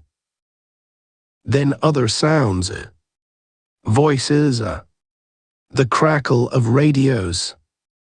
Torchlight cutting across the grass in crossing beams, from the left, from the right, from beyond the ha-ha, where the garden drops toward the river meadow. 6 officers closing from every direction. The net that D'Souza insisted on drawing tight before the evening began. That he checked with Finn at 8:20. That he stationed and positioned and made certain of, because he has been a detective for 15 years, and he has learned that the most important part of any operation is not the moment of revelation, but the moment after. When the person who has been named understands what is happening and decides. In the space between one heartbeat and the next. Whether to fight or to run. Callista Drake makes it perhaps 40 yards before the first torch finds her. She is caught in its beam, running, stumbling, her bag abandoned somewhere behind her on the grass. She veers left toward the tree line. A second torch catches her. A third. Police. Stop where you are. She does not stop. She keeps running, but the ground is against her now, the manicured lawn giving way to the rougher grass of the parkland, and she stumbles, catches herself, stumbles again. An officer is closing from the right, another from directly ahead. She sees them and changes direction, but there is nowhere left to go. The beams converge. The net draws shut. D'Souza walks across the terrace and down the stone steps to the lawn. He does not run. There is no night. The night is cold on his face, and the grass is wet beneath his shoes, and above him the sky is clear and black, and scattered with stars that have been watching this hillside for longer than the house has stood on it, longer than the village has nestled in the valley below, longer than any of the small and terrible things that human beings do to one another in the dark. Behind him the great hall is bright with light and noise, chairs scraping, voices rising, the sound of a room full of people who have just watched a murder solved and a killer unmasked, and who do not yet know what to do with themselves. Ahead of him on the dark grass, the torchlight has stopped moving. Callista Drake is on her knees. 2 officers are on either side of her. One has her wrist. She is not struggling. Whatever drove her to run has drained out of her in the 40 yards between the terrace and the place where the ground brought her down, and what remains is a woman kneeling on wet grass in the dark, breathing hard, her hair in her face, her hands empty. D'Souza reaches her. He stops her. He looks down at the woman who called herself Nicola Harding, who walked into a village that was not hers and made herself beloved, who learned its secrets and used them, who hid inside the walls of a 400-year-old house and waited through a long night for the dawn and the woman she intended to kill. He looks at her and he feels not triumph, not satisfaction. Something quieter and more complicated than either, something closer to the feeling he has on the rare occasions when he visits the Basilica of Balm Jesus in Old Goa and stands beneath the vaulted ceiling and understands, in a way he cannot articulate and does not try to, that justice is not a human invention but a human obligation, and that the weight of it is not a burden but a trust. Callister Drake. His voice is level and clear. The night carries it across the grass to the officers and the torchlight and the dark shape of the house behind him. I am arresting you on suspicion of the murder of Ellen Hartley. You do not have to say anything, but it may harm your defense if you do not mention when questioned something which you later rely on in court. Anything you do say may be given in evidence. Do you understand? She says nothing. Her hair is in her face and her breathing is ragged and she does not look up. Do you understand? Yes. The word is barely audible. The voice is not Nicola's voice. It is not Callister's voice either, not the flat, hard voice that called Agatha a meddling old bitch in the great hall. It is the voice of a woman who has run out of voices, who has been so many people in so many places that what remains when the last mask comes off is only this, a single syllable, pushed through clenched teeth, meaning nothing. Finn is beside him. She takes over with the efficiency that D'Souza has come to rely on the way he relies on his own hands, cuffs applied, suspect raised to her feet, the procedural words spoken in Finn's clear, clipped voice, each step performed correctly because Finn does not perform steps incorrectly, has never performed steps incorrectly, regards the correct performance of procedure as both a professional duty and a personal point of honor. D'Souza steps back. He watches Finn guide Callister Drake toward the car that is pulling up the drive, its blue lights turning silently, painting the trees and the gravel and the facade of the hall in slow, cold sweeps of color. The officers fall in around them. The torchlight moves across the grass in receding circles, the way ripples move outward from a stone dropped in still water. He turns back toward the house. Agatha Westmacott is standing on the terrace. She has her stick now retrieved from somewhere or brought to her by someone, and she is leaning on it with both hands, her weight settled, her back straight. Willow is at her side, pressed against her leg, the old hound's grey muzzle lifted toward her mistress. Behind them, through the open doors, the great hall glows with light and warmth and the confused murmur of voices. D'Souza walks back across the lawn and up the stone steps to the terrace. He stops a few feet from her. The night is quiet between them. The blue lights from the car below move across the drive, across the beech trees, across the iron gates growing fainter. Mrs. Westmacott. Detective Inspector. Neither of them speaks for a moment. It is not the awkward silence of people who cannot think of what to say. It is the silence of two people who have reached the same destination by different routes, and who understand, without needing to discuss it, that what they have just accomplished together is something neither of them could have accomplished alone. He would not have got here without her, he knows this, and it does not diminish him to know it. She would not have got here without him, she knows this too, and he suspects it costs her nothing to admit it, because she is a woman who has never confused pride with honesty.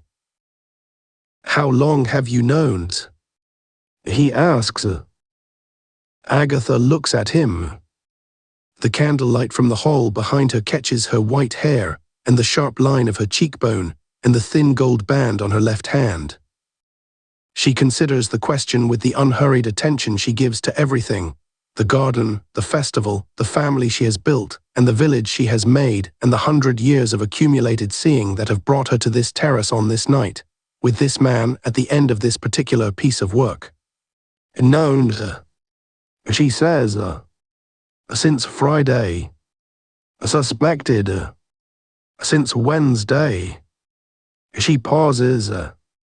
The faintest trace of something moves across her face, not a smile but the ghost of one, the shadow it leaves behind. Felt it in my bones. Since the moment I walked into that library and saw my granddaughter on her knees. D'Souza nods. He does not ask what she means. He does not need to. We'll need a formal statement, he says. Tomorrow, if you're willing. Of course, I shall be here. I am always here. Thank you, Mrs. Westmacott, for all of it.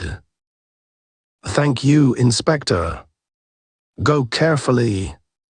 It is a long drive to Hereford, and I suspect your sergeant drives no slower at night than she does by day.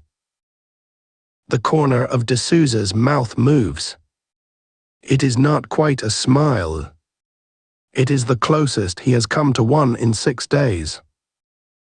He turns and walks down the steps and across the drive to where Finn is waiting by the car, the engine running, Callister Drake a silent shape in the back seat behind the mesh partition.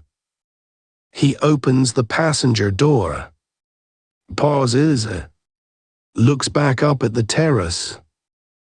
Agatha is still standing where he left her, leaning on her stick, Willow at her side.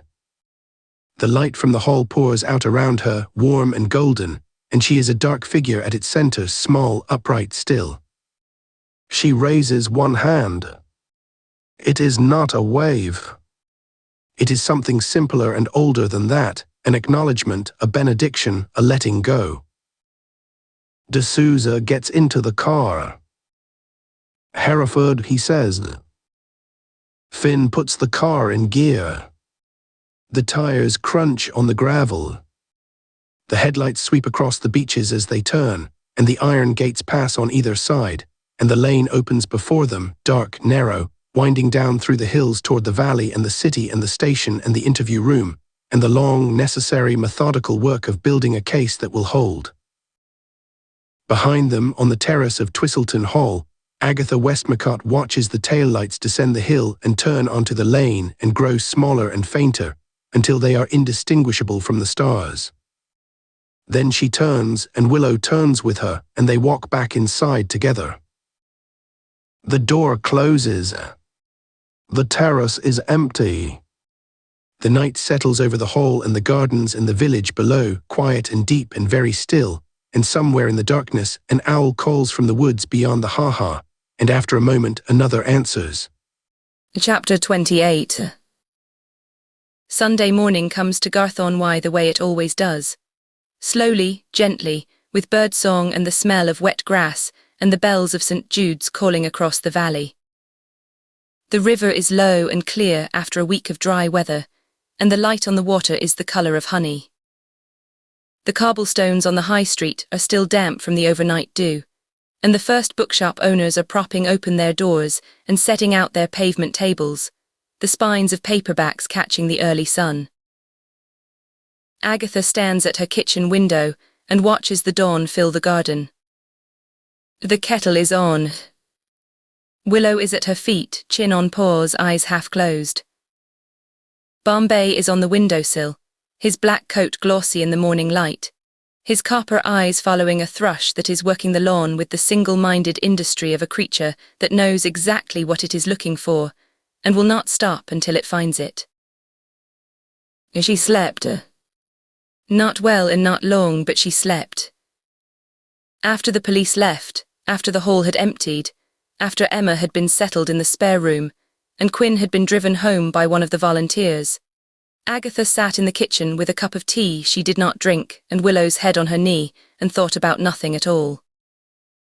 Then she went to bed, and sleep came, not the deep, restorative sleep of the untroubled, but the shallow, fitful sleep of a body that has been running on will alone for 6 days, and has finally been given permission to stop. She is tired. She does not mind being tired. She has earned it. The kettle clicks off. She reaches for it, pours, adds milk. The steam rises from the cup and curls against the window glass, and through the thin veil of it the garden is soft and green and perfectly still, the beds thick with late spring growth, the roses coming into their first flush along the south wall. She has not weeded in 3 days. She can see the chickweed from here, threading its pale stems through the lavender border. Tomorrow she will deal with it. Today the chickweed can have its victory. The telephone rings at 7:30. She knows who it will be before she picks it up. Grace has been released. Jane Mead's voice is crisp and precise, even at this hour, the voice of a woman who has been awake for some time and has already accomplished a great deal. All charges dropped. The custody sergeant processed the paperwork an hour ago. She's waiting for a lift. Agatha closes her eyes. She puts her hand on the kitchen counter and holds on, because her legs have done something they have not done in years, something sudden and involuntary, a loosening at the knees, a giving way, and if she does not hold on, she will sit down on the kitchen floor, and she is not certain at this moment that she will be able to get up again. Mrs. Westmacott, are you there? Yes, Agatha says. I am here. Thank you, Jane.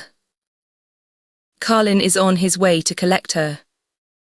He should have her home within the hours. Thank you. She hangs up the telephone. She stands at the counter with both hands flat on the edge, her weight forward, her head bowed, and she breathes. In and out. In and out. The kitchen is warm and quiet around her. The tea steams on the counter where she left it. Willow has risen from the floor and is pressing against her leg, the old hound's body warm and solid and steady, and the pressure of it, the simple animal fact of another living creature leaning into her, is the thing that holds her upright. Well, Agatha says to the dog. That's that.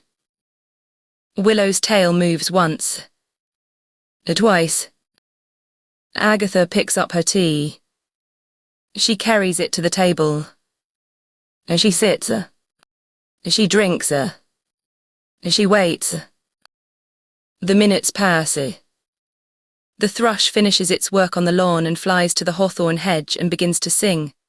A long, elaborate phrase repeated twice, then varied, then repeated again, as though the bird is composing something and wants to get it right. Bombay watches it from the windowsill with the concentrated stillness of a cat who is too old and too comfortable to hunt, but who has not entirely forgotten the theory of the thing. At 9:15, Agatha hears a car on the drive. Carlin's Audi. She knows the engine note the way she knows the song of every bird in her garden, by long familiarity and frequent repetition. Her door opens. Footsteps on the path. Then the cottage door opens and Grace is standing in the kitchen doorway. She is wearing the same clothes she was arrested in. Her hair is unwashed and pulled back in a rough knot, and there are shadows under her eyes that were not there a week ago. There is a stillness about her that Agatha recognizes, the stillness of a person who has been through something that has changed them and who has not yet had time to understand how, or whether the change is permanent, or what shape their life will take now that the thing has happened and cannot be undone. But her back is straight. Her eyes are clear. And when she sees Agatha sitting at the kitchen table with her cup of tea and Willow at her feet and Bombay on the windowsill, her face does something that no amount of exhaustion or fear or humiliation can suppress. She smiles.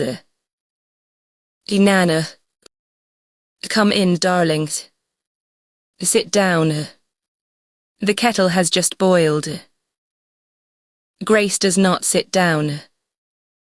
She crosses the kitchen in 3 strides and puts her arms around Agatha and holds on, and Agatha holds her back, her hands on Grace's shoulders, her face against Grace's unwashed hair, breathing in the smell of institutional soap and stale clothes, and beneath it, still there, the smell of her granddaughter, the particular warmth of her skin, unchanged since she was a baby in Agatha's arms in this same kitchen 32 years ago.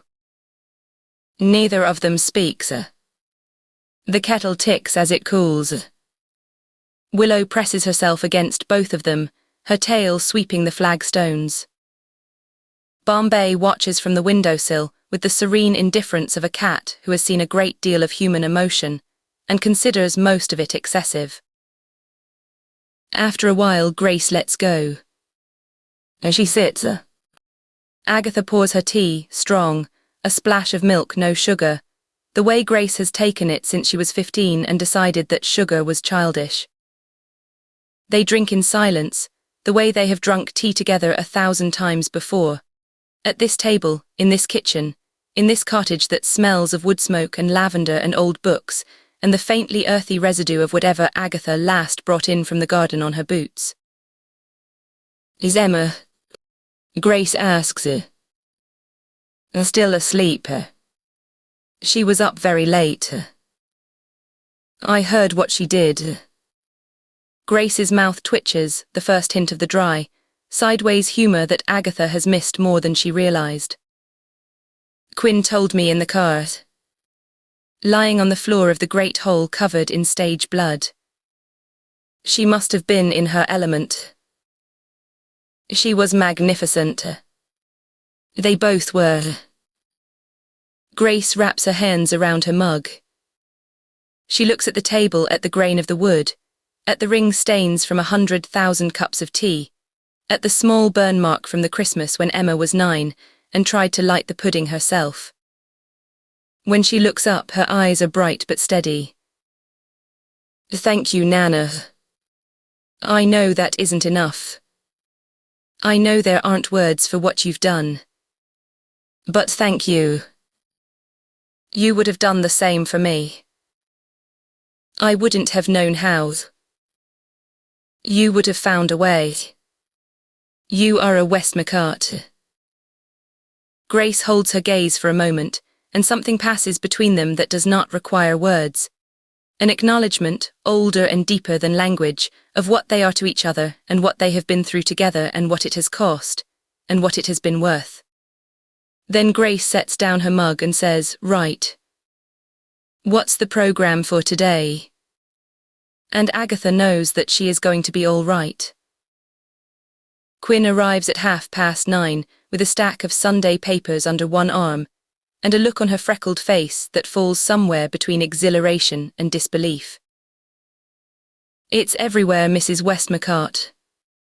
The Times, the Guardian, the Telegraph. Even the Mails. And the BBC rang the festival office at 7 wanting a comment. What did you tell them? That the curator was unavailable, and that the festival's final day would proceed as scheduled. That was exactly right. Well done. Of course, it's all over the internet, which is where it's really quite mad, but I thought you would appreciate the hard copy media, so I brought a selection. Agatha resists the urge to smile. She has never heard old-school print newspapers described as the hard copy media, but she supposes that to someone like Quinn, who has never known a world without internet, these piles of printed woodpulp sheets must seem quaint and ancient. As must I, she thinks. Quinn spreads the papers on the kitchen table. The headlines are variations on a theme: Murder SOLVED 80 Literary Festival, Killer Unmasked in Dramatic Country House Gathering, Village Book Fair BCOMES Scene of Real-Life Mystery. And these days the broadsheets are just as breathless as the tabloids, articles of measured consideration being the rare exception rather than the norm, but the fascination is the same. Almost all of the pieces mention Garth-on-Wye by name, describe the festival in generous detail, quote named as well as unnamed publishing professionals and celebrity authors who speak in warm terms about the village and its literary culture. Agatha reads none of them. She folds the papers into a neat stack and sets them on the sideboard. The programs. Quinn consults her clipboard. She has taken to carrying one in imitation of Grace, and the sight of it makes Grace smile into her mug. Morning panels until 12. Children's reading at 10:30 in the orangery, fully booked, standing room only. Awards ceremony and luncheon at 1 in the Great Hall. Your closing address at 2:30. Then we have work to do. Emma appears in the kitchen doorway at 10, her hair in a state that suggests recent combat with a pillow, wearing one of Grace's old jumpers that falls to her knees. She sees Grace at the table and stops. Her face does several things in quick succession: surprise, relief, a flash of something fierce and unguarded that she immediately suppresses, and then she crosses the kitchen and puts her arms around her cousin, twice removed, and holds on, briefly and hard, and lets go. You look terrible, Emma says. Thank you. There's stage blood on my best jeans. Quinn says it doesn't come out. I'll buy you new jeans. You'd better. Emma pulls out a chair, sits, and reaches for the toast rack. Is there marmalade? Agatha watches them, her granddaughter and her great-granddaughter, sitting at her kitchen table, talking about marmalade in the morning light, and she thinks that if she were to die at this moment, she would die content. She does not say this. She passes the marmalade. The great hall is full.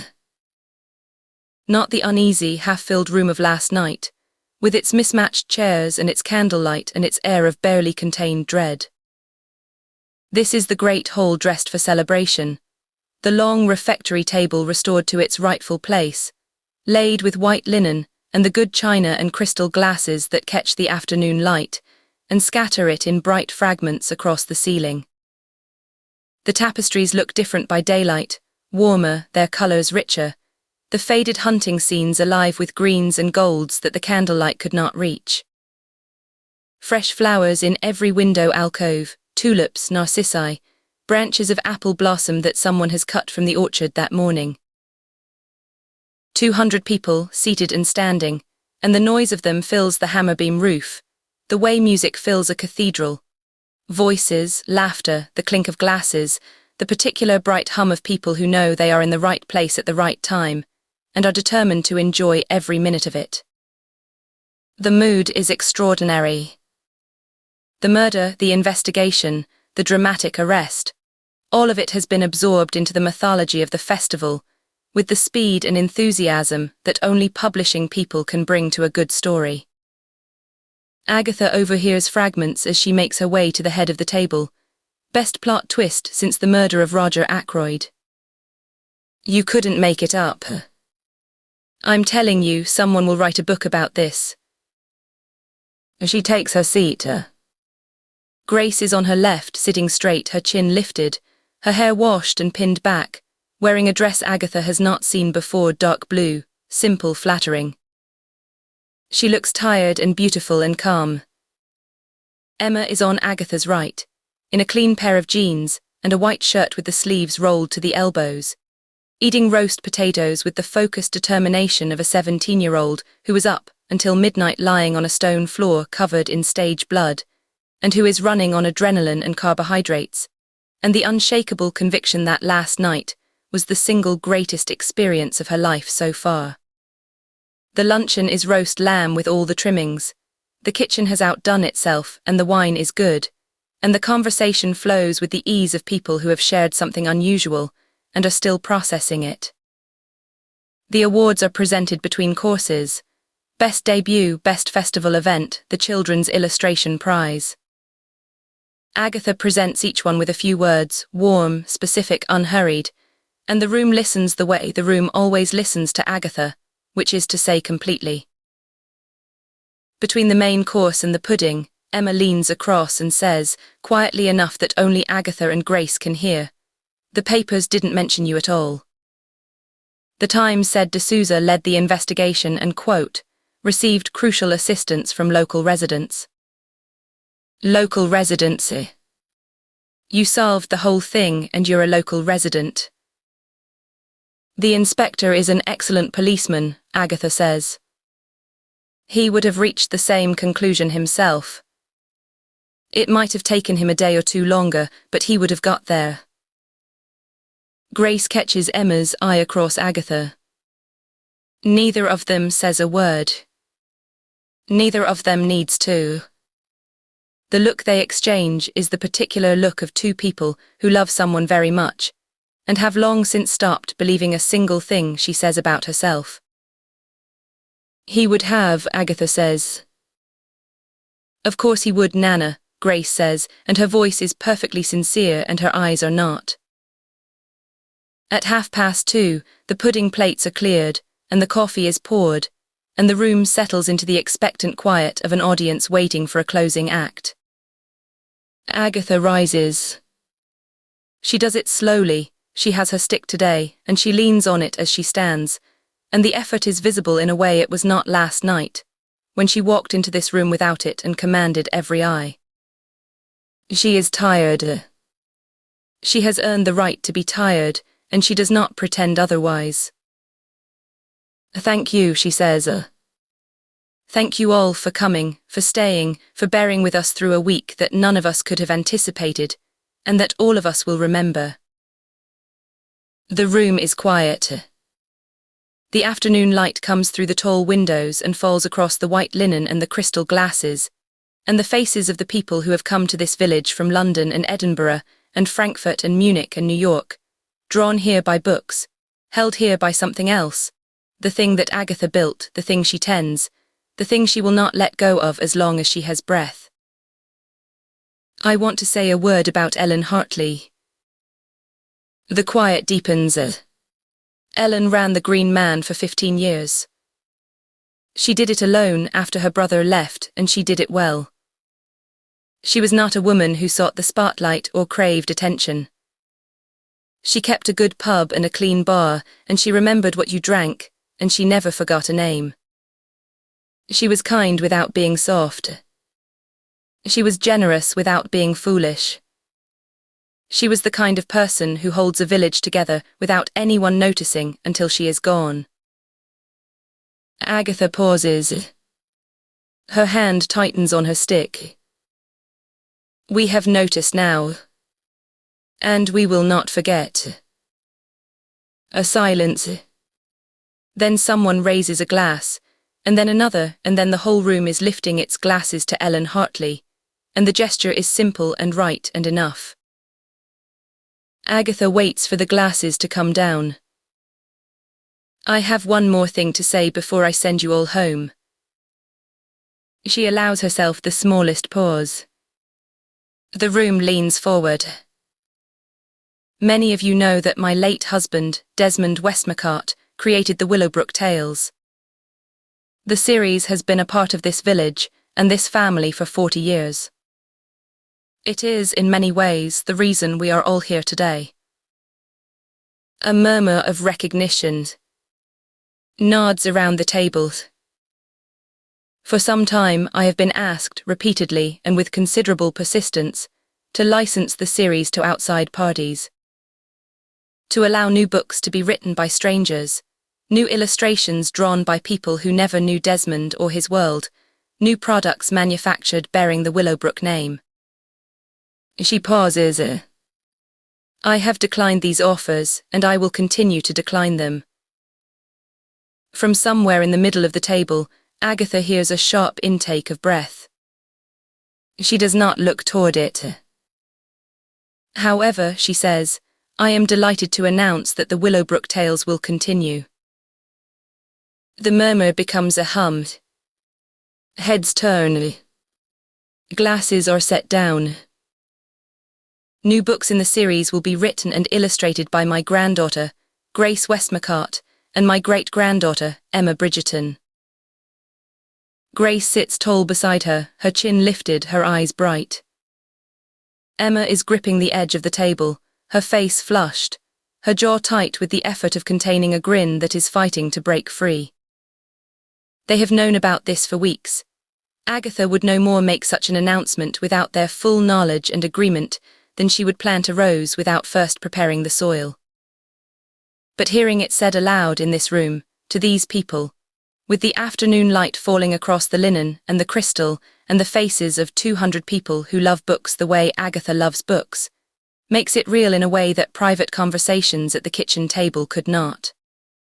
The new books will be published by an independent imprint owned by the Westmacott Trust, distributed directly to the trade and to online booksellers. And all royalties, every penny, will go to charitable causes in developing countries. The room erupts. Not the shocked eruption of last night, but something warmer and brighter and full of genuine delight, applause, the banging of hands on the table, someone whooping at the back. The kind of spontaneous, generous noise that publishing people make when they hear something that reminds them why they got into the business in the first place. The applause is still rolling when a chair scrapes back violently near the middle of the table. Sloane Mercer is on her feet. She is immaculate, black dress, heels, hair pinned back with surgical precision, every line of her sharp and controlled. She has been seated between a literary blogger from Berlin and the children's publisher from Munich, both of whom are now leaning away from her, with the instinctive recoil of people who have sensed that something is about to happen and want no part of it. You can't be serious. Her voice cuts through the applause like a blade through silk, and the applause dies as though someone has thrown a switch. I could have gotten you millions. Millions of dollars. I had buyers lined up. I had a team ready to go. I had the deal of a lifetime on the table, and you're giving it to... She gestures toward Grace and Emma with a sweep of her hand that takes in everything she considers beneath her. The village, the festival, the trust, the family, the entire enterprise of doing things quietly and well, and for reasons that have nothing to do with money. You're 100 years old. You're a gardener. You don't even have an agent. I do not need an agent, Agatha says. I have a solicitor. Sloane's face darkens. She takes a step forward, and for a moment the room tenses, 200 people holding their breath, the literary blogger reaching instinctively for the water jug, the publisher from Munich pouring himself more wine with the studied calm of a man who has attended the Frankfurt Book Fair for 30 years and is no longer surprised by anything. Then the doors at the far end of the hall open, and 2 uniformed constables walk in. They are not D'Souza and Finn. D'Souza and Finn are in Hereford processing Callister Drake, building the case that will hold. These are local officers, a man and a woman, and they move through the room with the quiet purpose of people who know exactly where they are going and who they are going to see. Sloane Mercer. The woman officer says. Sloane spins. What? Miss Mercer, I am arresting you on suspicion of perverting the course of justice and attempting to blackmail a witness. You do not have to say anything, but it may harm your defense if you do not mention when questioned something which you later rely on in court.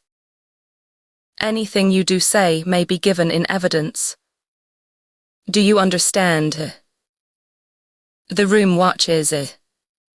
The literary blogger has taken out her phone. The publisher from Munich takes a sip of his wine. Sloane opens her mouth. Closes it. Opens it again. For a moment she looks as though she might scream, might lunge, might overturn the table, and then something in her collapses, the way a building collapses when the last supporting wall gives way, not all at once but in a slow, irreversible folding inward, and what is left is a woman in a black dress with her hands at her sides, and her face white and her mouth a thin, hard line. They lead her out. She does not go quietly. There are words, sharp and ugly, flung over her shoulder at Agatha and Grace and the room at large, but the officers are practiced and patient, and the doors close behind them and the words are cut off, and what remains is the silence they leave behind, which is not silence at all but the held breath of 200 people trying to decide what just happened. The publisher from Munich raises his glass. To Garth-on-Wye, he says, the most beloved literary festival in the world. The room lifts its glasses. The laughter, when it comes, is warm and relieved and slightly giddy. The laughter of people who have been through something extraordinary and have come out the other side and are ready at last to simply enjoy themselves. Agatha sits down. The noise of the room swells around her, conversations resuming at twice their former volume, chairs scraping, someone calling for more wine, and she lets it wash over her the way warm water washes over tired limbs. Emma leans across. Her eyes are bright and her voice is dry, and there is a small, satisfied smile on her face that makes her look, for a moment, exactly like her great-grandmother. I thought she was going to flip the table. She very nearly did. Serves her right. Emma picks up her fork, retrieves the last roast potato from her plate, and eats it with the uncomplicated satisfaction of a person who has watched justice delivered and found it adequate. Grace catches Agatha's eye. She does not speak. She reaches under the table and takes Agatha's hand and holds it, firmly, the way you hold something precious that you have come very close to losing. And Agatha holds back, and neither of them lets go, and the room roars around them with warmth and wine and laughter and the bright, irrepressible noise of people who love books, and it is enough. Chapter 29. The long table in the great hall has been extended to its full length for the first time since Christmas, and it is still not quite long enough. Agatha watches from her chair at the head as the room fills. They come in waves, the way her family has always come, not in orderly succession, but in a tumbling, overlapping tide of arrivals, each one bringing noise and warmth, and the particular chaos that attends any gathering of people who are related to one another and have opinions about parking. Julian is first through the door, as he always is, because Julian has never in 75 years been late for a meal. He is tall and thin and slightly stooped, with his father's gentle, distracted manner and a hearing aid in his left ear that he claims not to need and frequently turns off when the conversation fails to interest him. He is carrying the carving knife and the steel, because he has carved the Sunday roast at Twistleton Hall for 40 years and regards this as both a privilege and a sacred trust. And he kisses Agatha on the top of her head as he passes and says, "Something smells magnificent," and goes straight to the kitchen to inspect the lamb. His wife Priya follows, bearing a dish of her mother's recipe for aloo gobi that has become as much a fixture of the Sunday table as the roast itself. She is small and quick, and has the quiet efficiency of a woman who raised 2 children while running a physiotherapy practice, and who has never in her life sat down when there was something useful to be done. She sets the dish on the sideboard, kisses Agatha on both cheeks, and is in the kitchen before Julian has finished sharpening the knife. May arrives with Colin, who has driven her from Hereford. May is 83, and her silver hair is pinned back, and she is wearing the green silk blouse that Agatha gave her for her birthday, and her reading glasses on their chain. And she moves through the room with the unhurried grace of a woman who has spent her whole life in this house, and knows every flagstone by heart.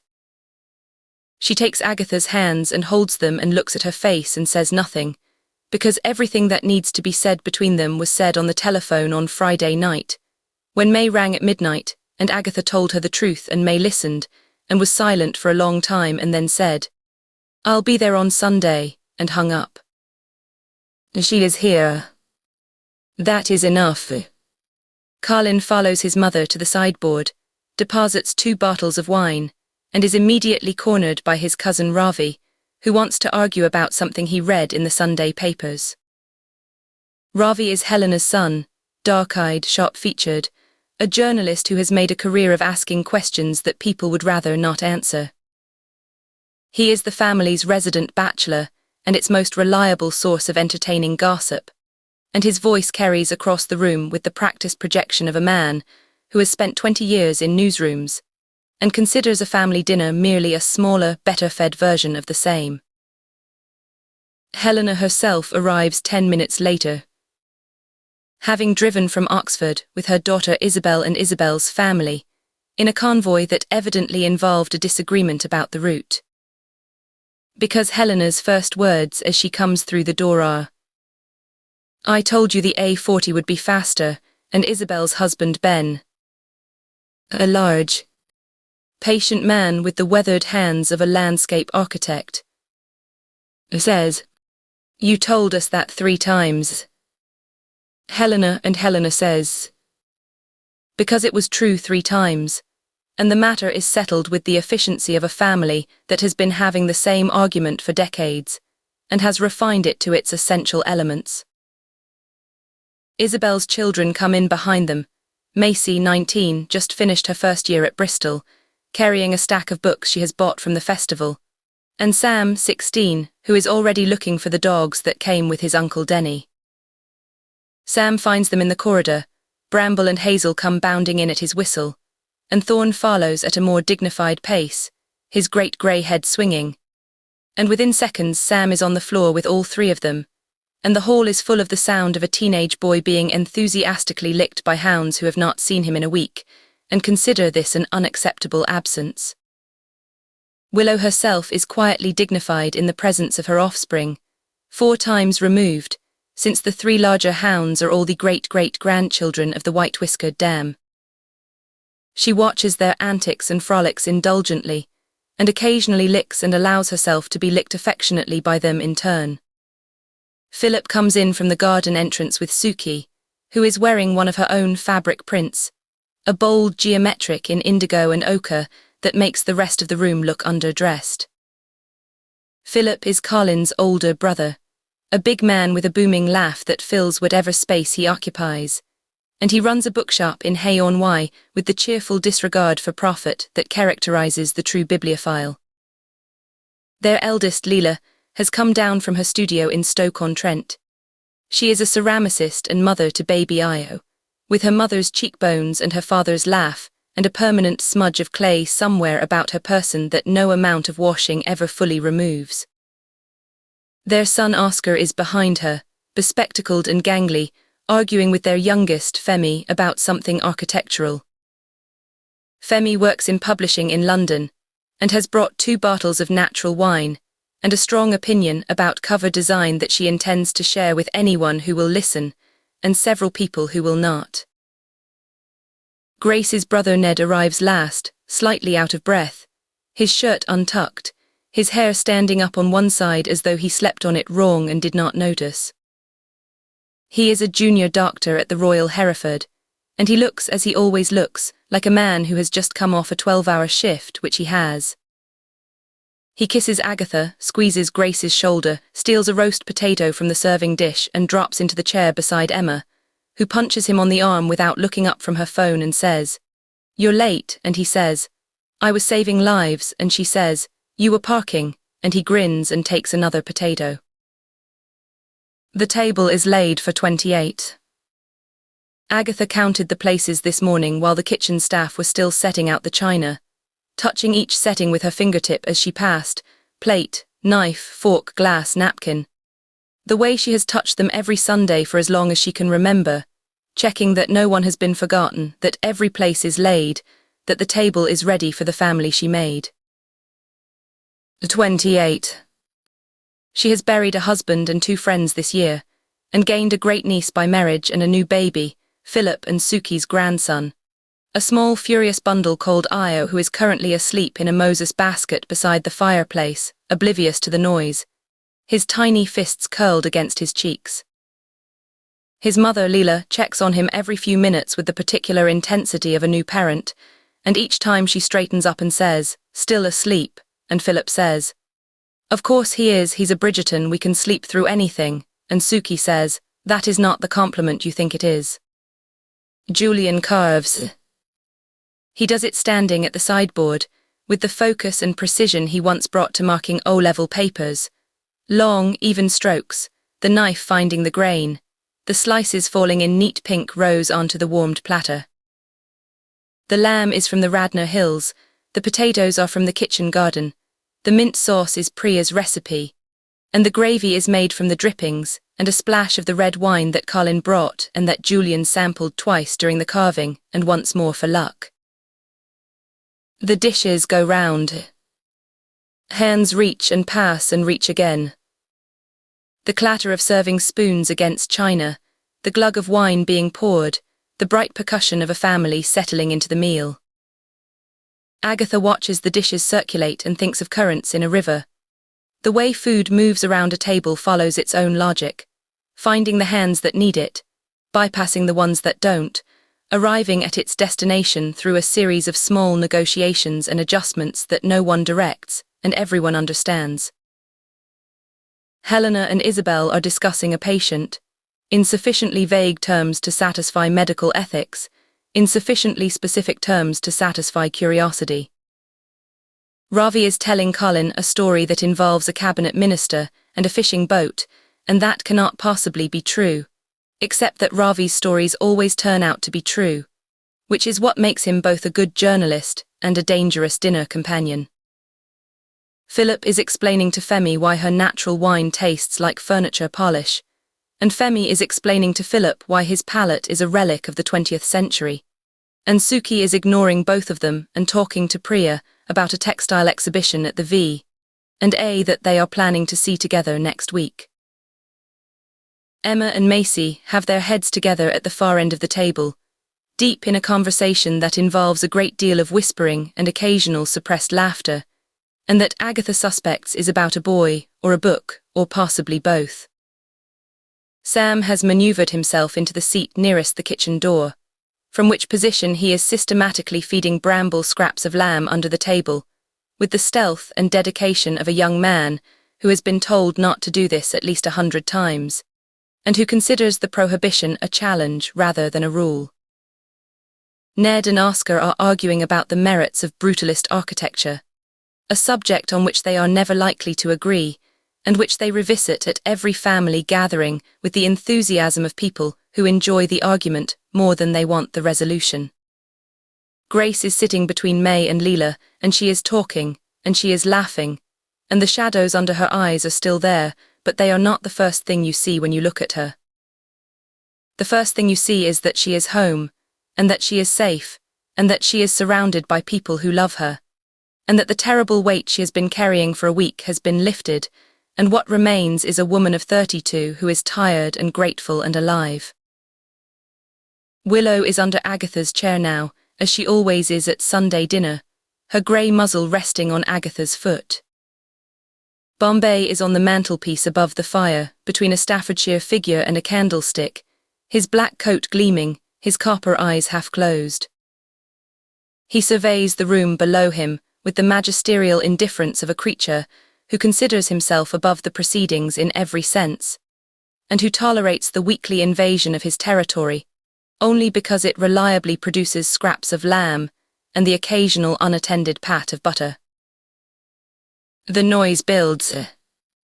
It always builds at this table as the wine goes round and the food is eaten and the family relaxes into itself, the volume rising by degrees, the conversations crossing and merging and splitting apart, the laughter coming more easily, the silences between the laughter growing shorter. It is the sound Agatha loves most in the world. Not music, not birdsong, not the particular hush of a garden at dawn, though she loves all of those. This, the sound of her family at her table in her house on a Sunday evening, with the fire burning and the candles lit and the dogs underfoot and the baby asleep by the hearth. She does not speak much. She does not need to. She eats her lamb and her potatoes and a spoonful of Priya's aloo gobi and drinks half a glass of the wine that Colin brought, and she listens, and she watches, and she lets the evening settle around her like a blanket. Julian catches her eye from the far end of the table and raises his glass to her. A private toast. She raises hers in return. He smiles, her son's smile, her husband's smile, the smile she has seen at this table for 75 years, and turns back to his conversation with Ben about the state of the orchard wall, which needs repointing and which they have been discussing since September and will continue to discuss, until one or both of them gets around to actually doing it. The pudding is apple crumble, made with fruit from the orchard and cream from the farm at the end of the lane, and brown sugar that has caramelized into a crust that shatters under the spoon. There are seconds. There are thirds. Sam attempts fourths and is restrained by his mother, who points out that he has already eaten enough crumble to sustain a small army, and Sam says that he is a small army, and Isabel says that is not the defense he thinks it is, and Ben laughs and passes him the cream anyway. The candles burn low. The fire settles. The conversation softens, the way it always does at this stage of the evening, the bright, competitive energy of the main course giving way to something warmer and slower, the family drawing closer around the table as the room grows dim, the voices dropping, the laughter quieter but deeper. Agatha sits at the head of the table with her hands folded in her lap, and Willow's muzzle warm on her foot, and the last of the candlelight moving across the faces of her children, and her grandchildren, and their children, and their children's children, and she thinks of the garden. She thinks of the garden because she always thinks of the garden, because the garden is the truest metaphor she knows for the work of a life. You prepare the soil. You plant the seeds. You water and weed and wait, and you do it again, and again and again, season after season, year after year. And most of what you do is invisible, and most of what you grow will outlive you, and that is the point. That is the whole point. The garden is not for the gardener. The garden is for everyone who comes after. She looks at Grace, who is leaning back in her chair with her wine glass cradled in both hands and a half-smile on her face, listening to something Leela is telling her.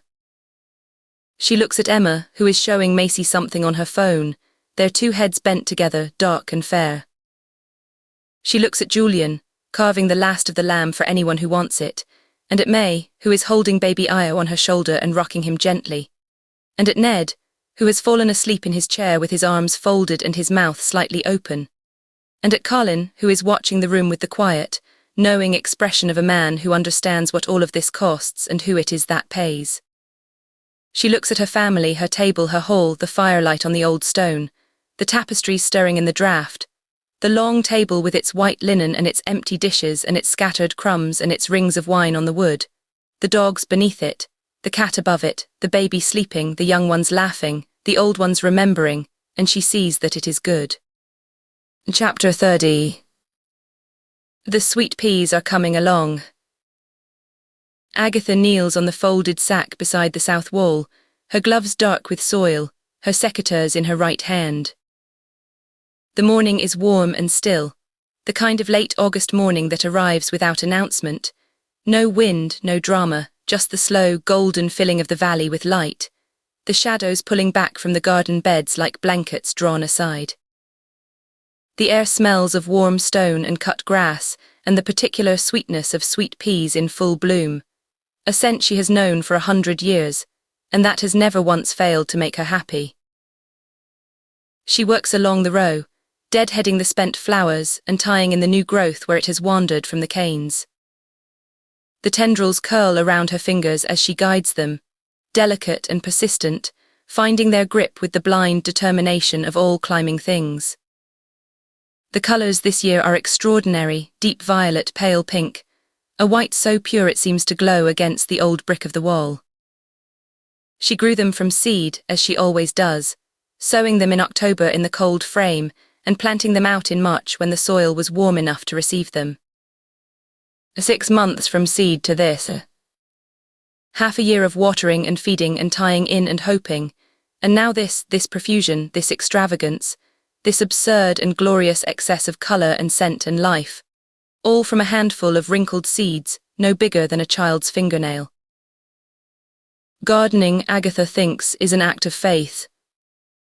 You put something small and unpromising into the dark, and you trust that the dark knows what to do with it. Most of the time, the dark obliges.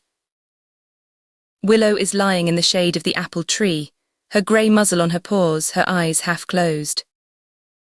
She is old. She has always been old, it seems to Agatha, old in the way of large, gentle dogs, who carry their age with a dignity that puts most humans to shame. But she is slower this summer than she was last summer, and the walk from the cottage to the garden gate takes longer than it used to. And on cool mornings, she is stiff in her hindquarters and Agatha has to help her down the step. They are growing old together, the woman and the dog at their own pace in their own time. Bombay is on the garden walls.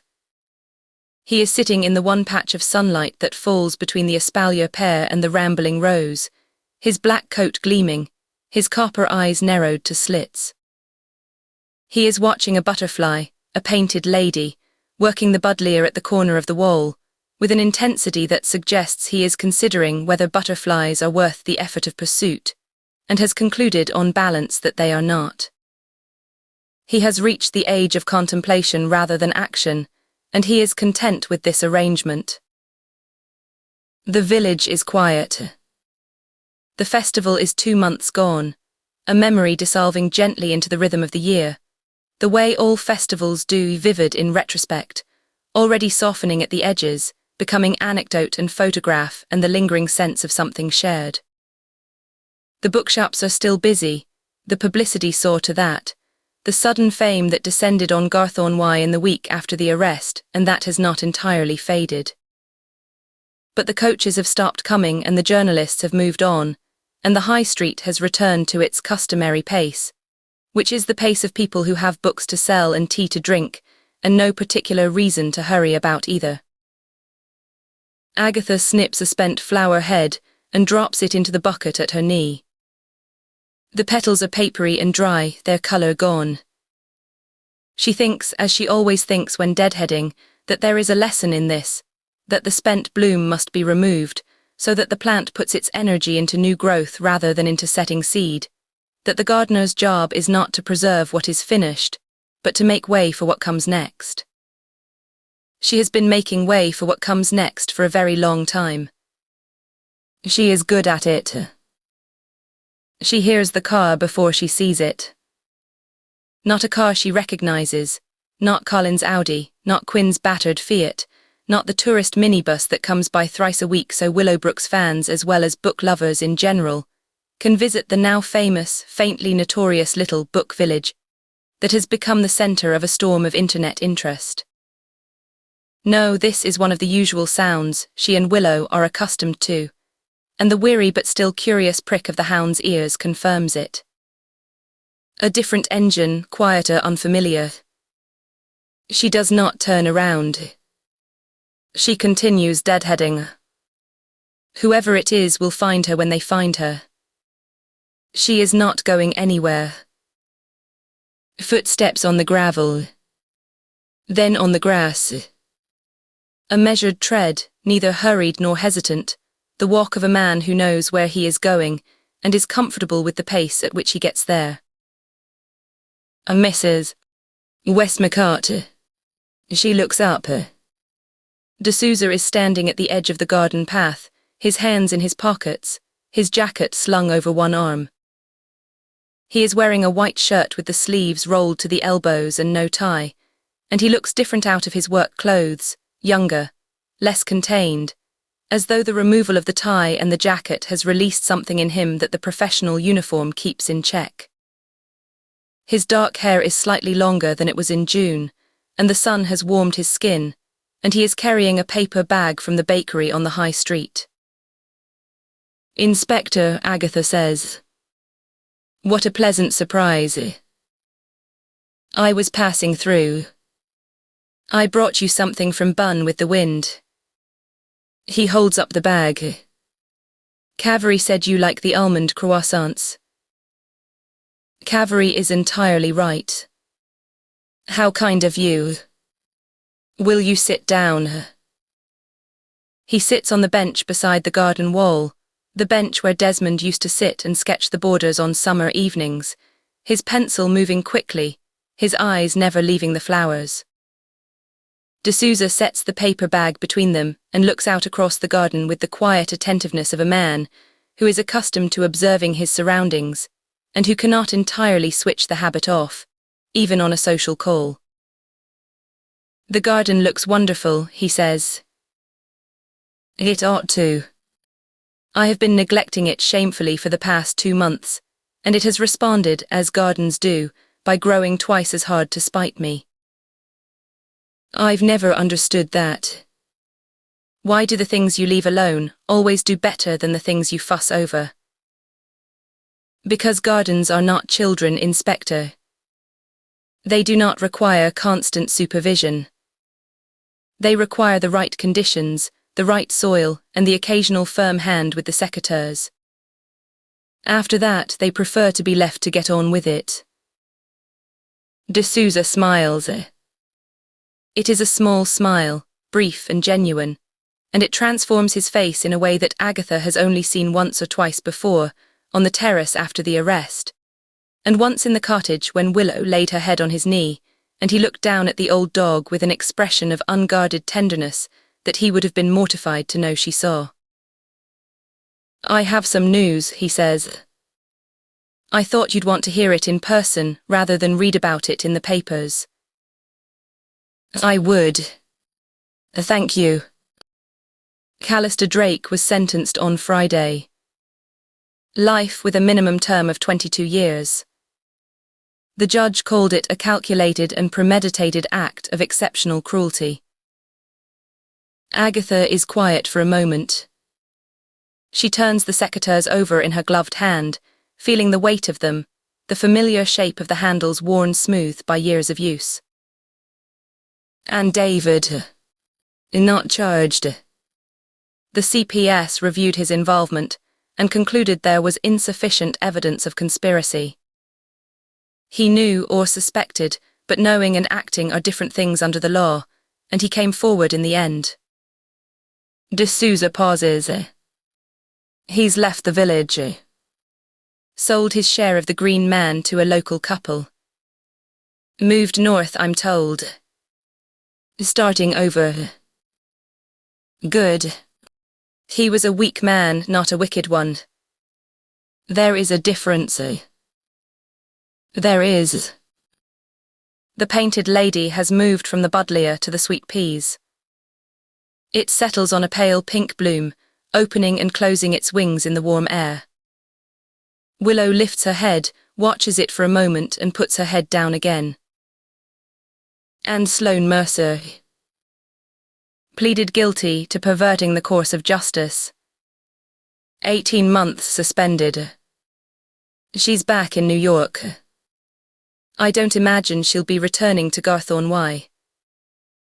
No, Agatha says.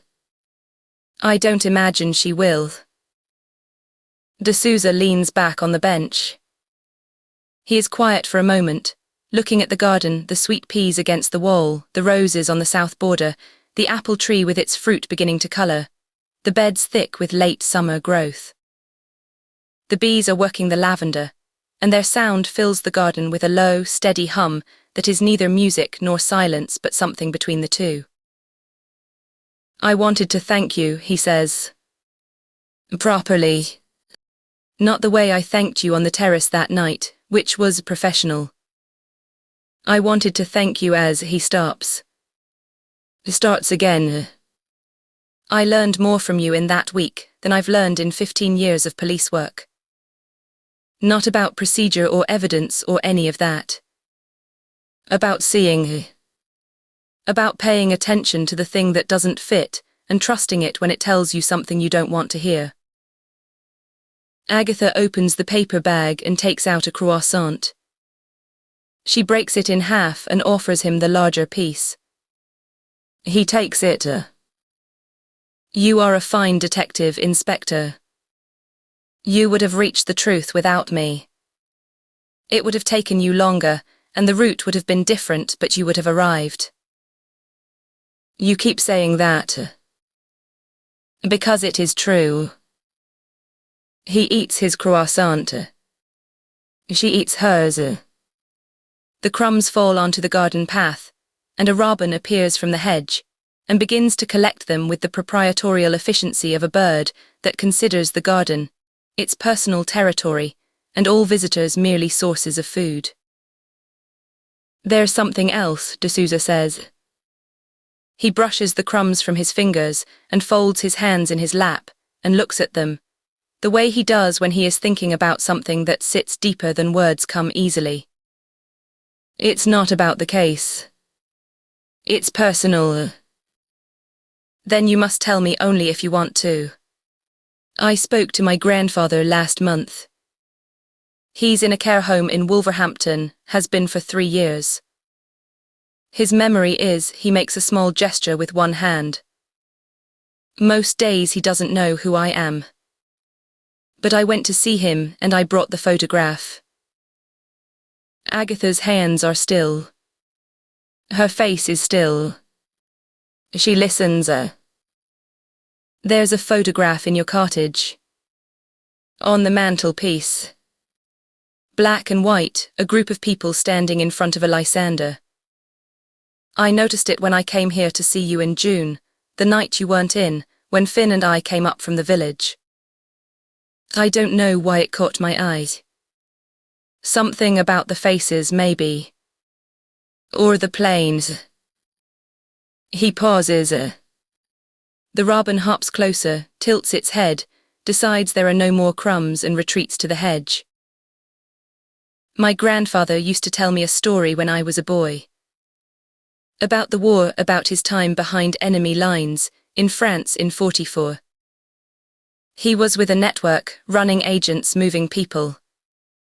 And there was a woman. A British agent, SOE he thought, though she never confirmed it. She found him after his group was ambushed, got him through 30 miles of occupied territory, got them both to the extraction point. He said she killed 3 Germans along the way. He said she did it with the calm of someone posting a letter. The garden is very quiet. The bees hum. The painted lady opens and closes its wings on the sweet pea. He never forgot her. He told me that story 100 times, and every time he told it, his voice changed when he talked about her. The way you talk about someone who saved your life, and who you never saw again, and who you think about every day for the rest of your life. D'Souza looks at his hands. I became a police officer because of that story. Because of her. Because I wanted to be someone who had that kind of courage, the courage to be alone in a dangerous place, and to do the right thing anyway, even when it might kill you. He is quiet for a moment. A wood pigeon calls from the orchard. Another answers. I showed him the photograph. He held it for a long time. His hands were shaking, they always shake now, but his face changed. He didn't recognize me that day, but he recognized something in that picture. And he pointed at one of the women, the young one with the dark hair, and he said her name. D'Souza looks up. His dark eyes meet Agatha's. He said her name was Eve. The garden holds its breath. The bees pause on the lavender. The painted lady stills its wings. Agatha looks at D'Souza. She looks at him with the same pale, steady gaze that she has turned on every person who has sat across from her in this garden, in this village, in 100 years of watching and listening and understanding, and she gives him nothing. No flicker of recognition. No softening of her expression. No meaningful pause. She gives him the face she has given the world for 80 years. The gardener, the caretaker, the humble old woman who tends her roses and drinks her tea and has never, to anyone's knowledge, done anything more remarkable than grow a very fine sweet pea. What a wonderful story, she says. Your grandfather must have been an extraordinarily brave man. He was. And the woman, Eve. She sounds remarkable. She was. He always said she was the bravest person he ever met. Then I hope she lived a long and happy life, Agatha says. And I hope she had a good garden. D'Souza looks at her. For a long moment his eyes search her face. The white hair, the lined skin, the cheekbones that age has sharpened rather than softened, the pale eyes that give nothing away and see everything. He is a detective, and he is good at his work, and Agatha can see the question forming behind his eyes. The question he will not ask, because he already knows the answer, and because some answers are better left unspoken, held in the silence between two people who understand each other and who do not need confirmation of what they already know. Thank you for the croissant, Inspector, Agatha says. And for the news. It is good to know that justice has been done. Thank you, Mrs. Westmacott. For everything. He stands. He picks up his jacket and folds it over his arm. He looks at the garden one last time. The sweet peas, the roses, the old wall, the old dog sleeping in the shade, and he nods, as though committing it to memory, and turns to go. She calls out to him. He stops. Turns back. Mrs. Westmacott. Agatha, she says. You can call me Agatha from now on. He looks at her. Something moves across his face, not surprise exactly, but the recognition of a gift being offered and the weight of what it means. He nods slowly, once, the way one person acknowledges another across a distance that has just grown smaller. Ash, he says. She nods. My regards to your granddad, Ash. He holds her gaze for a moment longer.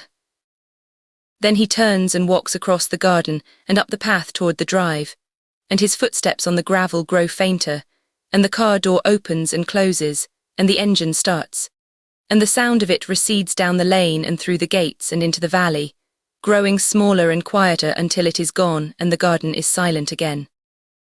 Agatha sits on the bench for a while.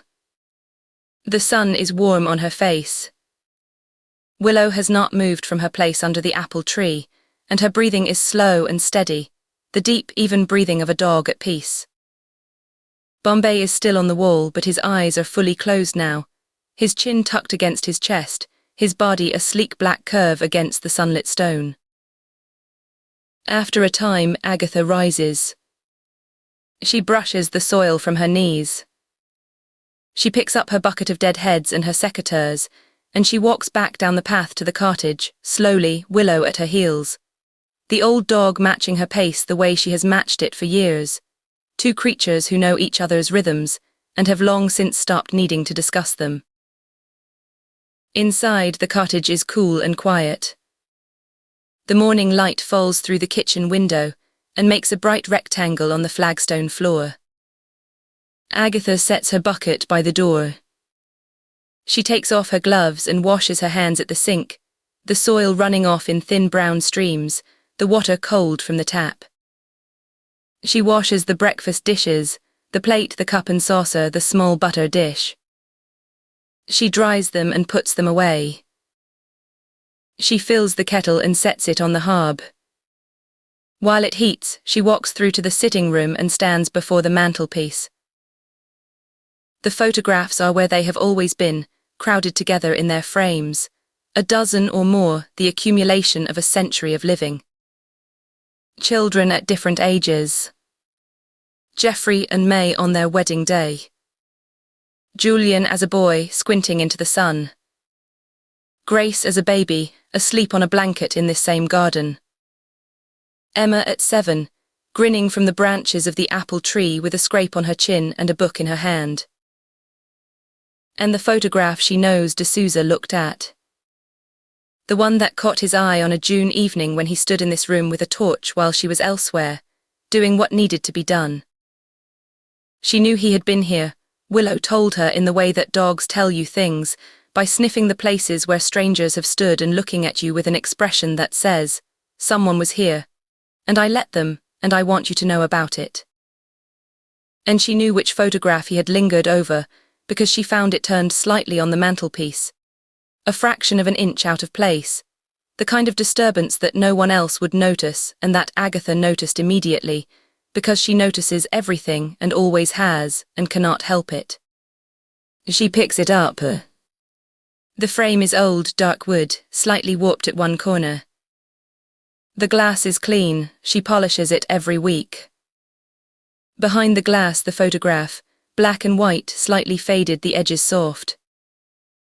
A group of 8 people standing in front of a Lysander, smiling, their arms around each other's shoulders. 5 men in flying jackets. 1 woman in uniforms. 1 man in civilian clothes. And 1 young woman in trousers and a heavy sweater, with dark hair pinned back from her face and a smile that is not quite a smile. That is, instead, the expression of a person who has done something extraordinary and knows it, and will never speak of it, and is content with that arrangement. Agatha turns the photograph over.